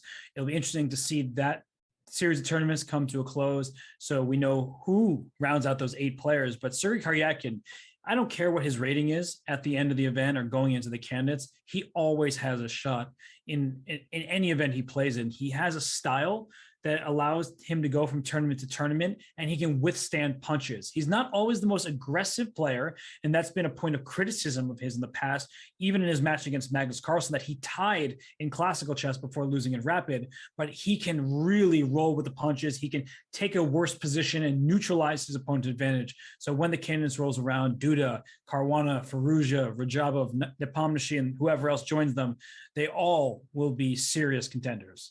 Indeed. There was some talk about people being upset Yasipenko did not get one of the wild cards into the Grand Prix, but I am sure he will be a contender at some point, and we will be seeing him in a Candidates Tournament in the future. I agree. I think we will see him compete. You never know, because the candidates are so difficult to qualify for in the first place, let alone win to play for the World Championship. But here, Yasipenko, he's showing good results. And, well, Fabiano Caruana, he will be playing in the candidates. That is the big event of 2022.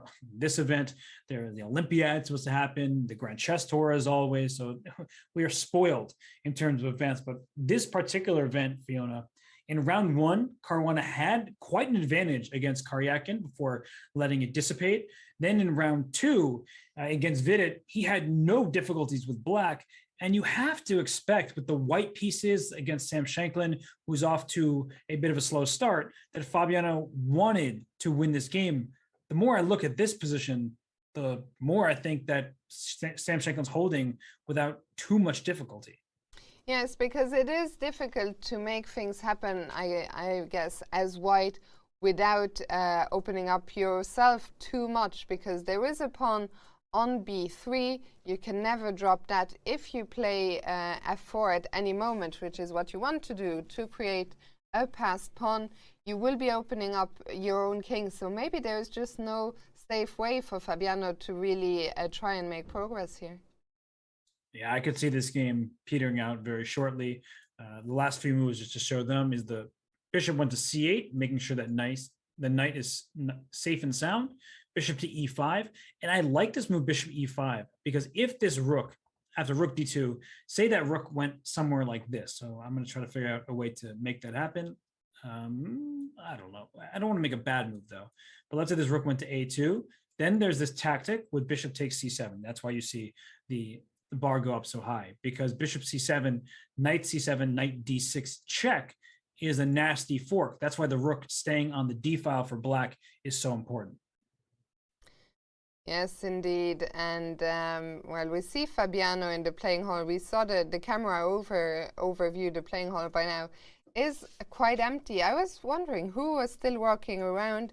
But of course, the Challengers Tournament, for those of you who are not aware, it's not just the 14 masters playing here, but also the Challengers. So there's still a couple of games going on. We see Fabiano sipping a cup of tea, and our producer Bigfoot wants to play a game.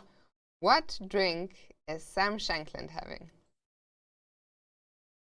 Is this actually a game that I'm supposed to play, or was yes, it a rhetorical? Robert, you're cordially invited. What drink is Sam Shankland? I think the game is we're gonna zoom in little by little. that looks like a tea bag, and it also looks like a bottle of water. But why is that bottle of water so small? Also, I'm not a fan of water bottles like this in general, because it wastes of plastic and it's just bad for the environment. But that definitely looks like a bag of tea. It does. I think the bag of tea is Fabiano's choice of drink, while Sam Shankland is on the water. So, Robert, you are the winner of our game. Congratulations. What's my grand prize? Vic? Mouse. You get to keep the mouse. And talk us through the remainder of the game. Very well done. What an honor it is. I just want to thank everybody, of course, everybody in chat, because you know how much you all mean to me, and it would not have been possible to win that game without you all. So give yourself a pat on the back. Let's get some pogs and some, what are other things that we need to get here? I don't know. I'm also an absolute boomer when it comes to the memes, but I'm sure we'll find out in a second. Some puck champs, I see some lulls, I see some hearts, I see some claps. So yeah, the full range. This one I never even know. That is the pug. Oh my goodness, showing my ignorance. Look what I did. As soon as I say it, the chat goes wild, huh? Oh my goodness. This game, the players are still trying to figure out if there's a way forward. Particularly Fabiano, his pawn structure is better. Both of his minor pieces are extremely active here, but the knight on e6 holds the entire position together. And if you're not careful, here's how mistakes are made. Let's say White made this really bad move, bishop to h8. And the problem, wait, it's not bad? Somehow it's not bad. I was thinking that knight f4 led to checkmate because the king is in a bad spot, and yet rook e7 check, maybe there's like some kind of draw here. Wow. And the king cannot escape. Incredible. So here, king to h7 and then knight e3. Okay, there's no perpetual. The knight just comes back to defend. There is a fun one. I think that this is it's not even a draw, it's a win. And the discovery on c3. Wow. Chess can be fun sometimes. That's Robert, not gonna happen. You know what time it is? Time to take a break? You are correct. Once again, I think we've earned it. What do I win this time, though? I was correct again. I've won 2 games, so... I think you win. You win. Do you have any chocolate? Some chocolate on your break. The chocolate that I already own? That's not winning something. That's just eating what's already in my possession. You earned the chance to eat it now. Oh, thank you for the permission, Fiona. I really, really appreciate it. Robert, enjoy the chocolate. We'll take a quick break. We'll be back in just a few minutes with the last remaining game here. Caruana against Shankland. See you soon. Bobby. Yeah, Robert? Can you read Dvoretsky's endgame manual to us one more time? Yeah. No, we gotta get up. It was you. Like I was gonna do it, but then you said, yeah. I would be like, yeah, please, please, Dvoretsky one more time. You ready? Let's put that away. That's what I said. I told you. Let's do it. All right. Woo. You know what they say though? What happens in Salt Lake stays in Salt Lake. Yeah, that's That's exactly. not what they say. Cheers to my Super GM friends. It's been good. The World Championship on Chess.com.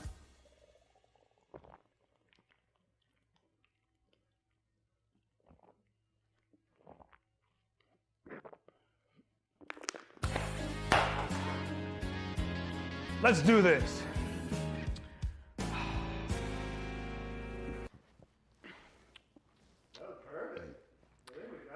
Let's chug that whole beer. That was impressive. Whew. Yeah, I was. Yeah, I'm great. Round two. Bobby, Yes, Robert. can you read Dvoretsky's endgame manual to us one more time? Yeah. You guys have to go with it. I can't do it. Do that. Okay. I just actually didn't expect you to do it that time, which made it funnier. Like I thought you was a one-time I want thing. to be like, yeah, please. Okay. I'm just trying to ad-lib with what feels natural. Yeah, no, of course it feels natural. Wait, so we should expect that next Yeah. time, right? Okay, just so I'm mentally prepared. Yeah. Okay.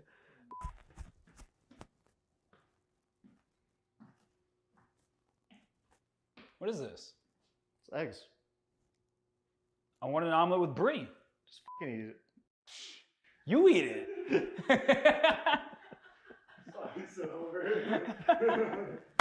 Wasn't expecting that. That wasn't either. I was like, what?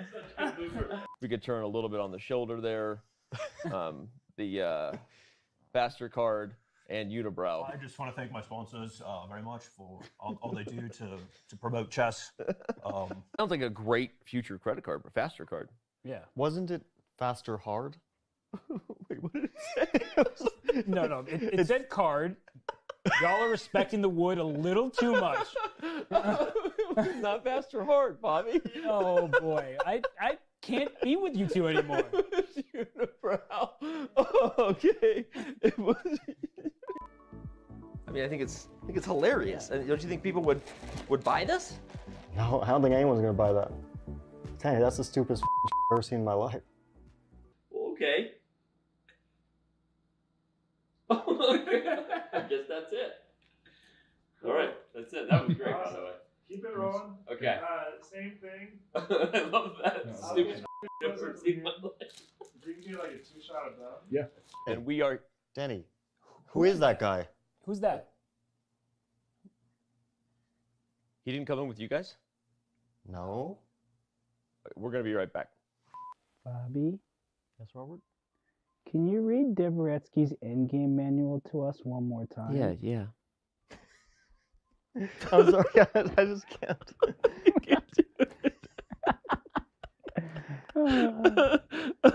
It's so funny. Okay. Isn't it cool when I predict the moves you're gonna say? Because we all see things in the same way and the same speed on this show. Isn't that cool when we do that? It doesn't make me very happy.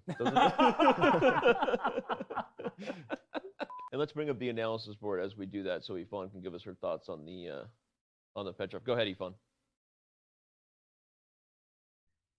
Well, yeah, actually, that's a very good question because I was firstly trying to.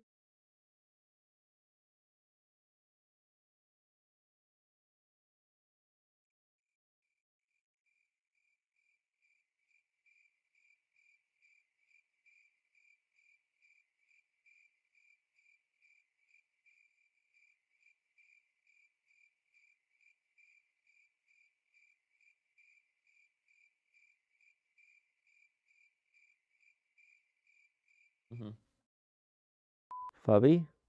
Yeah, Danny? My throat's still dry. What What was You're like, you've had 5 glasses of water. Okay. You remember what happened last time?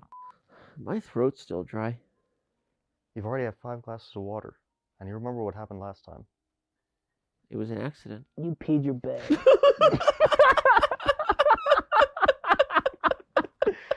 You're looking fresh, man. All 6 of them? Again, dude, your haircut just looks great. Wait, did we start the bit? Yeah. That's the first thing I noticed. You're not supposed to say that. You're not supposed to say that. We start the bit. If black's a6 pawn was transported, let's say... Good night, guys. Good night, Dad. I'm Fabi. Fabi.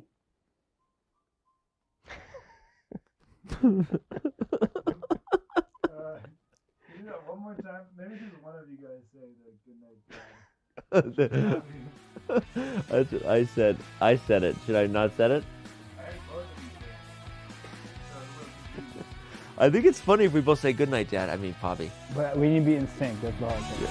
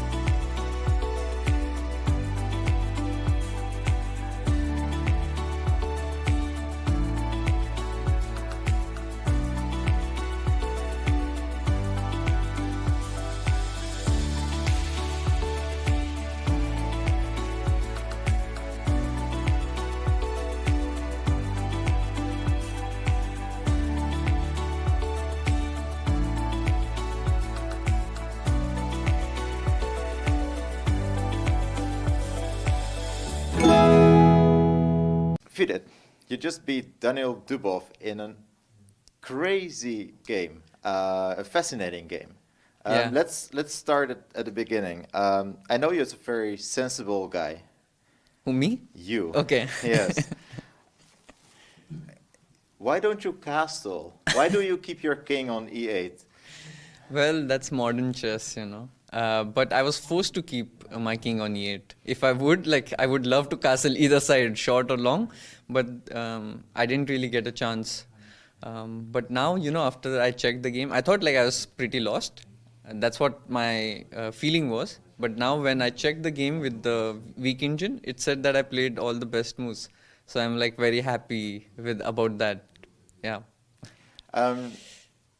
We will remember this game for a long time because of the winning king walk.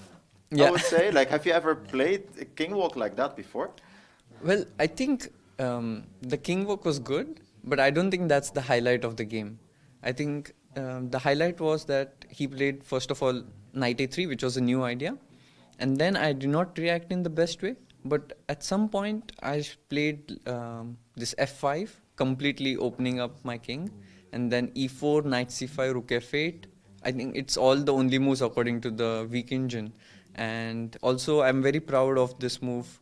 He played rook b7, gave up a rook. And it looks pretty lost because he has so many checks. But I found this rook f6 move, which keeps the game going. And surprisingly, it just says it's equal. And even after that, then the king walk becomes the highlight. But I think previous moves were much tougher. The king walk was slightly easier comparatively.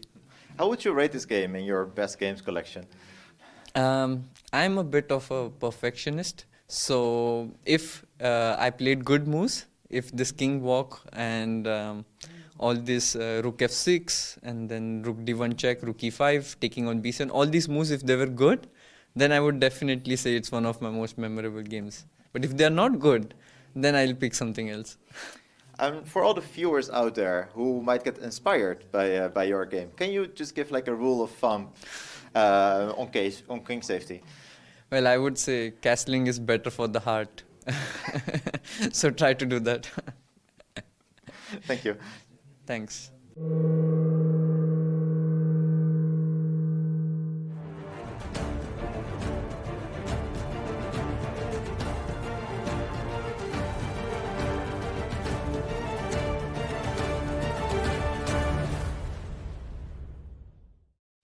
Some sound advice there from Vidit Robert, who is clearly delighted with his win over Dubov. I think we will come back to that game towards the end of our broadcast.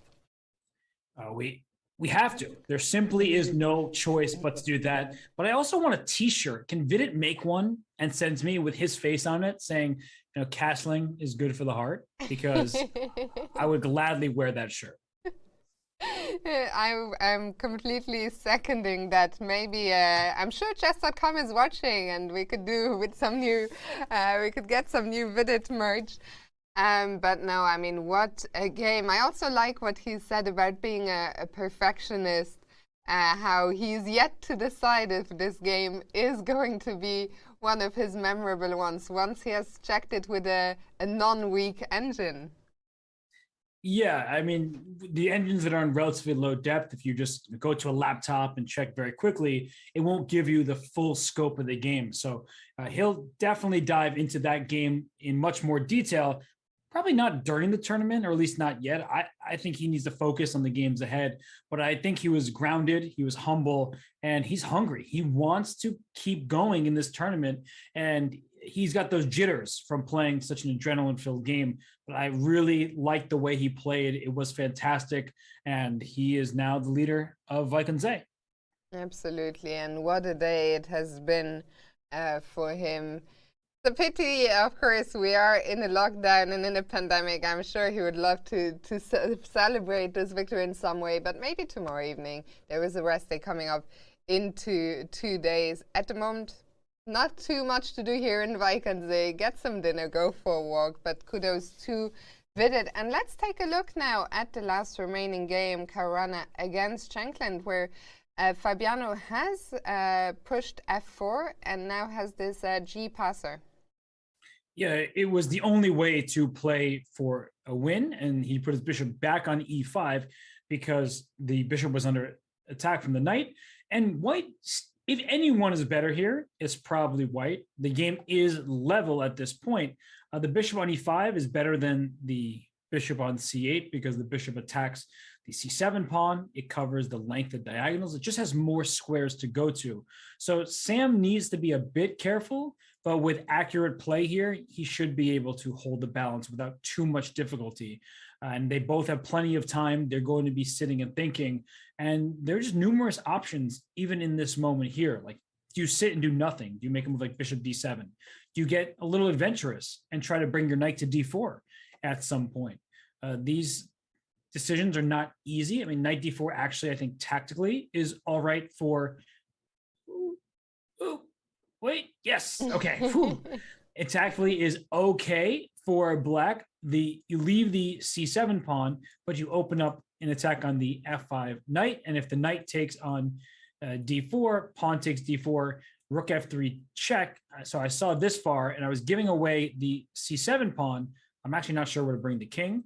I'm not certain where, but let's bring it to the center. And if I lose the pawn, I thought my d pawn is so fast that it makes up for the sacrifice of this pawn on c7. Not just on c7, white could also take on b6, but I guess that's a pawn you don't want to take. You might want to take it. You just might also regret capturing it. Although it really needs to be worked out in advance, because if you just give up two pawns and it's not holding, which it apparently is, then you just gave away material and will likely lose the game. So that's why one of the nice things about taking on b6 is that it covers the square on g1. So at least you don't have that discovery with check to promote the pawn. Very true. I would not want to do this if I were Shankland. So the move knight to d4 was not played. Instead, he just moved his king back to f8 because he has what looks like a kind of fortress at this point. So why should he do anything too drastic? Although, nah, it doesn't work. I was like, what if I'm inspired by Vidit's king march. So I'm like, what if this king jumped to g6? Then that king on f8 would be in trouble, but that's very far away. King h4, there's always rook h1 check, for example. Yeah, so I expect Fabiano to take a bit of some time here to figure out, is there a way forward? If yes, what is it? And maybe we can, while Fabiano is thinking, look at the interview with Jorden van Foreest after his victory over Pragnananda. Jorden van Foreest, you just beat Pragnananda in a game that's being classified by 2 double pawns by your opponent. Yeah, he definitely didn't have a good pawn structure. Basically, actually, that's the point of the line. I'm playing that he gets a pawn extra, but he's always playing with this, this very bad pawn structure, basically. And it's a little bit better or easier to play for white. It's maybe not all that much, but definitely long term, white has very good prospects of finally taking all the pawns.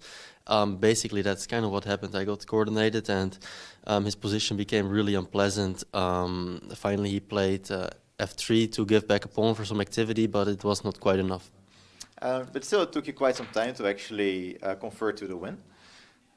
Yeah, probably my technique was actually not so good. Like in the rook endgame, I could have done better. But the position was so good, I think it was probably never really in doubt, I hope at least. And yeah, I mean, the position is just too good. But of course, he's defending tough, and it was never easy. You said that this pawn structure was like the point of the whole line. To me, you played 3 bishop c4 in the Sicilian. How much of a theory or preparations do you have? I've been planning to play this line for a long time already, but especially in classical chess, but I never got the chance. My opponent, he played one of the most critical lines. So then you basically get this pawn structure, but of course there are a lot of other variations. I just mean, in general, the position, after he took on e4, knight e5, and then how the game went. Your brother recently played queen g4 against the Sicilian. Are you guys looking for like new ways, like not super theoretical lines? I don't think Queen G4 should be taken as should be considered a new way of playing. At least don't try it at home, I guess. But yeah, the theory is evolving rapidly, so you're trying to sometimes catch your opponent off guard. And these days, it seems people try to do that as soon as possible, basically. Tomorrow, you will play your boss. Yeah, that's gonna be an interesting game. At least I hope. We'll see how it goes. It's the first time I'm gonna be playing with black against him, so extra hard, of course. But it's a challenge, and I like. It's for me always very special to play with him. So I'm looking forward as well. Yeah, just to clarify, you will play Magnus Carlsen tomorrow. Do you guys have some kind of agreement that like you cannot use the prep against him? Maybe there's some line of that, but I don't think that would be really strange. So I think we'll find a way to get a position we haven't discussed. But that basically gives him a big edge. He can play whatever he wants, and you're restrained. I don't know. I have to think about it. I haven't put any thought into the game yet, but I don't think anything gives him a big edge. So it's just going to be a game, and we'll see, I guess. You're defending your title. Is Magnus your biggest competitor? I think everyone is my biggest competitor. So yeah. Well, I mean, I'm hopefully just playing well myself, but definitely not thinking of tournament victory right now. Okay, thank you. Okay, thank you, Leonard.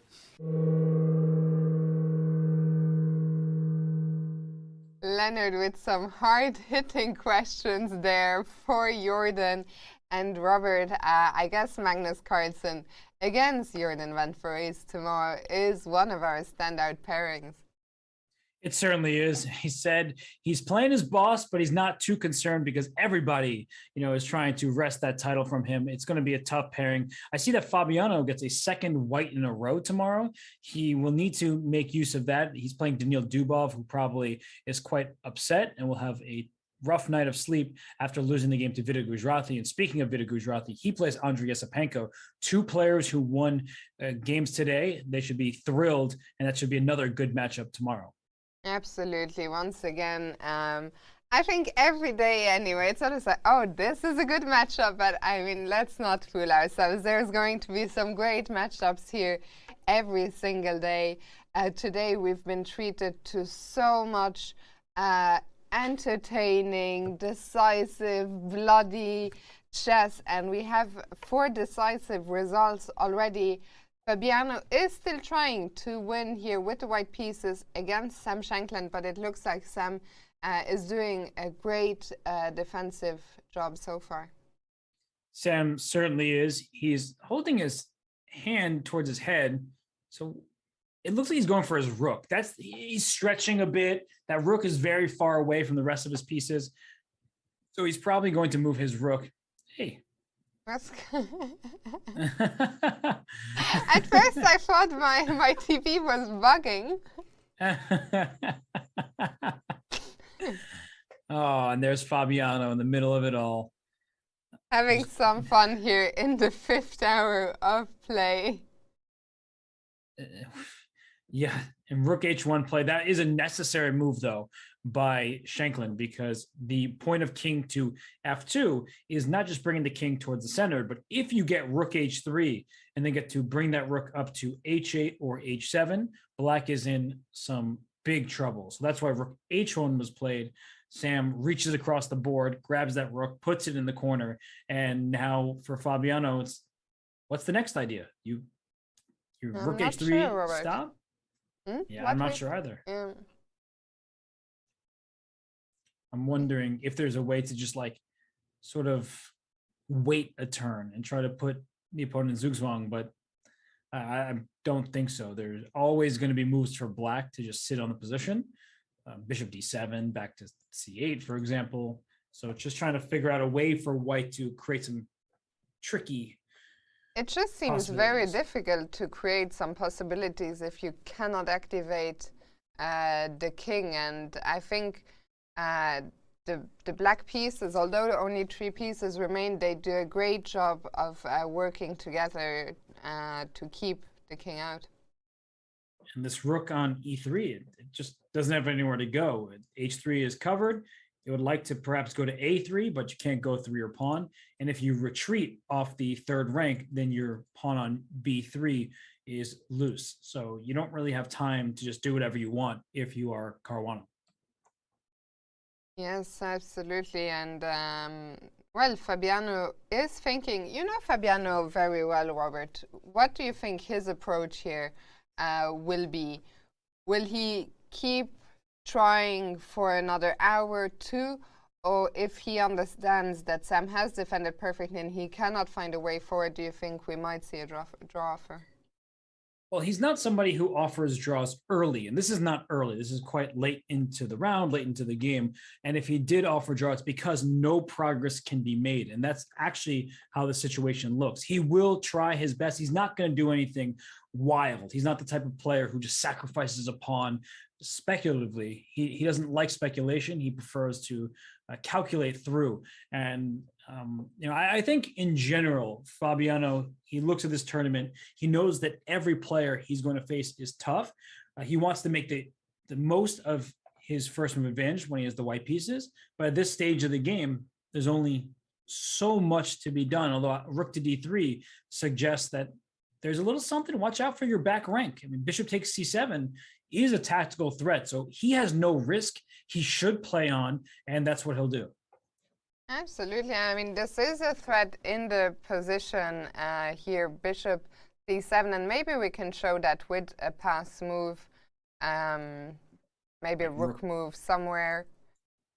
That's an interesting pass move there, Robert. That's what you call a mouse slip. Like I was trying to drag the rook, and it got stuck on f1. So let's bring it to, say, c1, just a kind of random move here.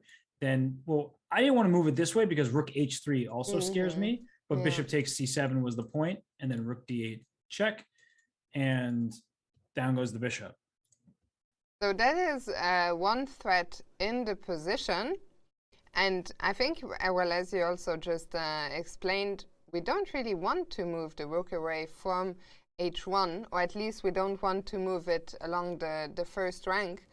Because then Fabiano would be pouncing on the opportunity to get his own rook to the h-file.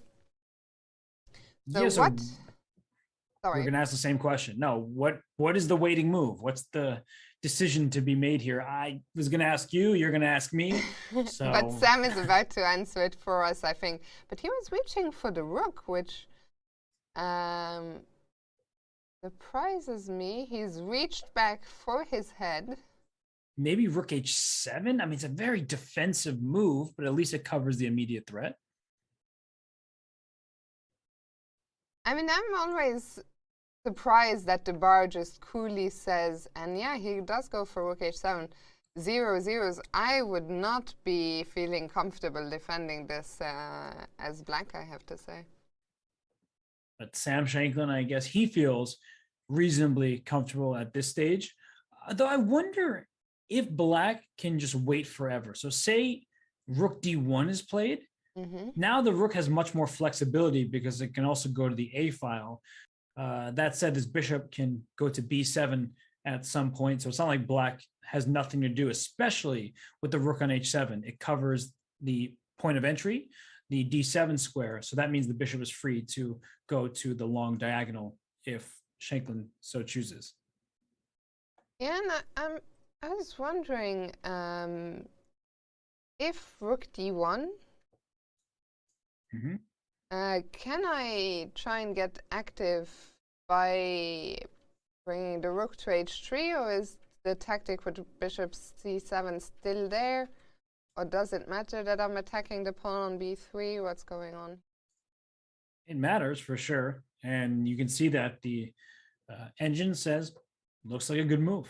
You have to calculate it probably pretty deeply because after bishop takes c7, rook takes b3, you don't have to move your knight. It still covers the square. But even this position with the bishop coming back to e5 and a rook coming to d6, things like that, or a knight to d6, you have to be really careful at this stage of the game. So I think the players, they see the options, but now it's about whose evaluation function is operating better as they've already been playing for 5 hours.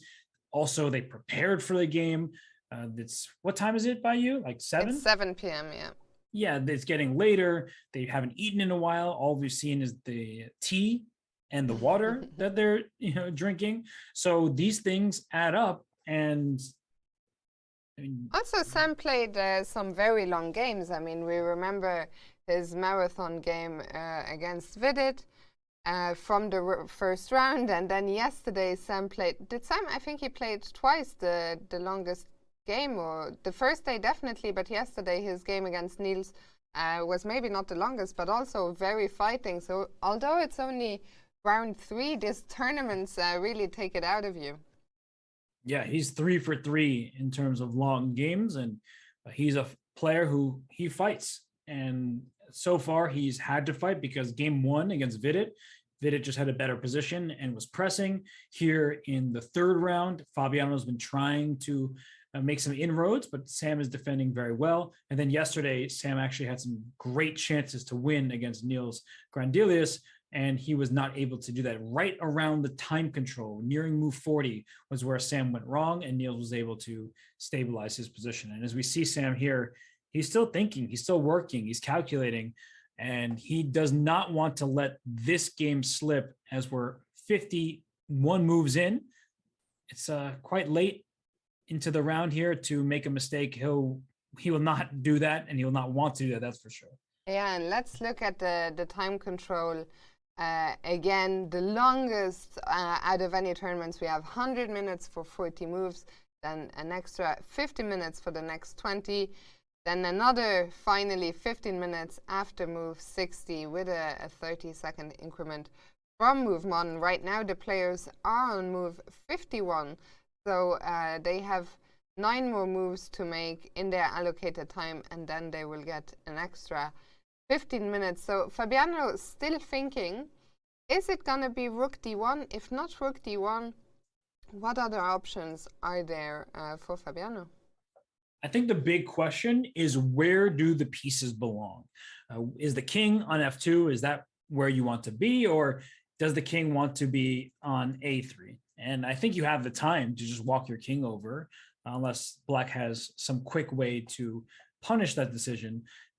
But this rook on h7 needs to stay on the h file. I think that's pretty clear, because if you offer a trade with rook to d7 or something like that, then this rook slides to h3, and you have some serious problems to deal with revolving around rook to h8. So I think that black is in the perfect defensive stance, and then that leads me to wonder, okay, so what can white do here?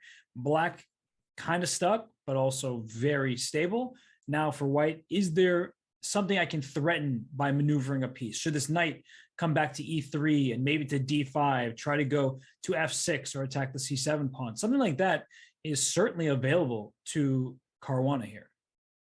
Yeah, so a lot of things to consider, and I think the position is definitely not as simple as I thought at first sight, or not as simply to keep equal for Sam, who I think has done a tremendous job so far, parrying every attempt of Fabiano. I see there's quite a lot of discussion in the chat about Fabiano's face mask. Actually, that's the mask that was handed out to the players here last year at the Tata Steel Chess Tournament. And I noticed actually, Robert, that it's been a favorite of Fabiano's. Wherever I've seen him for the past year, he was very often wearing this Tata mask, which the players were handed out plenty from. Of course, it's a cloth mask, so you can wash it anyway, but I think last year we were given about 15 of them or something.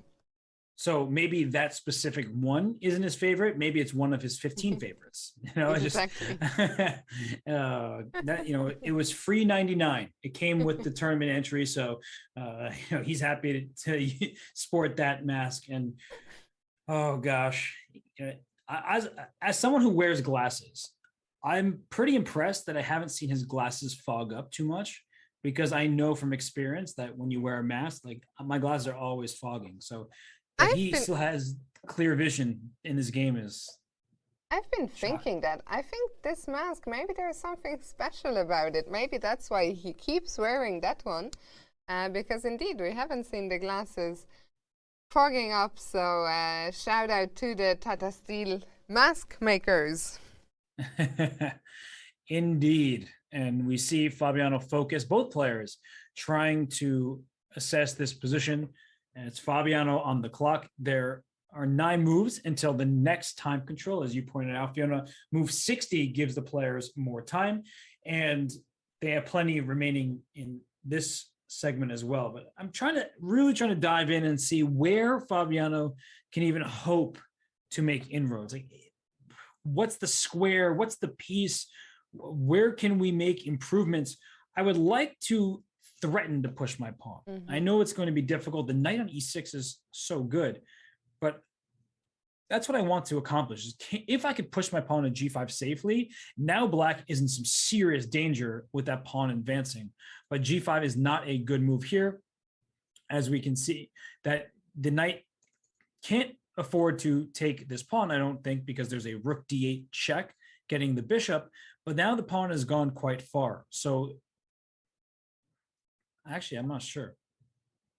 Now, I said it was not a good move, and now I'm looking at it like, maybe it's not that unreasonable. And Fabiano has just made his move. It isn't g5, but king g3. Okay. Which like makes that a move. lot of sense as well.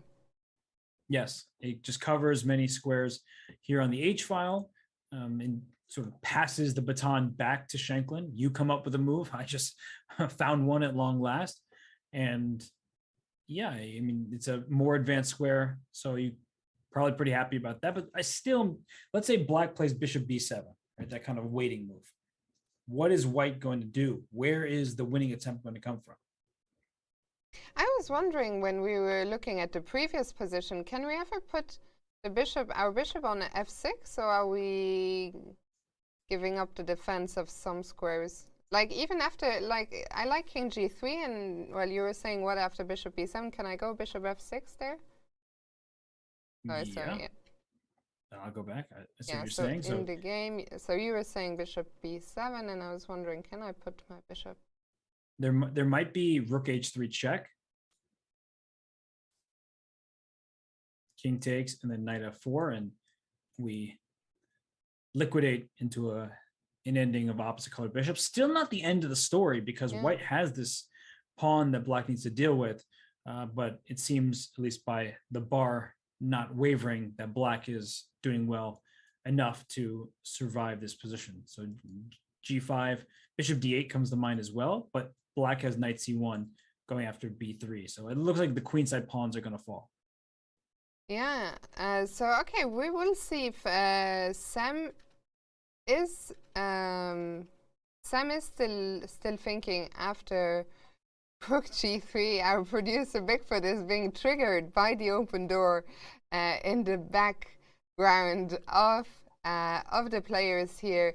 The playing hall, it always looks so stunning, but in fact this is just a gymnasium, a sports hall, which is every year in January being transformed into the beautiful blue playing hall for a few weeks.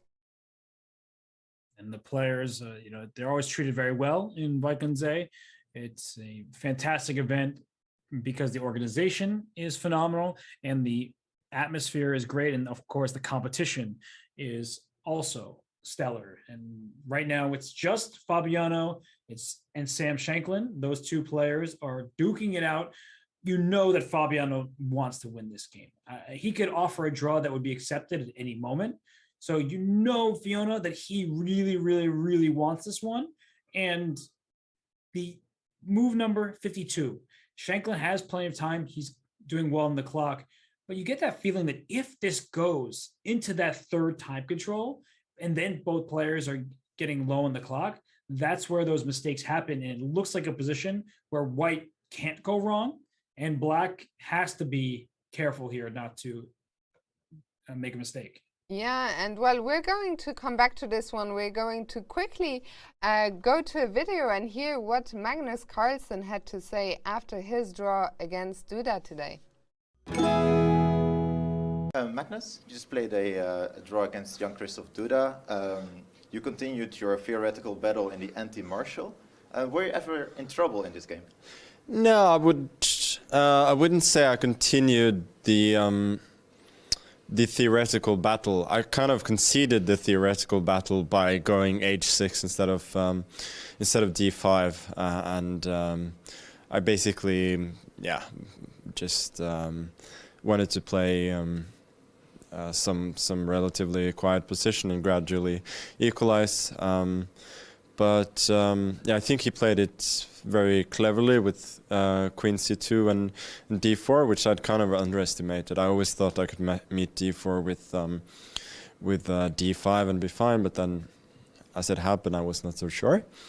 And he got a little more pressure than I had hoped that he would. But I think maybe his only chance was to refuse the rook exchange with rook b2, go queen c4 instead. I think after he took the rook, which looks very promising, because he can sort of kick my pieces away after, I can kind of consolidate, and he has to reckon with knight jumps and also these ideas of c6 and f5 all the time. And I think I gradually equalize, or at least get the position to something I can hold comfortably. Is it surprising to you that your opponents keep on playing the anti-martial and not letting you playing the martial attack itself? No. Is it because the martial attack is dead, or is it like a dead draw? Or no, if not a dead draw, it's at least a good opening that has been thoroughly analyzed, and it's kind of hard to to get something there. Tomorrow you will play Jorden van Foreest, the title holder, and also your second in for the recent match. Is it special for you to play a second? Yeah, I can't wait to see what he's got up his sleeve. I'm sure it's going to be something crazy. Okay, good luck. Thank you.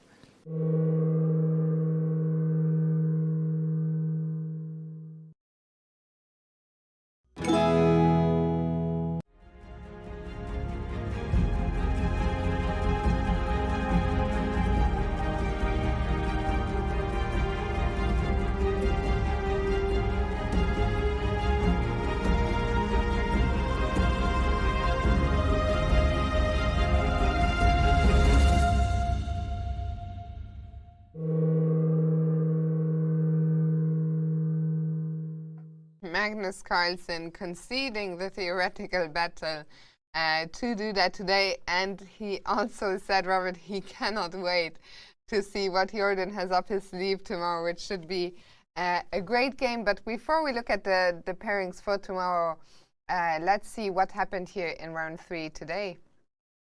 Yeah, we have 4 decisive results thus far. Fabiano Caruana trying to make it 5, but Sam Shankland saying, no, sir, you're not getting that victory. But Anish Giri, Mamedyarov, they drew their game. We heard from Magnus Carlsen about his draw with Duda, and then you see the results. The first wins for the players of the Black Pieces report, quickly followed by Vida Gujarati, and they beat Grandelius and Dubov respectively. And then, of course, Yesipenko and Van Foreest, they won with the White Pieces. So a very combative day.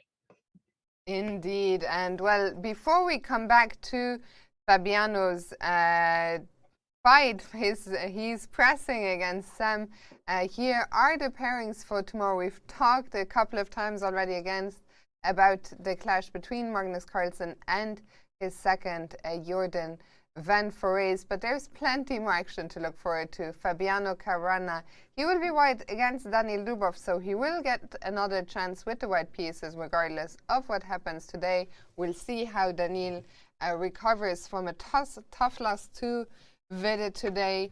And well, speaking of Vidit, he is the new tournament leader, and he will be playing against Yesipenko with the white pieces.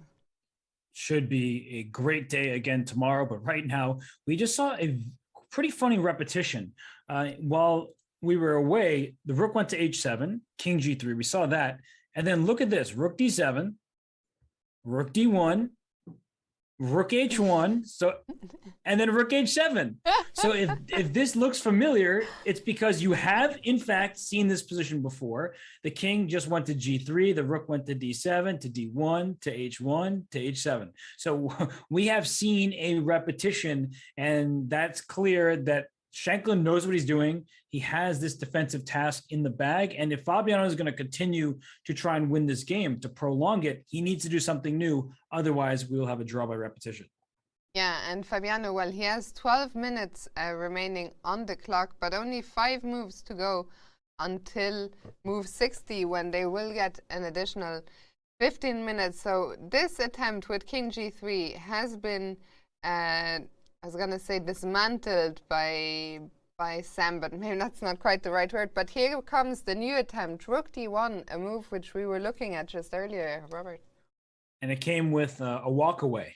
He made the move, got up from the board, and he'll leave Sam to think about how he wants to respond. And I'm trying to figure out the major differences here. So now the king is on f2 rather than g3. So if rook to d7, which is what Sam went for before, when the king was on g3 and the rook on d3, the rook couldn't go through the white king. So rook d7 will allow rook to h1, and that is not what you want to see if you're Sam Shankland, right? Rook d7, rook h1, and now the rook infiltrates, and you see the evaluation bar go up in white's favor. So there have been small differences that often go unnoticed, but not by players of this caliber. They see that Fabiano retreated the rook. He wants to take over the h-file. I will not allow him to do that. Yeah, and now Sam, once again, he's already found so many accurate moves, but once again, what is the correct move here? He has been facing this passive defensive task for pretty much the whole game, but he's done his job marvelously. We saw him reach out and then take the hand back, and he's going to give it another thought, but I thought he was reaching for the bishop. And bishop b7 is an option. Bishop d7 also is an option. Though the rook being on d1, that is a bit of a cause for concern here. That rook not only could go to h1, but it could go to a1. So you want to be really careful here. If you're Sam, that rook can enter the game via a7 or a8. It's not like black has much of a choice. If Fabiano wants to play rook a1, there's nothing that Sam can do to stop it. So you need to figure out where your pieces should be for black. Yeah, and we see Sam reaching again, and bishop b7 it is. So the light squared bishop once again back along the long diagonal. Ooh, oh no, it doesn't work. So I was going to try to be cheeky here. And I was thinking, if I go rook e1, how is black going to respond to this? Because your knight is in the same line as my rook. And my idea is if you play king f7, protecting the knight, then I have bishop takes c7 here, I believe, because I have this knight d6 check. And I guess even getting this isn't that great for white, but I did steal a pawn in the process.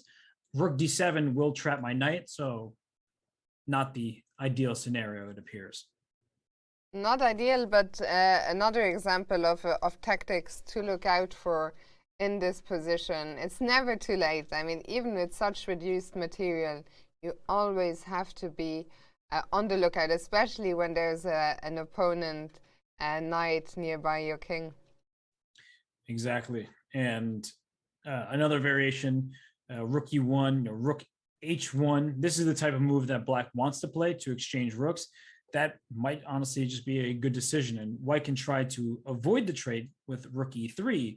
And then I think we're back to where we came from. The bishop can go back to c8 to protect the knight, and we've been here before.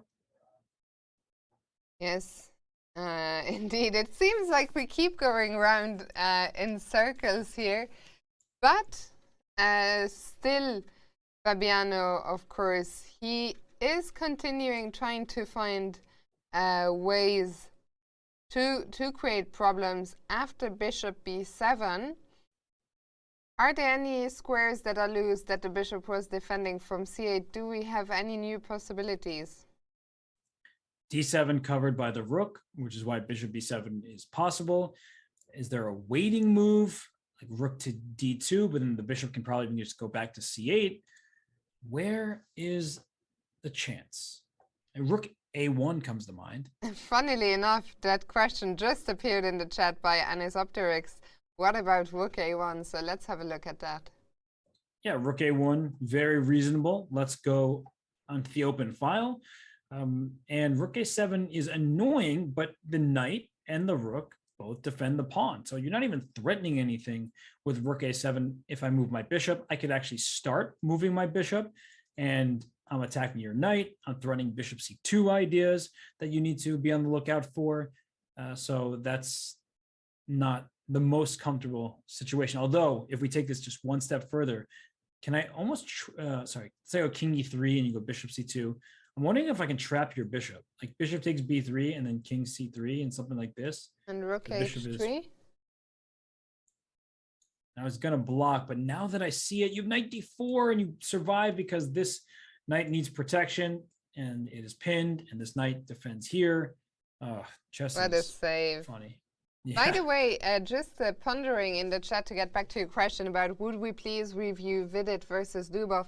If you want to see the review of that game, stay tuned until the end of the stream because it will be our rapid recap game as soon as the Fabiano game is over. For now, we see once again the bird's eye view with only one live game remaining. 4 of them have ended decisively. If you want to replay any of the games that have been played so far, you can head to chess.com/events to play through all the games and see all the results.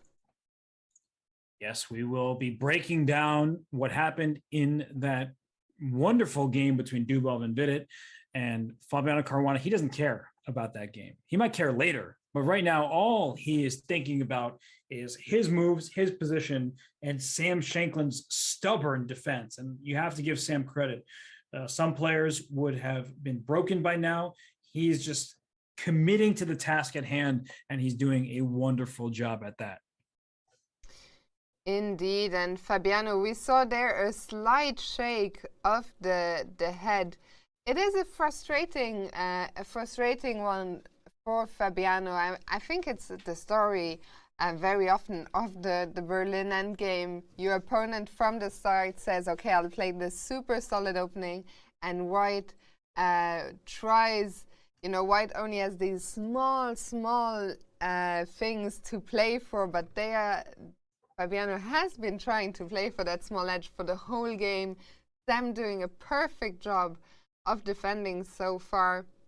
So it can be frustrating, but he keeps trying, and so he should. The bishop has just gone back to G3. And I'm trying to figure out why the bishop is placed here. It does cover the H4 square in case you want to go to a new diagonal. The knight wants to jump there. It still covers H2 while putting pressure on C7. I don't really see the huge benefit of the bishop there besides putting it on a new square so there's no repetition. Can we have any... Okay, this is gonna be... Can my idea be to play knight H4 and knight... Although I don't know where I'm going, Robert. Hey, sometimes that's how you find the right move, is you just look and like, okay, knight. Oh, knight to E5, that looks right. It's not entirely clear where the pieces are going. He is opening up the E file, so maybe rook E1 is a bit of a threat that Black needs to take into account. In fact, if rook E1 is to be played, that asks an uncomfortable question of this knight, although maybe it will try to go to D4. So, Robert. Yes. Bigfoot wants to hear the thoughts of our viewers on this all-important topic of the open door. Can we please get a poll in chat? Make our producer Big happy. Can we please hear your thoughts? Should the door be open or should it be closed? I mean, Robert, what's your vote? Of course you would ask that question. We shouldn't close doors. We should be open to people. We should be accepting, understanding, empathetic. So why are we talking about closing doors? It's not bothering anybody. I think we should leave the door open. You should always leave the door open and leave a light on. Robert, is it time for a final quick break? What do you think? For the players to reach move 60, and then we'll be back with the final stages of this game here. Sure, if you say so. I'm not going to say otherwise. Ooh, bishop e4 was played, though. The players have a different idea in mind. Hey, he makes the move bishop to e4. He's trying to take that knight in f5. Who knows where that will lead us, but I will follow your lead, Fiona. We'll be back in just a few minutes, so don't go anywhere. I just want to say, I know it's early. It's early for all of us. But Fabi, you're looking fresh. Oh, thanks, Danny. Chad likes it, man. Looking good. What about me? All right, guys, let's go. Run a show back. Here we go. And Fabi, this video series was great, by the way. People love it. Really do. By the way, again, dude, you're just looking fresh, man. I love your new haircut. Looks good.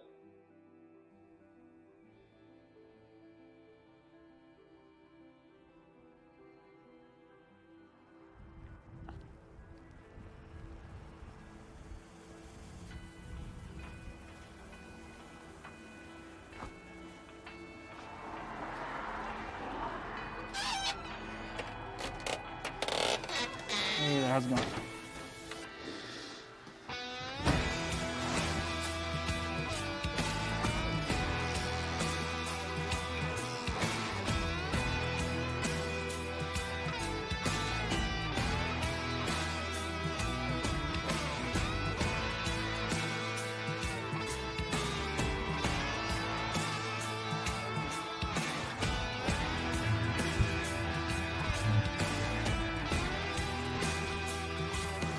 I don't even recognize myself, you know? It's a whole new me.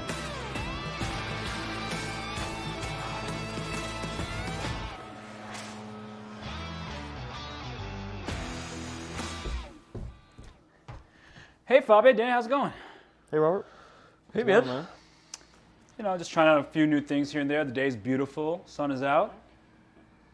Cool. Hey, Danny. Yeah. Forgot to mention that haircut's looking real fresh on you. Yeah, thanks, man. Yeah, cool. Appreciate it. You f***ing serious? What does a guy got to do around here to get noticed? What are you talking about? That seems a little out of line, a little uncalled for. You know, you already can't spell chess without him. What more does he want?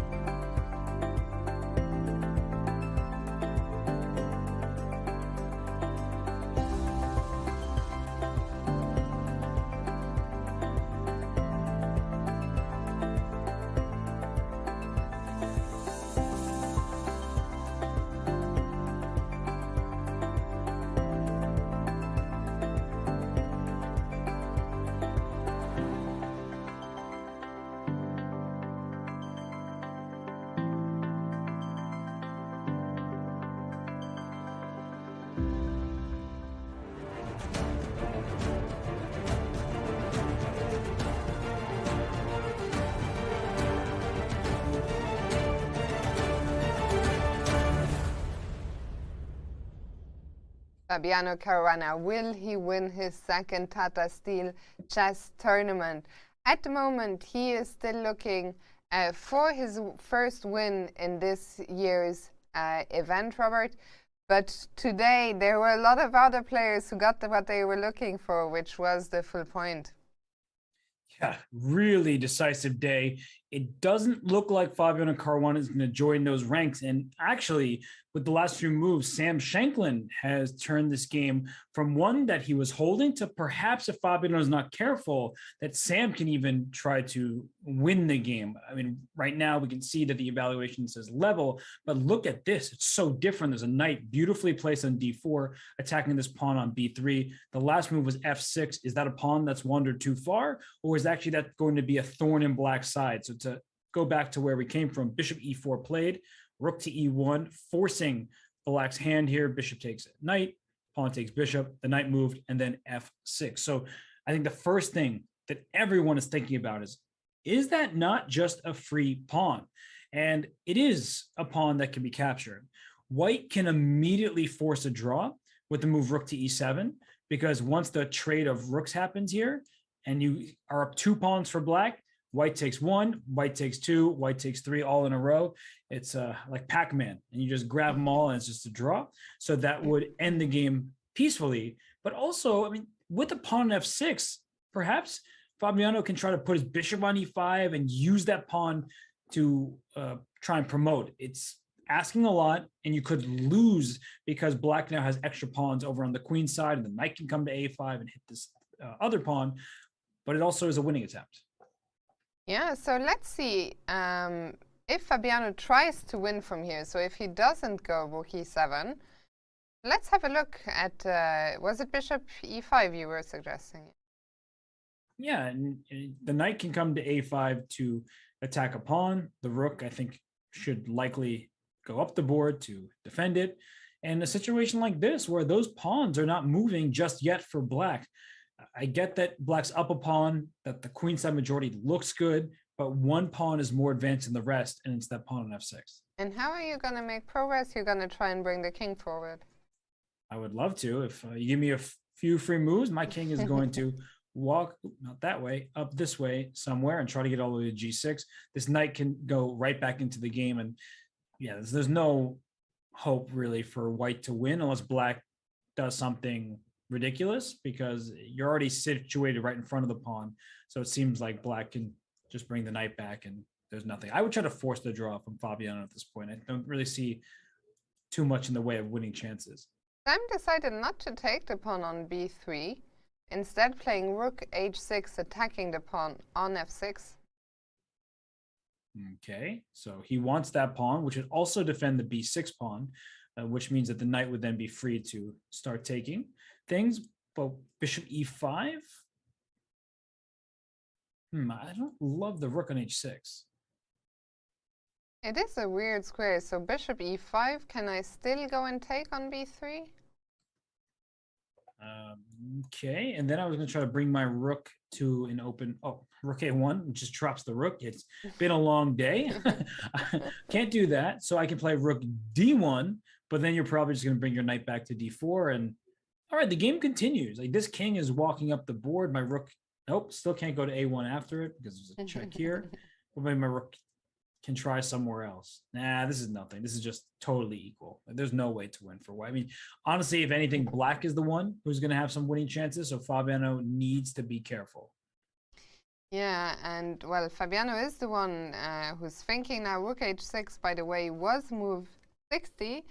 So both players, we don't see the times being added yet, because I think it will be added once the 3 minutes that Fabiano has remaining are gone.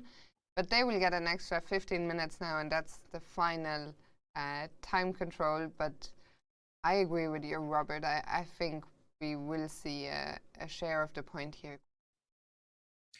Yeah, it's you're taking mindset into account. When you've had a better position for a while, sometimes you don't make that switch to, oh, I need to calm down. I need to actually just make sure I have the draw immediately, because if I don't, then I may never make that draw. So for Fabiano, who was the one pressing, now he's the one that's probably on the defensive. So I think that he should, if he sees a way that just says, game's done, let's do it. Let's make a draw. For example, if bishop takes c7, rook takes f6 is check. The king just walks away somewhere like g2. And if the knight takes on b3, at this point, just go rook b1. You win this pawn here, and then you're going to take this one and just call it a day. That's what I would probably do. Yeah, I think Fabiano will do that. If he doesn't see any way to press any further, which there doesn't seem to be, I think he's never really the kind to overpress too often. I think he's very, what's the word I'm looking for? When you see things the way they are, you know, he Practical? doesn't. He's very practical. Yeah, I think he's very practical. There's another word, I'm sure it'll come back to me, but he's very objective also about his evaluations of the position. So a player who's quite unlikely to overextend. And yeah, I'm curious if we're going to maybe even just see that line that you just showed. Pragmatic is another good word, actually. Yeah. We're playing the thesaurus game now. I like that game. Can we do that one? But he is going to drop the b3 pawn, and then he will have to prove that his bishop, his pawn here, that is worth playing for, because he could have just taken on c7 and made the draw right away. He's choosing to play on. His king would love to get up somewhere like g5 or f5, but that's a ways away. Wait, he took on c7? He Bishop took e5 was just on c7, rook f6 is on the board, and king g2. And I think after knight takes b3, for a second there I thought what's going on, but it was a Jadub. Can you even say Jadub if you're wearing a face mask, Robert? What if the opponent doesn't hear it? You know, it's extremely important that when it's just one player against another, that you say Jadub, I adjust, however you say it in your native tongue, extremely loudly for everyone to hear. Because if you clearly adjust the piece but don't say it out loud, the entire internet is going to take you by storm and be like, how could you? That's cheating. And then it's going to be the talk of the town. So I don't know. That's maybe just my opinion, but I think that both players will be okay whether or not it's said out loud. And yeah, I think, well, we looked at this, and indeed it looks like if anyone can play now, it is Sam seems to be the only one, because I think that line we showed, which knight b3, rook b1 would just be an immediate draw. Right, because you give up b3, you get b6. Once b6 falls, then c5 will fall, and white will lose c4. So it's just a mass exchange of material, and Sam might be looking for something better. If he could play rook c6, for example, and kick the bishop back, then he would be able to win that pawn on b3 without losing b6. So this is a good moment for Shankland to really dive into the position and not just accept that the result will be a draw, and there's rook c6. Exactly, and it's an interesting moment, because throughout the whole game we felt Sam would be accept a draw offer at any time. He was always the one slightly on the back foot, but suddenly he gets the slightest of chances and he is not happy any longer to just shake hands and go home. And Fabiano is the one now who's going to have to find a few precise moves to not get into any trouble.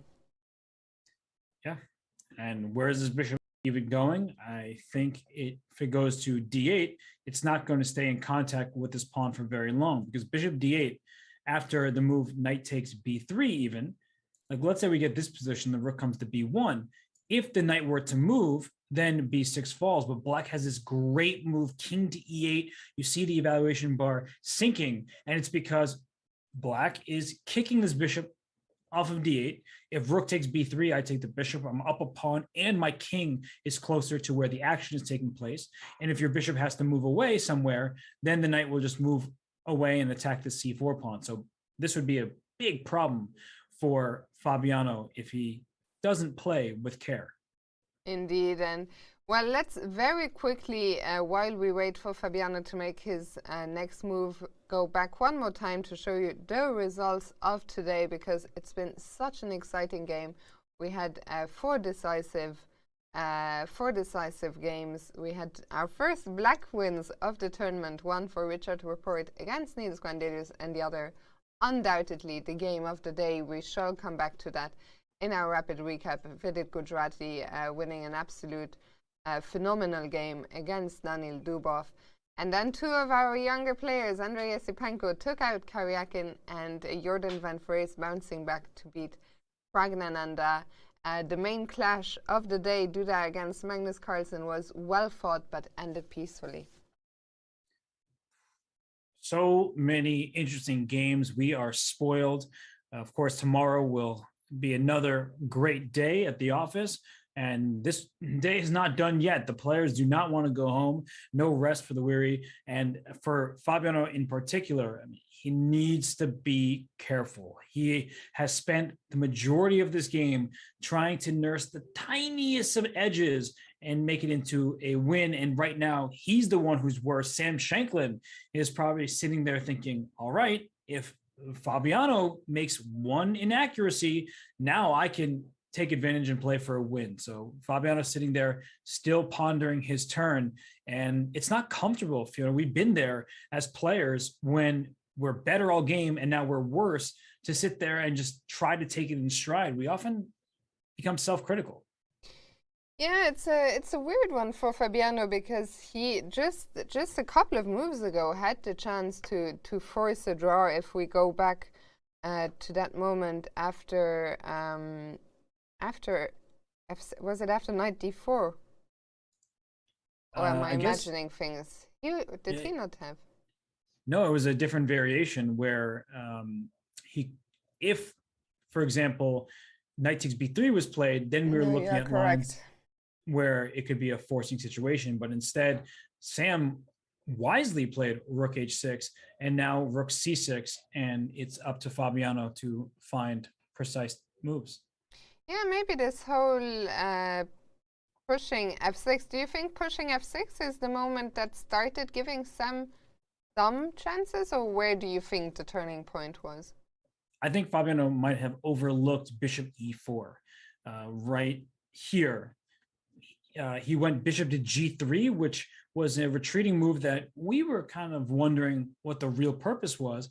And then bishop e4 happened, and it's black who's seizing the initiative. This capture we saw in the game.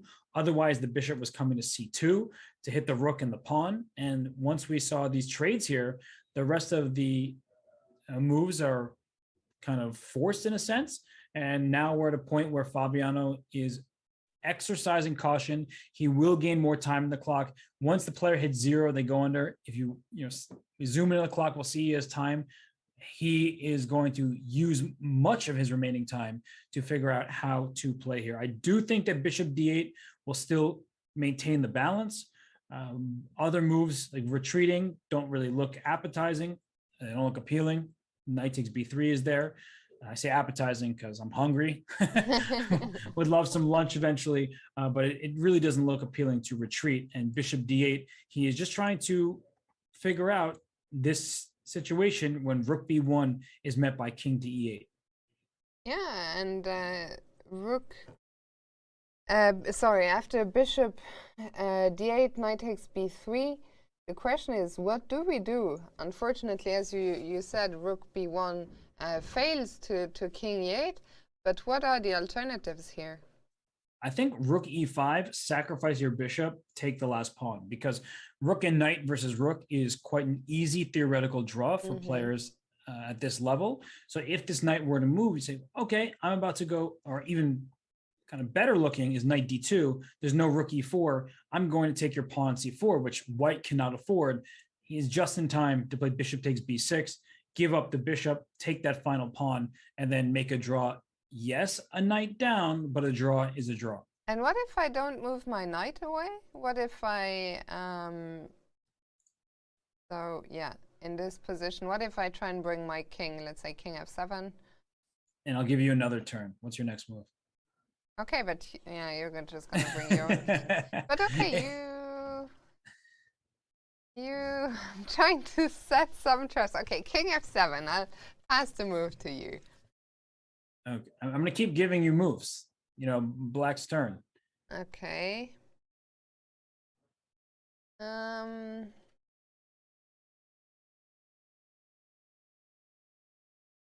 Okay. Right. The thing is, this bishop and the rook. Yeah, you're cutting me off everywhere.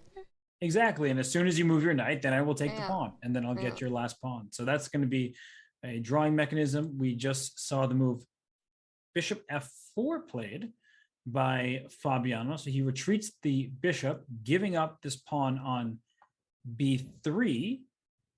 I don't love this decision by him.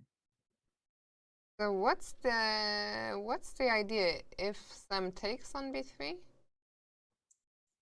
That he's just going to try and hold this position down a pawn. Fiona, we've had a long day already, full of excitement. This one might go a whole lot longer. Yay! And it is getting interesting though, because Fabiano has to prove that Yeah. he's up to the challenge, and he perhaps can sit his rook on e4, and then as soon as the rook for black moves away, go back to bishop c7, and this pawn is a permanent target that you have to deal with, and the king will be cut off. I don't have a good feeling about this one. If you're a Fabiano Caruana fan, this is not going in the direction that you can be happy about. I still have faith in Fabiano. I don't still see exactly how is black. If I just bring my king now as white to like c3 over to the queen side. But I agree with you, of course. I mean, for Fabiano, this is not going to be any fun. He was the one pressing throughout the whole game, and all of a sudden, he is the one doing the defending. Yeah, and he could have just ended the game at several moments. He played bishop e5 back to g3 and let Sam play bishop e4. So that's what's uncomfortable, is he could have concluded, he could have offered a draw. Sam would have readily accepted. Now Sam's up a pawn, and if a draw were to be offered, Sam would obviously say no. Why would you agree to a draw here?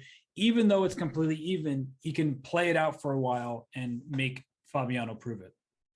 Yeah, and well, there will be, I know you said it jokingly, of course, there would be no draw offer here. I think Sam would maybe even find some words of choice. Would you feel quite disrespected here, Robert, if your opponent offered you a draw as white? I mean, it's not polite to do that. The etiquette of chess says the side that has the advantage is the side that can offer a draw. I mean, black's up a pawn. It's not like white has an attack or anything to speak of as compensation for it. It is still objectively a level game, but there's no reason why Fabiano should ever offer a draw here. It would actually be a bit rude. And the clock situation, does Sam actually still have 26 minutes on the clock? Yeah, he gained that 15 minutes at the time control. Okay, so I didn't realize he still had so much time left leading up to move 50. So I think one of the things that Fabiano is going to have to be very mindful about is not to take down too low on the clock, because Fabiano only has 11 minutes. This position we think should be a draw, but you don't want to be defending it with only a minute on the clock. No. And the 30-second increment will always come in handy. So if you make a couple quick moves, you can gain a minute or two. But here, rook f6 played, very clear. Please play king to f3. Why don't you play king to f3? That's how you lose games in the spot. The bishop is pinned, so knight d2 check. There you see the bar go down, and it's going to stay down. You can't take the knight. Bishop is pinned to the king, so that would allow black to win the game. Obviously, Fabiano not going to make that move. He instead plays king g3, and he's going to walk his king up the board. Fiona, something you advocated for a long time ago, and he is going to just hold the balance by being extremely active and thus limiting black from getting everything that he wants, going after the c4 pawn, because black's king, while it's tucked away in the last rank, if the white king goes up to g5 and even to g6, then there could be a kind of mating net. Yeah, and it's one of the problems for Sam in this position, that the king is cut off on the F file. You would love to bring your king over to the queen side, maybe via a6, a5, b4, infiltrate the white camp. But Fabiano isn't going to let you do that so easily. Certainly not. And if you trade rooks, then white immediately trades and plays bishop c7, takes. So that's another issue that black needs to deal with, is that if the rooks get traded, this knight needs to be somewhere where it defends the b6 pawn, and then you're in a passive position anyway and not going for white's remaining pawn on c4. And on the big camera there, we see the two arbiters in the background who are also waiting for the final game of the day to conclude in the challenger section. Everything is over, so these are the last two players in the playing hall.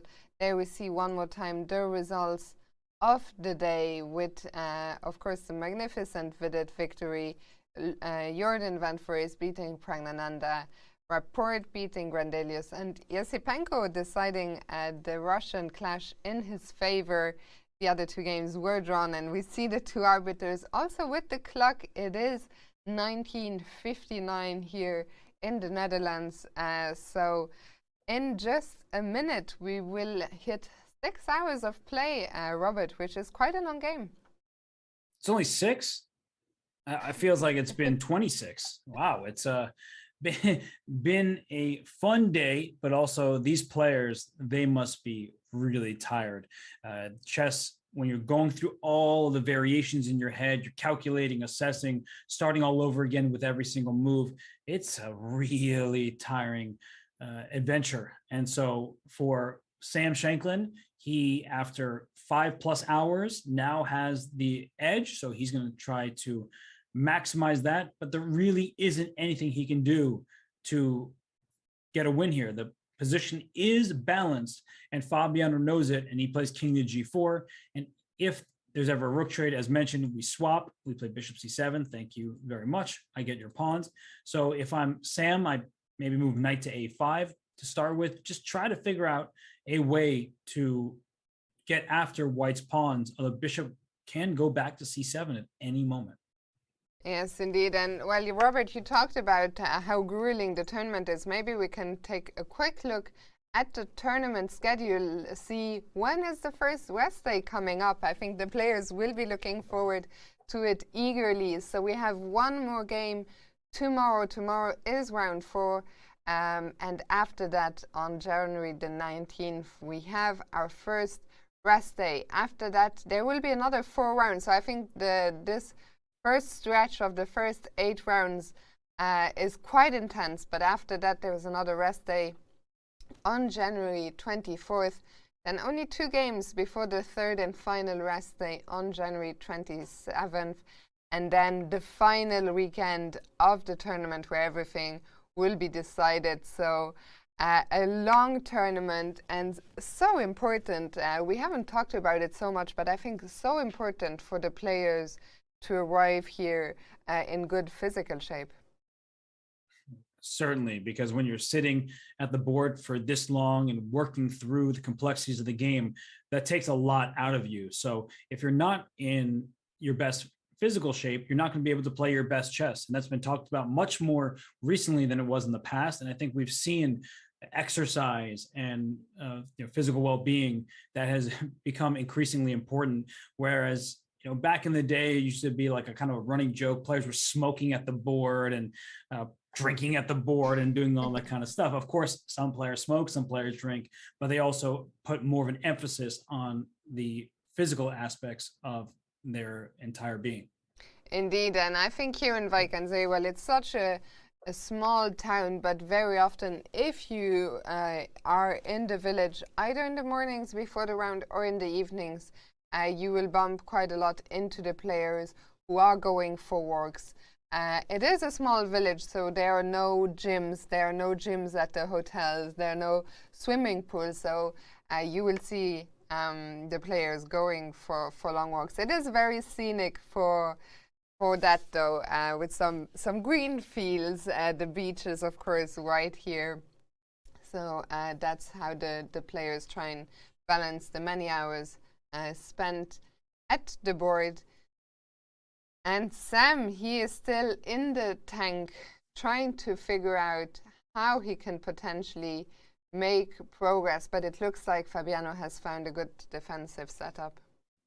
He certainly has, because his king is up the board, which means that black can't bring his king up too much more either. So we sit here, we think, what can we do? What trades do we want?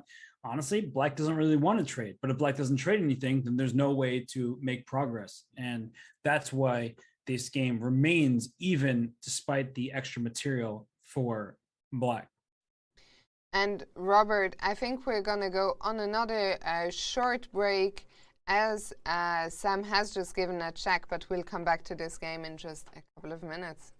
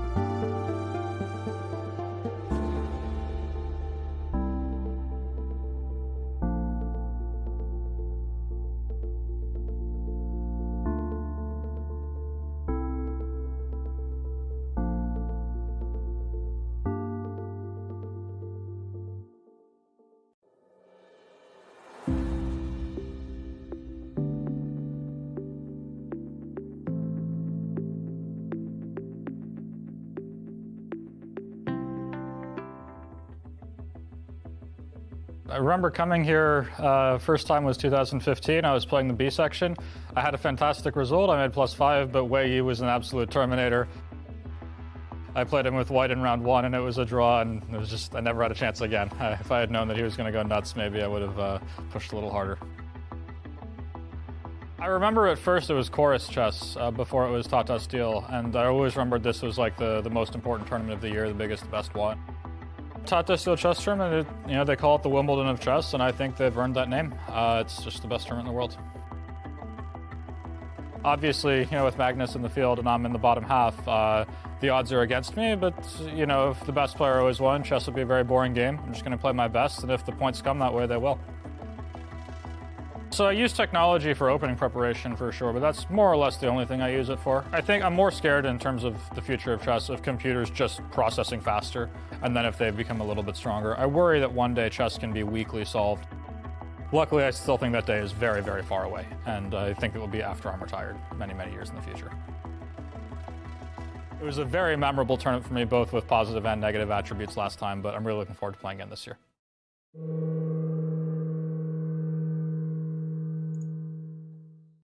And good to hear from Sam there, who has good memories from Wijk and Zee today.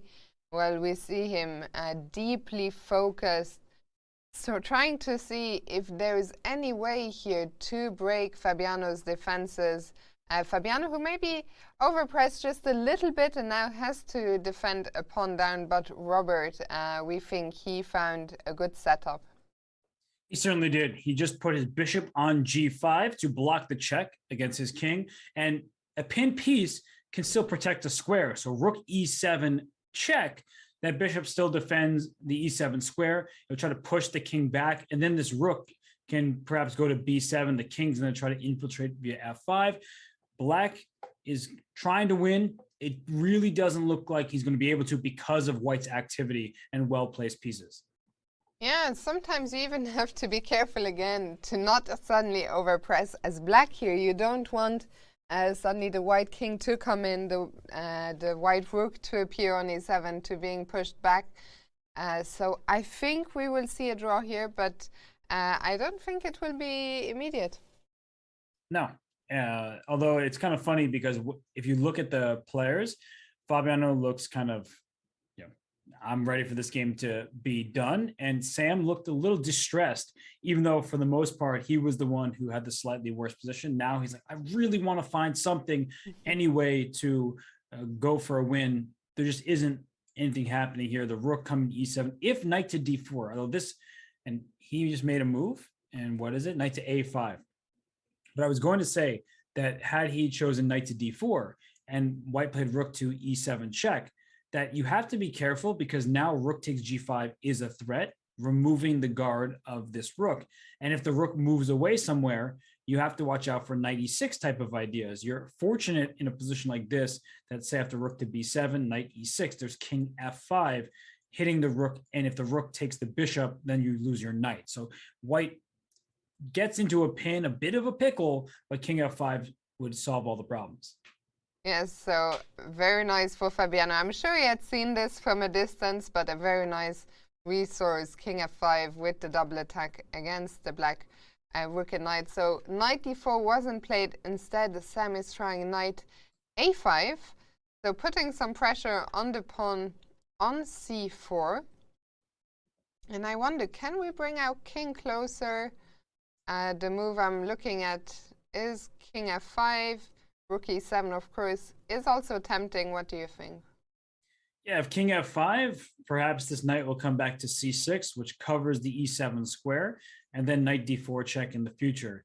The knight could have been on d4 right away. I think that rook e7 check, the king has to go back, and then maybe rook d7 is possible. I understand I'm giving away a second pawn, and some of you may be nervous about that or think I'm just blundering. I did it intentionally. It may end up being bad, but I'm trying to do something here by going king f5. We talked about how the mating nets can be a bit scary. Here, I don't think that White is in any danger of losing because even in the event of a rook trade, the White king is so close and the bishop will sacrifice itself at the very least for these two pawns here. So there's no real risk in this position for Fabiano. That's why the bar just remains around 0. It's why Fabiano doesn't seem bothered by anything that's going on. Even in the event he's on 2 full pawns, he'll be able to hold the ensuing endgame. Yes, but Fabiano down to 7 minutes.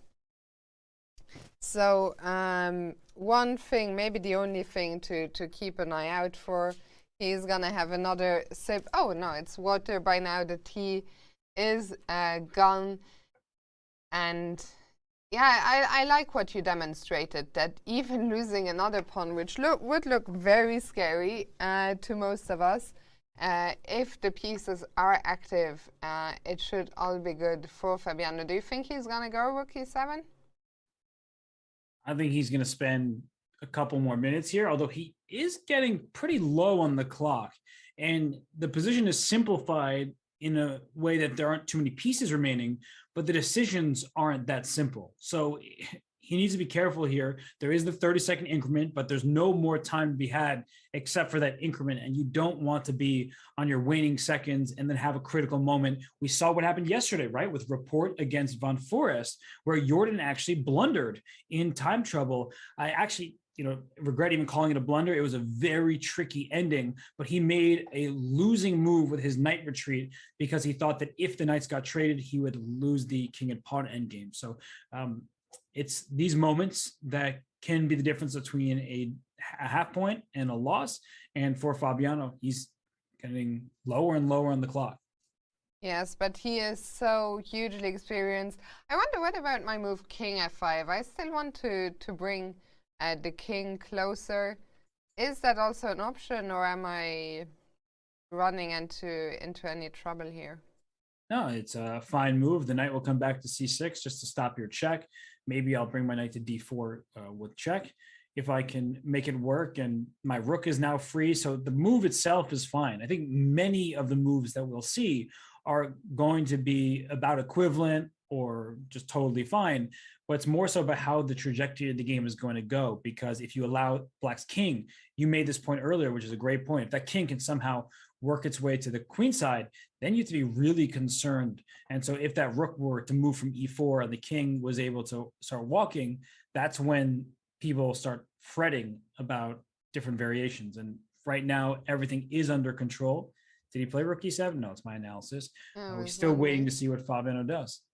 5 minutes on the clock. At which point do you start getting nervous, if it were yourself? Probably move 1. But besides that, 5 minutes is plenty of time here, I would think, because it doesn't seem like there's a losing move that will happen that quickly. Even if the c4 pawn is taken, which you don't want to happen, I still think that it is closer to a white draw than it is a draw draws between both players than a win for Black. And we see the close up there onto the clock. So just under 6 minutes for Fabiano, 17 minutes and 20 seconds for Shankland. Fabiano has gone for rook e7 check, kicking back the king to f8 and then putting his rook onto d7. And it's a line we were talking about just before. You give up this c4 pawn, and then you bring your king in, and either the Black king gets in trouble if you leave the rooks on the board, or if you trade the rooks, let's say knight c4, king f5, rook d6, we swap rooks, the king can go into the e6 square, and then this bishop is going to quickly attack these pawns. The white king is also around to start attacking them, and this is just still a draw. So 2 pawns ahead, not enough material to work with to win this game. And I think we're getting closer to the conclusion of the game, because if you're Sam Shankland and you've done all this work bringing the knight to the room to a5 just to attack the pawn on c4, if you're not going to take it, there is not really any other way to make progress here, I believe. Can you try king e8? King e8 is rook d8 check, so I can just kick your king back to f7. I think you have to take the pawn, but it's very clear that Fabiano has no issues with that resulting position, and he shouldn't. The king for white is just so much more active than the Black king. Yes, and well, Sam, I think he is taking his time now. Not laughing at him, he really is trying to win this game. So you have to give him credit. He's a really hard worker and he's working hard at the board right now. But it is kind of funny, he just seemed stressed. Like, I need to find something. There just isn't anything to find. The stress followed by not like this. Akram, the first to start, did not like this is in the chat. And yeah, Sam, well, he had a frustrating draw against Niels yesterday. And today, I think, again, both players likely to walk away feeling not completely happy with the draw if it happens. Well, we know what happens in Vidit's games when he does the not like this. So I think Sam's just trying to take one out of his book. He's like, that guy's winning his games, making these motions. I'm going to do the same. But no, he should be happy with the draw. He's played a good game. He was solid throughout, and he's playing against Fabiano Caruana. So drawing him with black is a good result, and the play was good. Indeed. A great game by Sam, who I think will soon give up his attempts to win this game, as Fabiano, after maybe pressing slightly too much, finding himself a pawn down. He didn't lose his cool. He regrouped and found this nice active defense here. He can go 2 pawns down, but as you said, the king is just simply too close, and the black pawns will drop eventually. I'm just wondering which move Sam will play. Like, will he play knight takes c4, and then we'll see the king come to f5, or will he do something else? Because there's actually a forced draw sequence that we were talking about rook d6, and the reason I was mentioning the move rook to d6 here rather than anything else was because if rook c6 is played, rook d8, rook d7 is a draw on the spot. Like, you just can't do anything. King has nowhere to hide. That's it, right? The king on f5 is taking away these forward squares. The bishop and the rook do the rest, and the king will just have to go to the back rank and then back to a square like f7. So that's why rook d6 was my recommendation, and bishop e7 check. The king comes to e8. This is also going to be a draw because after rook takes d6, if you take, the bishop takes. I didn't even think about bishop e7 initially, but now that we're here, we can make a draw in a bunch of different ways. And I guess that is really why Sam is thinking, because rook d6 allows bishop e7 check, which means there's nothing else to consider after that. And the game is a forced draw. Yeah, I think he will have to eventually admit that there isn't anything else. Of course, we can only commend him for trying. He is such a fighting player, but there he goes, the close-up just in time of the knight, capturing the pawn on c4. And there goes Fabiano's king to f5. And Sam, there it is, the draw. Where he looks at him, the hands, they shake him, and that is that. Fiona, round 3 officially in the books. That was a really long round.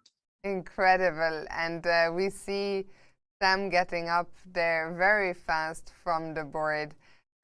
He's probably not happy with how the game concluded in the end, but I think very often that's the case right after the game. But then if you go back to the hotel and you look at the game as a whole, I think all in all, Sam did great. And of course, a draw against Fabiano with the black pieces, especially when you were on the back foot for 90% of the game, is a great result. And yeah, what a round it has been, Robert, indeed. And we are not done just yet. First of all, here are the complete results of round 3. We had 3 draws between Duda and Carlson, between Giri and Mamedyarov, and the one we just saw between Caruana and Sam Shankland. But Robert, we also had 4 decisive results.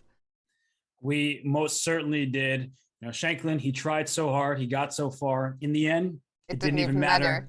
The game concluded as the draw we thought it would be, but 4 other games did end decisively. We see Rapport, Yesipenko, Vidit, and Jorden van Foreest all taking down their opponents. So we had a very exciting day. I mean, I loved it. Yes, I mean, we were really treated to one of the early candidates for Game of the Year, which in case you have missed it, don't go anywhere because we are going to go on our final quick break of the day to get set up, and we'll be back with the rapid recap of the day in which we'll be looking, of course, at the game between Daniil Dubov and Vidit Gujrati. So don't go anywhere, and we'll see you in a sec.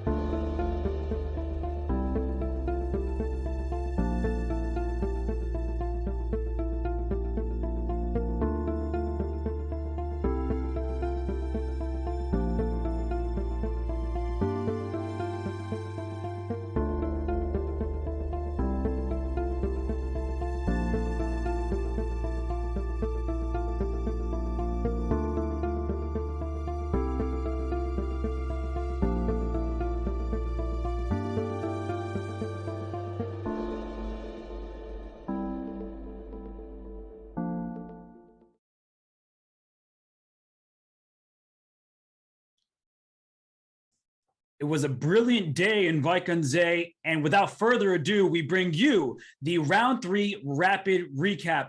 Fiona, we could make no other choice than a game between Daniil Dubov and Vidit Gujrati. Indeed, an early front runner for game of the year, not just game of the tournament. And let's see, it started off quietly with an Italian game. Daniil Dubov, he can play anything, he will play anything, but he soon sprung the first surprise. Right here, he played bishop g5, which is not the most common move, instead castling for white or other variations, but instead bishop g5, and after h6, he retreats his bishop. And Fiona, right around here, knight a3, what an odd choice. And Vidit talked about it after the game. Knight a3 was the first real surprise of the game for him. After some thought, he decided to take the knight on a3, always a double-edged decision. Yes, white gets the bishop here, but also a ruined pawn structure here on the queen side. But the game started heating up where Vidit, he was a bit self-critical about the move knight to b8, but it worked out in his favor as he reroutes the knight to d7. And here, Fiona, this is where it gets spicy. Indeed, g5, kicking back the white bishop, and Vidit now deciding to take the pawn on e4, which is going to, of course, open up all the lines in front of that uncastled king on e8. As Vidit said, this is modern chess for you. He takes this pawn on e4. It attacks the bishop. It attacks the pawn on c3. So Dubov plays queen c2. We see another brilliant choice, pawn to f5. If my king's going to be in danger, let's put in all the danger it can handle. And after de5, we saw a trade, rook to e1, knight takes bishop, pawn takes e4. And Fiona, we saw g4. Things are heating up. And how did Vidit handle this? Vidit handled things incredibly well. He was already, the time was ticking down, but Vidit just started playing perfect chess. He now just ignored this g4 push, jumped with the knight into c5, Dubov doing the same, bringing his own knight forward via d4, and rook f8 admitting, I'm never going to castle kingside. That was off the table for a while already. But that rook on f8, Robert, soon started playing a very important role, because what was Dubov about to uncork here? It was a heroic piece indeed. We saw gf5, bishop f5, and now this was the first humongous shot of the game. Rook takes b7. The point being that after knight takes b7, bishop b5 is check to the miserable king. If you go king to d8, you walk into a fork. Knight c6 check is a problem. You lose your queen. If the bishop returns to d7, rook takes e4, guess what? White wins your queen again. That leaves you with one other option, king f7. White snaps off this bishop on f5, hits the queen, hits e4. The bishop can come back to c4. h6 is under attack. e4, as mentioned, is threatened. This would have been bad news for Vidit. So Fiona, instead of capturing a rook, we don't have to immediately recapture pieces just because they took ours. What a move Vidit played here. He took some time. We were incredibly worried. You don't want to find yourself in this position against Daniil Dubov, who's just sacrificed a piece. But Vidit Gujrati, he played the incredibly calm and cool rook f6, which turns out to be the only move in the position. I wish I could give that like 3 exclamation points. And as we were just seeing in the previous variation, that when this bishop came to b5 with check, the king got in the rook's path. But with the rook here, now knight takes b7 is in fact a threat. And Dubov said, threat, what are you talking about? Let's play queen to b1. The knight took the rook, the queen swooped into b7. And here's where everything broke loose. Rook d8, knight f5, rook f5, and Fiona, from a distance, perhaps Dubov didn't see Vidit's saving grace here. Indeed, it looks like the black king is in a lot of trouble. All the pieces are swooping in. We are skewering the queen and the king. Rook e5, the move you want to play immediately, it doesn't work, Robert. No, it does not. You'll see that evaluation bar go sky high because queen c6 check ends the story here. If the king were to go to f8, queen takes h6 with check. The queen can go to h8 with check. pick up a rook in the center of the board. Had the rook blocked on d7, queen g6 check. If king f8, we just told you what it would happen. Queen h6, queen h8. Actually, queen g8 is mate in 1. What am I talking about? I can't see the obvious. But instead, king d8, the point is queen g8 check, queen blocks. No, we don't trade queens. We do it on our own terms because the bishop defends the queen on g8. We stole a rook in the center. That means white would have been a piece ahead. And maybe the move that Vidit played and that Dubov might have missed from a distance, the saving grace, rook d1 check, freeing up that all-important d8 square for the king. Dubov here stepped out of the check, and now rook e5 is a different story. Completely different story. As you mentioned, the d8 square is vacated. King f8 would have run to the same exact problem with the check and queen h8 winning this rook in the center. So king d8 and the fireworks just really started continuing. Queen a8 check, king to d7, bishop b5 check. That king goes up to e6. We'll give it another check, why don't we? The king steps to f6. And now after queen h8 check, it's not losing because of the move king to f5, Fiona. Incredible stuff. What a king run by Vidit Gujrati. And here, is it the moment where Daniil Dubov finally took the wrong step, Robert?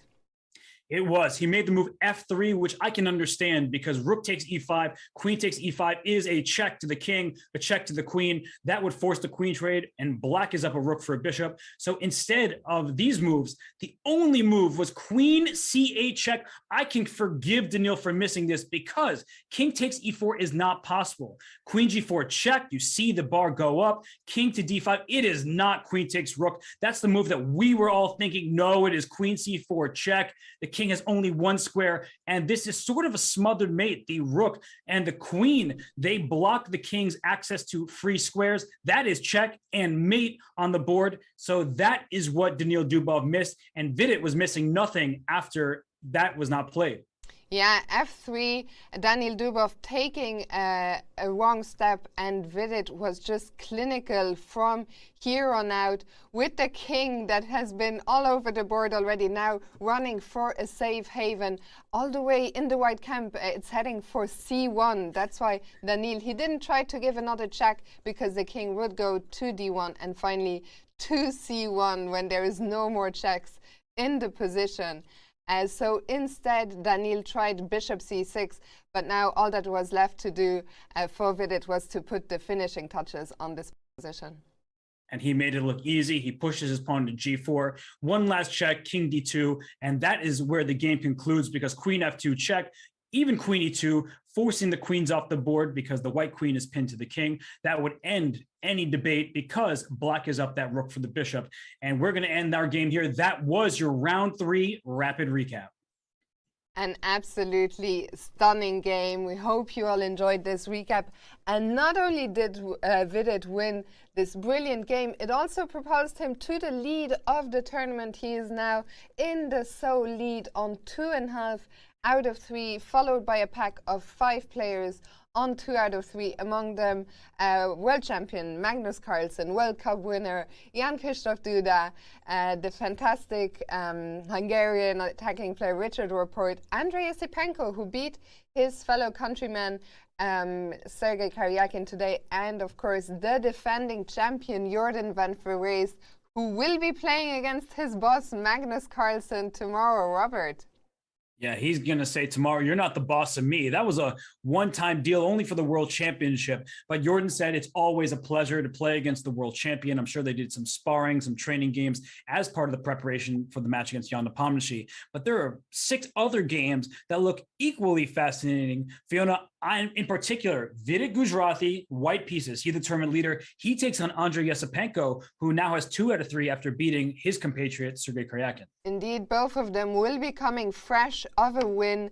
They will be eager to keep the run going. And I think tomorrow is also an interesting day because it is the last day before the rest day, which is coming up in just 2 days. So it's always curious to see how much are the players willing to risk. So a lot of new storylines to follow tomorrow. We will be back same place, same time. It starts at 2 p.m. Central European time. That's 5 a.m.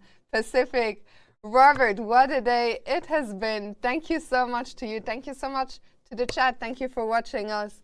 And Robert, I'll leave you the final words. Well, it felt like 3 days in one, and there were 4 decisive games, so we had a treat. Wijk brings out the best in many players, and it's just such a fun tournament filled with the who's who of chess, the top-rated players in the world, some youngsters like Praggnanandhaa. It was not his day today, but tomorrow the sun still shines. He gets to come back to the board and try his best and try to get another win, or not another, he hasn't had one yet, but another in his illustrious career already at just 16. So Fiona, thank you so much for joining me. I know it's been a long day, but day 4 should just be even better than the great day 3 we just had. I'm certainly looking forward to it. I'll see you then. I'll see you all in the chat tomorrow. Have a good one. We'll see you then. Take care. Bye-bye.